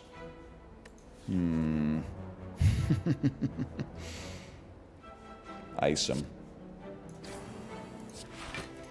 Not that bad. Anyway, what is Crazy Bones? They're little plastic hunks of crap, and you set them up. You sit 10 feet away from each other. I actually don't know how far it was, because, like, you know, I was a kid at the time, so it felt like it was like a football field away. But you sit, you know, like maybe 6 feet away, something like that. You stand up your Crazy Bone, throw Crazy Bones at their Crazy Bone, try to knock it over. If you knock it over, you win it. So I was playing a kid in Crazy Bones, and it was right at the end of recess. He said, "You want to play?" I said, "Sure, let's play some Crazy Bones." I knocked over his Crazy Bone, and it all happened really quick, okay? I knocked over his Crazy Bone. As I knocked it over, the bell rang to indicate that recess is over. I shit you not, this kid picked up his Crazy Bone that I had rightfully just won, and picked up the Crazy Bone that I threw at his Crazy Bone. So I went from +1 Crazy Bone to -1, a magnitude of 2, even though I didn't do anything wrong. And then he like sprinted away.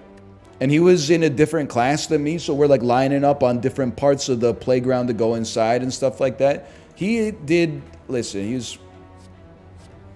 I'm wishing him the best. He did go to prison for a while, not for the Crazy Bone stuff, just, it was kind of like not that uncommon in the area that I grew up in. Not to say I grew up rough, but there was a very cosmopolitan mix of individuals at my school.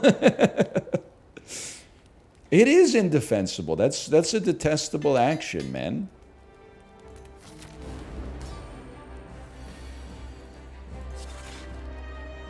It's a detestable impulse for sure.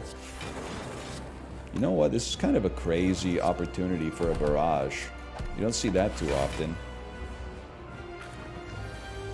So you said you wish him the best in hell? Well, that's not what I said. Did you ever get it back? No, man. No, I didn't ever get it back. And it pains me to this day. I don't remember if it was like a nice one or something like that, but still. Oh, finally, Streamline, you're too good to me? I'm not really... Well, let me think of... This is our drop. It's not going to come back around for 10 years, man. Yeah, double up on it.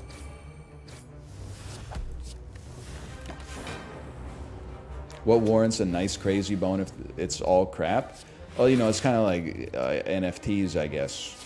It's like it's all crap, but some of them are like, you know, prized more than others for reasons unbeknownst to the average person. Myself included.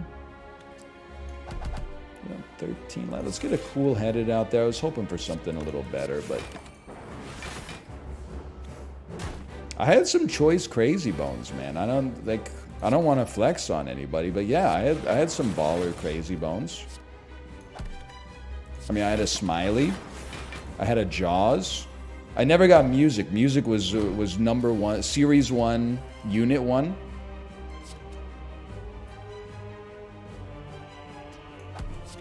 Get torched. Are they in a box somewhere? No, because like I think I've realized something about collectibles. Sports cards have like a different kind of sauce to them. They seem to like hold their value. But like buying any kind of piece of garbage and then expecting like you're going to sell it later, like I think it only works in the stock market. Because I was thinking about it, like... So I bought a lot of hockey cards. That's the play. I bought a lot of hockey cards as a kid, and I always expected they'd be like worth a lot of money. But like, you know who ends up being nostalgic for hockey cards is the people who grew up collecting hockey cards.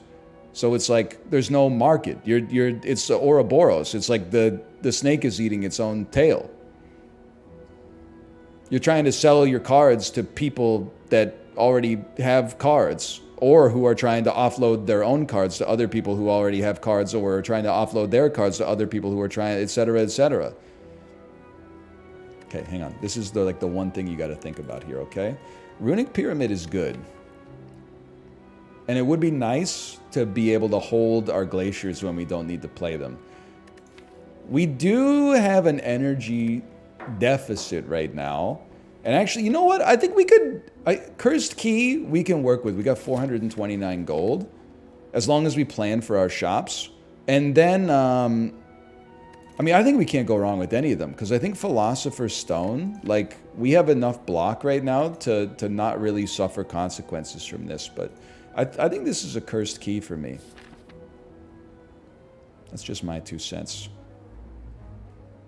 Magic the Gathering in my country is literally the same 500 people buying and selling to each other over and over. Yeah, but you know what's great is that fucking, you sell me a Black Lotus, I sell the Black Lotus back to you, you sell it back to me, I sell it back to you.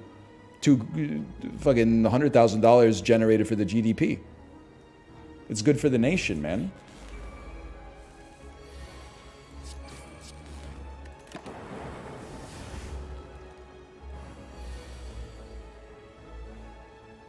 I don't think it works that way. I mean, that's how the GDP works. It doesn't mean you get infinite money. I'm just saying, like, now the, Malaysian government can be like, holy shit. Magic the Gathering generated, like, $350,000 in economic activity in this one little city.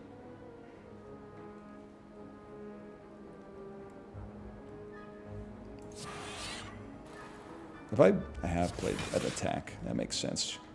I tend to like doing that. I get like a self-repair or something. I don't think that's right. Well, the streamer thinks it's right, so it's really your word against mine. And I got the video camera next to my icon, I think, when I chat. Is that true? Let me see. Yeah, that's a video. A lot of you kids might not know what that is. That's a video camera. Why doesn't it look like an iPhone? Come here, you piece of shit. Back in my day, they didn't have strawberry banana milk, okay? They had chocolate milk, and we accepted that, and then they had regular milk.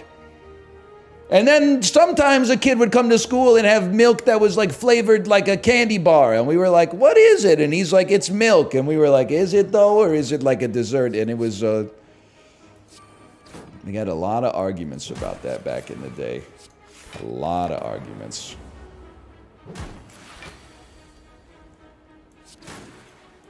And it was better then. That's how we liked it. I'm gonna die. I need a self-repair.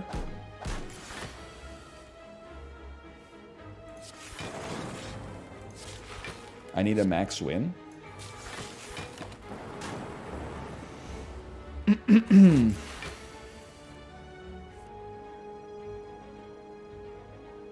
Hit me with one of these.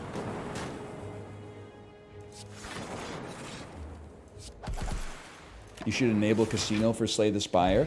You should know your limit and stay within it, you piece.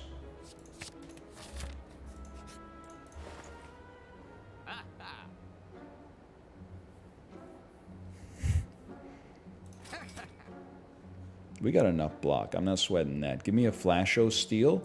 Save enough money to remove a curse later, but then cut like some detritus from our deck.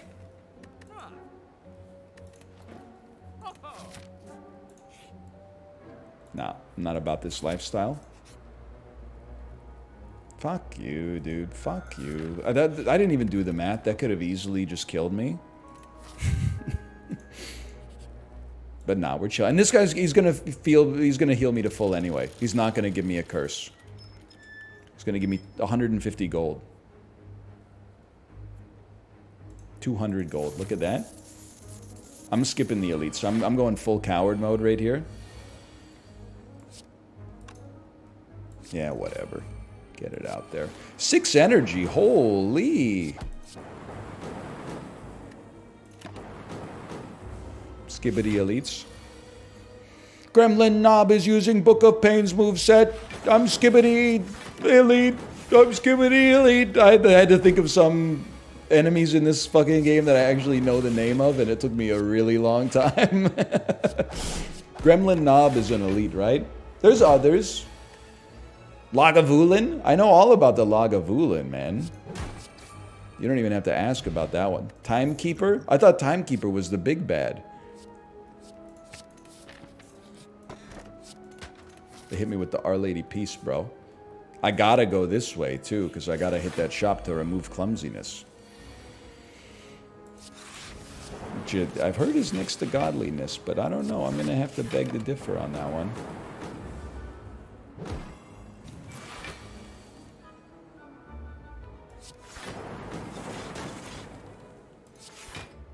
We take 0. That's what I like to see. Tori is so good, man. Me talking to my friends about the new episode of fucking 9021L. Me saying fucking to give me an extra second when I can't remember the name of the show. You know who Tori Spelling is? She was in Scary Movie 2. That might be her most famous work.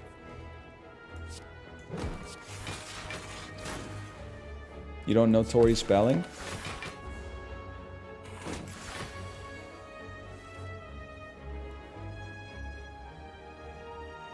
You should check her. You should get to know her, man. She had some reasonably solid works. This is what it's like to be 35. Jay, I was talking earlier. I don't know if you were here. I was positing that 35 is actually a weird age. Because you're like... I mean, you can really apply this to every age, which chat roasted me for. But 25-year-olds are like, you're old. And then 45-year-olds are like, you're young. It's very lonely here at 35. Like, I think as you get older, it's very easy to make friends when you're 5. Because you literally are going to a school with like 20 to 100 people that are your age. So you get in this mindset where you're like, oh, I'm 5. I would never be friends with a 4-year-old. They're so immature. I would never be friends with a 6-year-old. They get into some crazy stuff I'm not ready for yet. 5 is like the right age for me. And then I think when you're like old, it doesn't matter, right? Because you're like, I'm 80. What am I going to do? Be like, I'm not hanging out with her. She's 72. Like, you're all fucking old. You've been there, done that, right?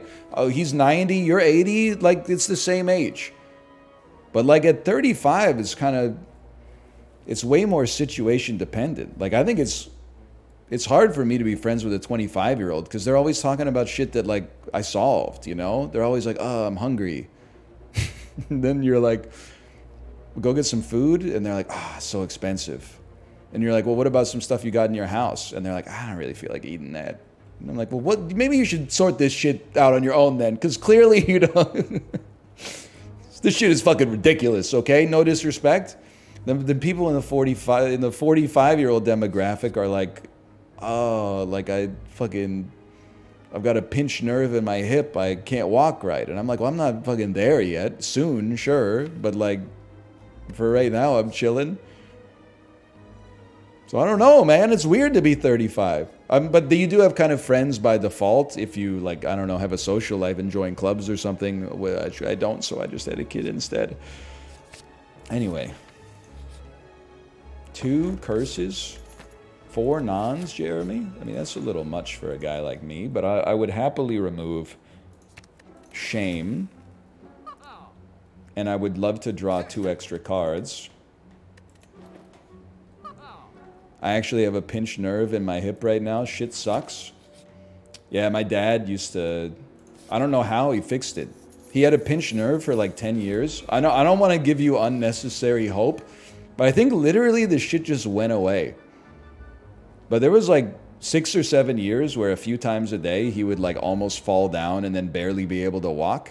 And he was in like consultation to get surgery or something. And then like one day it just like stopped bothering him. And he's still alive. It's not, there's no like you know, I'm not distracting you, and then I'm going to hit you with like a knockout punch. Like he just, I don't know, he just tanked it.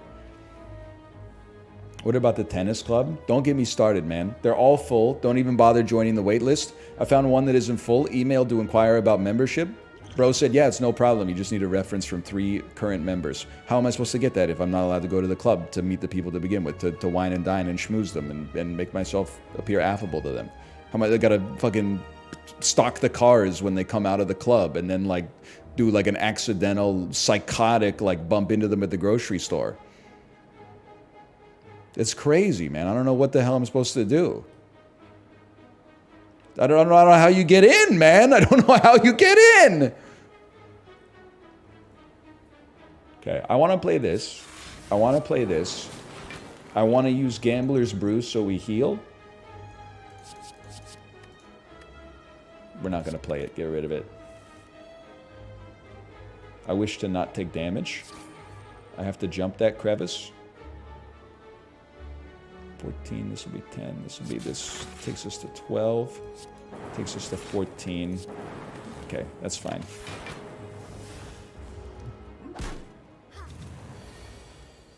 I mean, I'm not familiar with like the tennis and golf club like etiquette and stuff like that. So I didn't realize that it's like, it's not enough to just be like, hey, I want to pay you like way too much money to play tennis. Like apparently you have to pass like a fucking riddle or something too. Like I didn't realize all the rigmarole that's involved.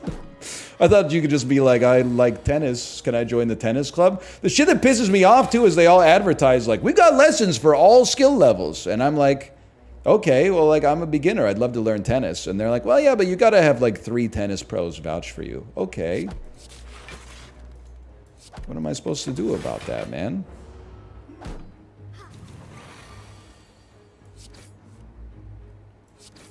I don't know. I don't know what can be done.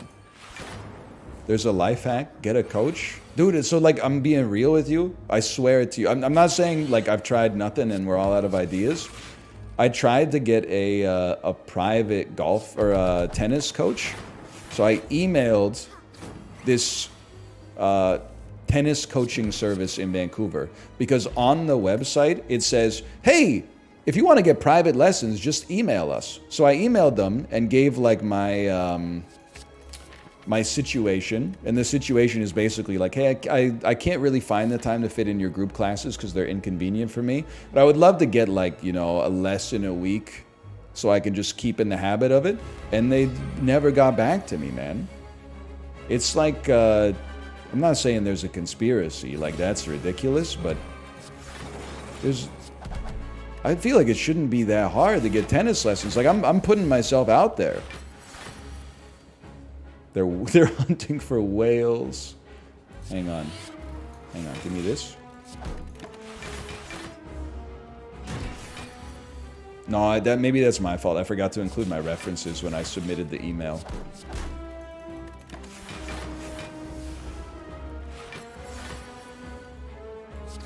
Yeah, I gotta send them a bump. But that's like, it's not a bump like that, you weirdos. It's like, it's kind of a shot across the bow. Like that's like, you're kind of going double or nothing. If you send them a bump that's like just making sure you got this, that's basically me saying like, hey, come on, motherfuckers, like, the time is now. Like, how long does it take to reply to it? I'm literally like sending you an email that's like, I'd love to give you business. Yeah, we're not doing a lot of damage to him right now. We're gonna need to find a way to punch through here, to punch the keys, for God's sake. On the bright side, like, he's not doing a lot to me yet. You know what we need to do? Unfortunately, we need to get this streamline working. Double messaging is embarrassing. I had to explain that, you know, I'm not like the lord of modern social norms. I had to explain that to Kate, though. Kate messaged a text message a friend of ours on the weekend to see if they wanted to meet up and do something. And she got a read receipt. Like, I don't know how the iPhone works, but it's like the double check mark is like they read it. but then they didn't respond. And then Kate was like, what do I do? Do I text back and say like, oh, like, so what do you think? And I was like, no, you can't double text. Because the double text is like, it's an act of aggression. But you, unfortunately, you kind of gotta just wait until they reply. And eventually they did, which is fine. But that's when you use question mark react. I didn't even think about that, man. You should stop thinking about this when you're 15? No, bro, it's social norms, man. If I text someone a question and I get a read receipt but no response, I'm not sending them another text that's like, so what do you think about this? That's like momcore. It changes the tone of the interaction.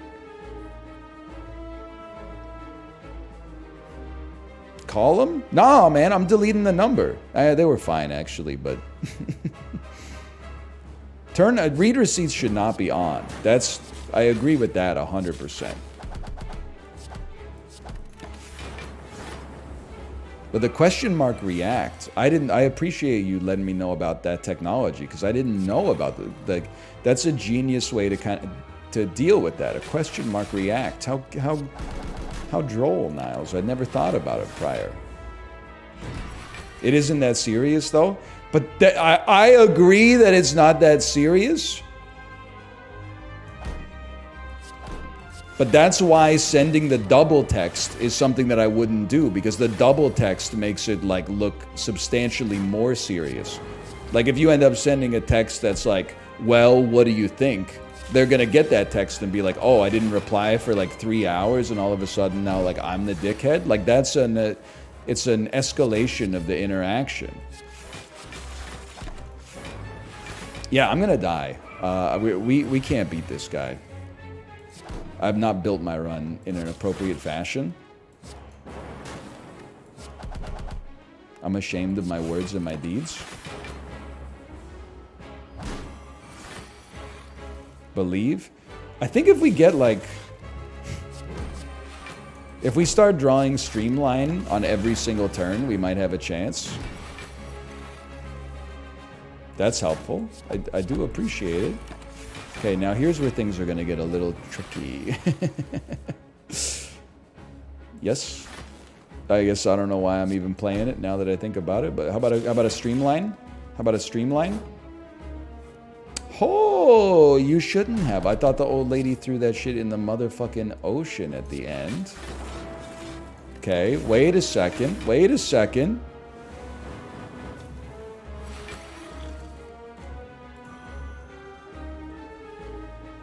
Just hold on a second, okay? You evoke for 1 block. That's not great.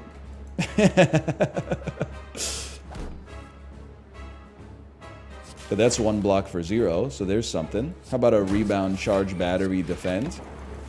I lived, bitch. All right, now we got problems. Defend, charge, battery. How much you doing? 28? What a coincidence. That's exactly how much HP I have. Okay. Well, we had a fun conversation on this run in spite of it all. We'll call that slash marker STS. Our daughter got the cutest haircut. Let's go! It's a little mommy-daughter day. So we're going on vacation tomorrow. I will be back on Saturday night, which means I won't be live until next Monday. Sorry for the horrific news. We're going to have some fun, though. Do not stay tuned to social media. I will not be tweeting, probably. I'll be out looking after my child, enjoying myself.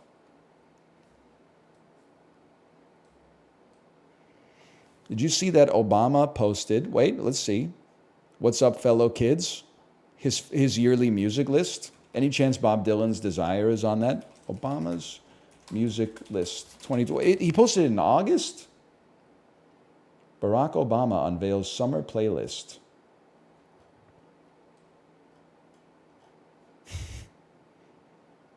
Come on, man. He does have some older songs on there. 1 second here.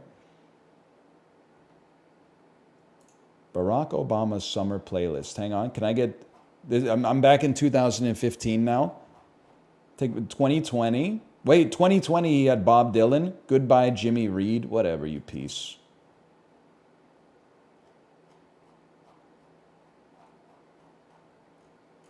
They haven't. Wikipedia hasn't updated it with the 2024 version yet. That is bullshit. I just can't picture fucking Obama's at home listening to Boy Genius. Jackson Brown, Doctor My Eyes. Yeah, I could see that 100%. I don't see Barack Obama at home listening to Ice Spice and Nicki Minaj, Princess Diana. I just don't see it, man. I think he's having somebody make the list for him. And maybe he's like inserting a couple, but like Obama summer playlist. People magazine here. Let's see what you got. Can I see it? Can I see it? No. Can I see it? It's his last tweet. I don't follow him on Twitter, dude. What's his name on Twitter? Barack Obama. Oh, Obama was taken? Okay, here we go. Summer playlist. Of course. Sir, we'd really like you to... It's a brat summer. We'd really like you to put some Charlie XCX. Or as we call her, Charlie 105010. We'd like to... It would play well with the bass right now. Now listen, do I believe some of these? Yeah. I absolutely believe that Obama on the weekends is out there bumping I Can't Get No Satisfaction by the Rolling Stones. I could believe that 100%. I could believe that he's rocking No Diggity by Blackstreet featuring Dr. Dre and Queen Pen. You know, he's from like the generation that's right for it, for sure. Do I really think he's bumping Chihiro by Billie Eilish? No, I don't, man. I don't. I'm sorry. Do I believe that he's bumping one of these things first by Nick Drake? Okay, listen, I didn't know he was a real one like that. See, I think that's on 5 Leaves Left, isn't it? That's on the Garden State soundtrack. One of these things first, Nick Drake. That's not a Pink Moon pull. That's on Brighter Later. Okay, you know what? That's a deep pull, man. Could have easily said Riverman. Could have easily said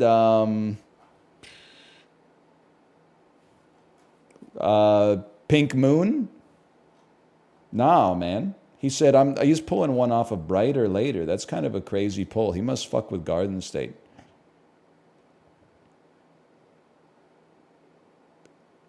I don't know about some of these, man.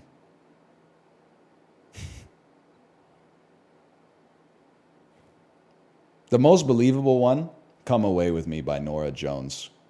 I don't know if there's like a 55-year-old man on the planet who doesn't fuck with Norah Jones. I personally think it's dentist music, but, you know, whatever. Norah Jones, Diana Krall, all that stuff. Refused. I don't mess with any of that momcore stuff. Gigi Allen, fucking The Coors. Alison Krauss featuring Robert Plant. I don't fuck with any of that stuff. The Human League, Gil Scott Heron. The Slits, The Soft Cell, The Modern Lovers. Sorry, okay. Kate will not be live today, so I will send you elsewhere. I don't know where, though. Dude, it would be sick if Kendrick Kendrick didn't do his due diligence and he thought that he got dissed by Nick Drake. Pink Moon? Why don't you have a Dink Goon? I'm trying to do the Kendrick voice that he does when he gets all like screechy, you know? He was just absolutely eviscerating a man who's been dead since like 1971 or something like that. That could go. That would be sick. Sure, I got no problem sending you over to Justin playing some Dome Keeper. Oh, man. Just so you know, this channel is intended for mature audiences. And I'll see you in a week. Goodbye.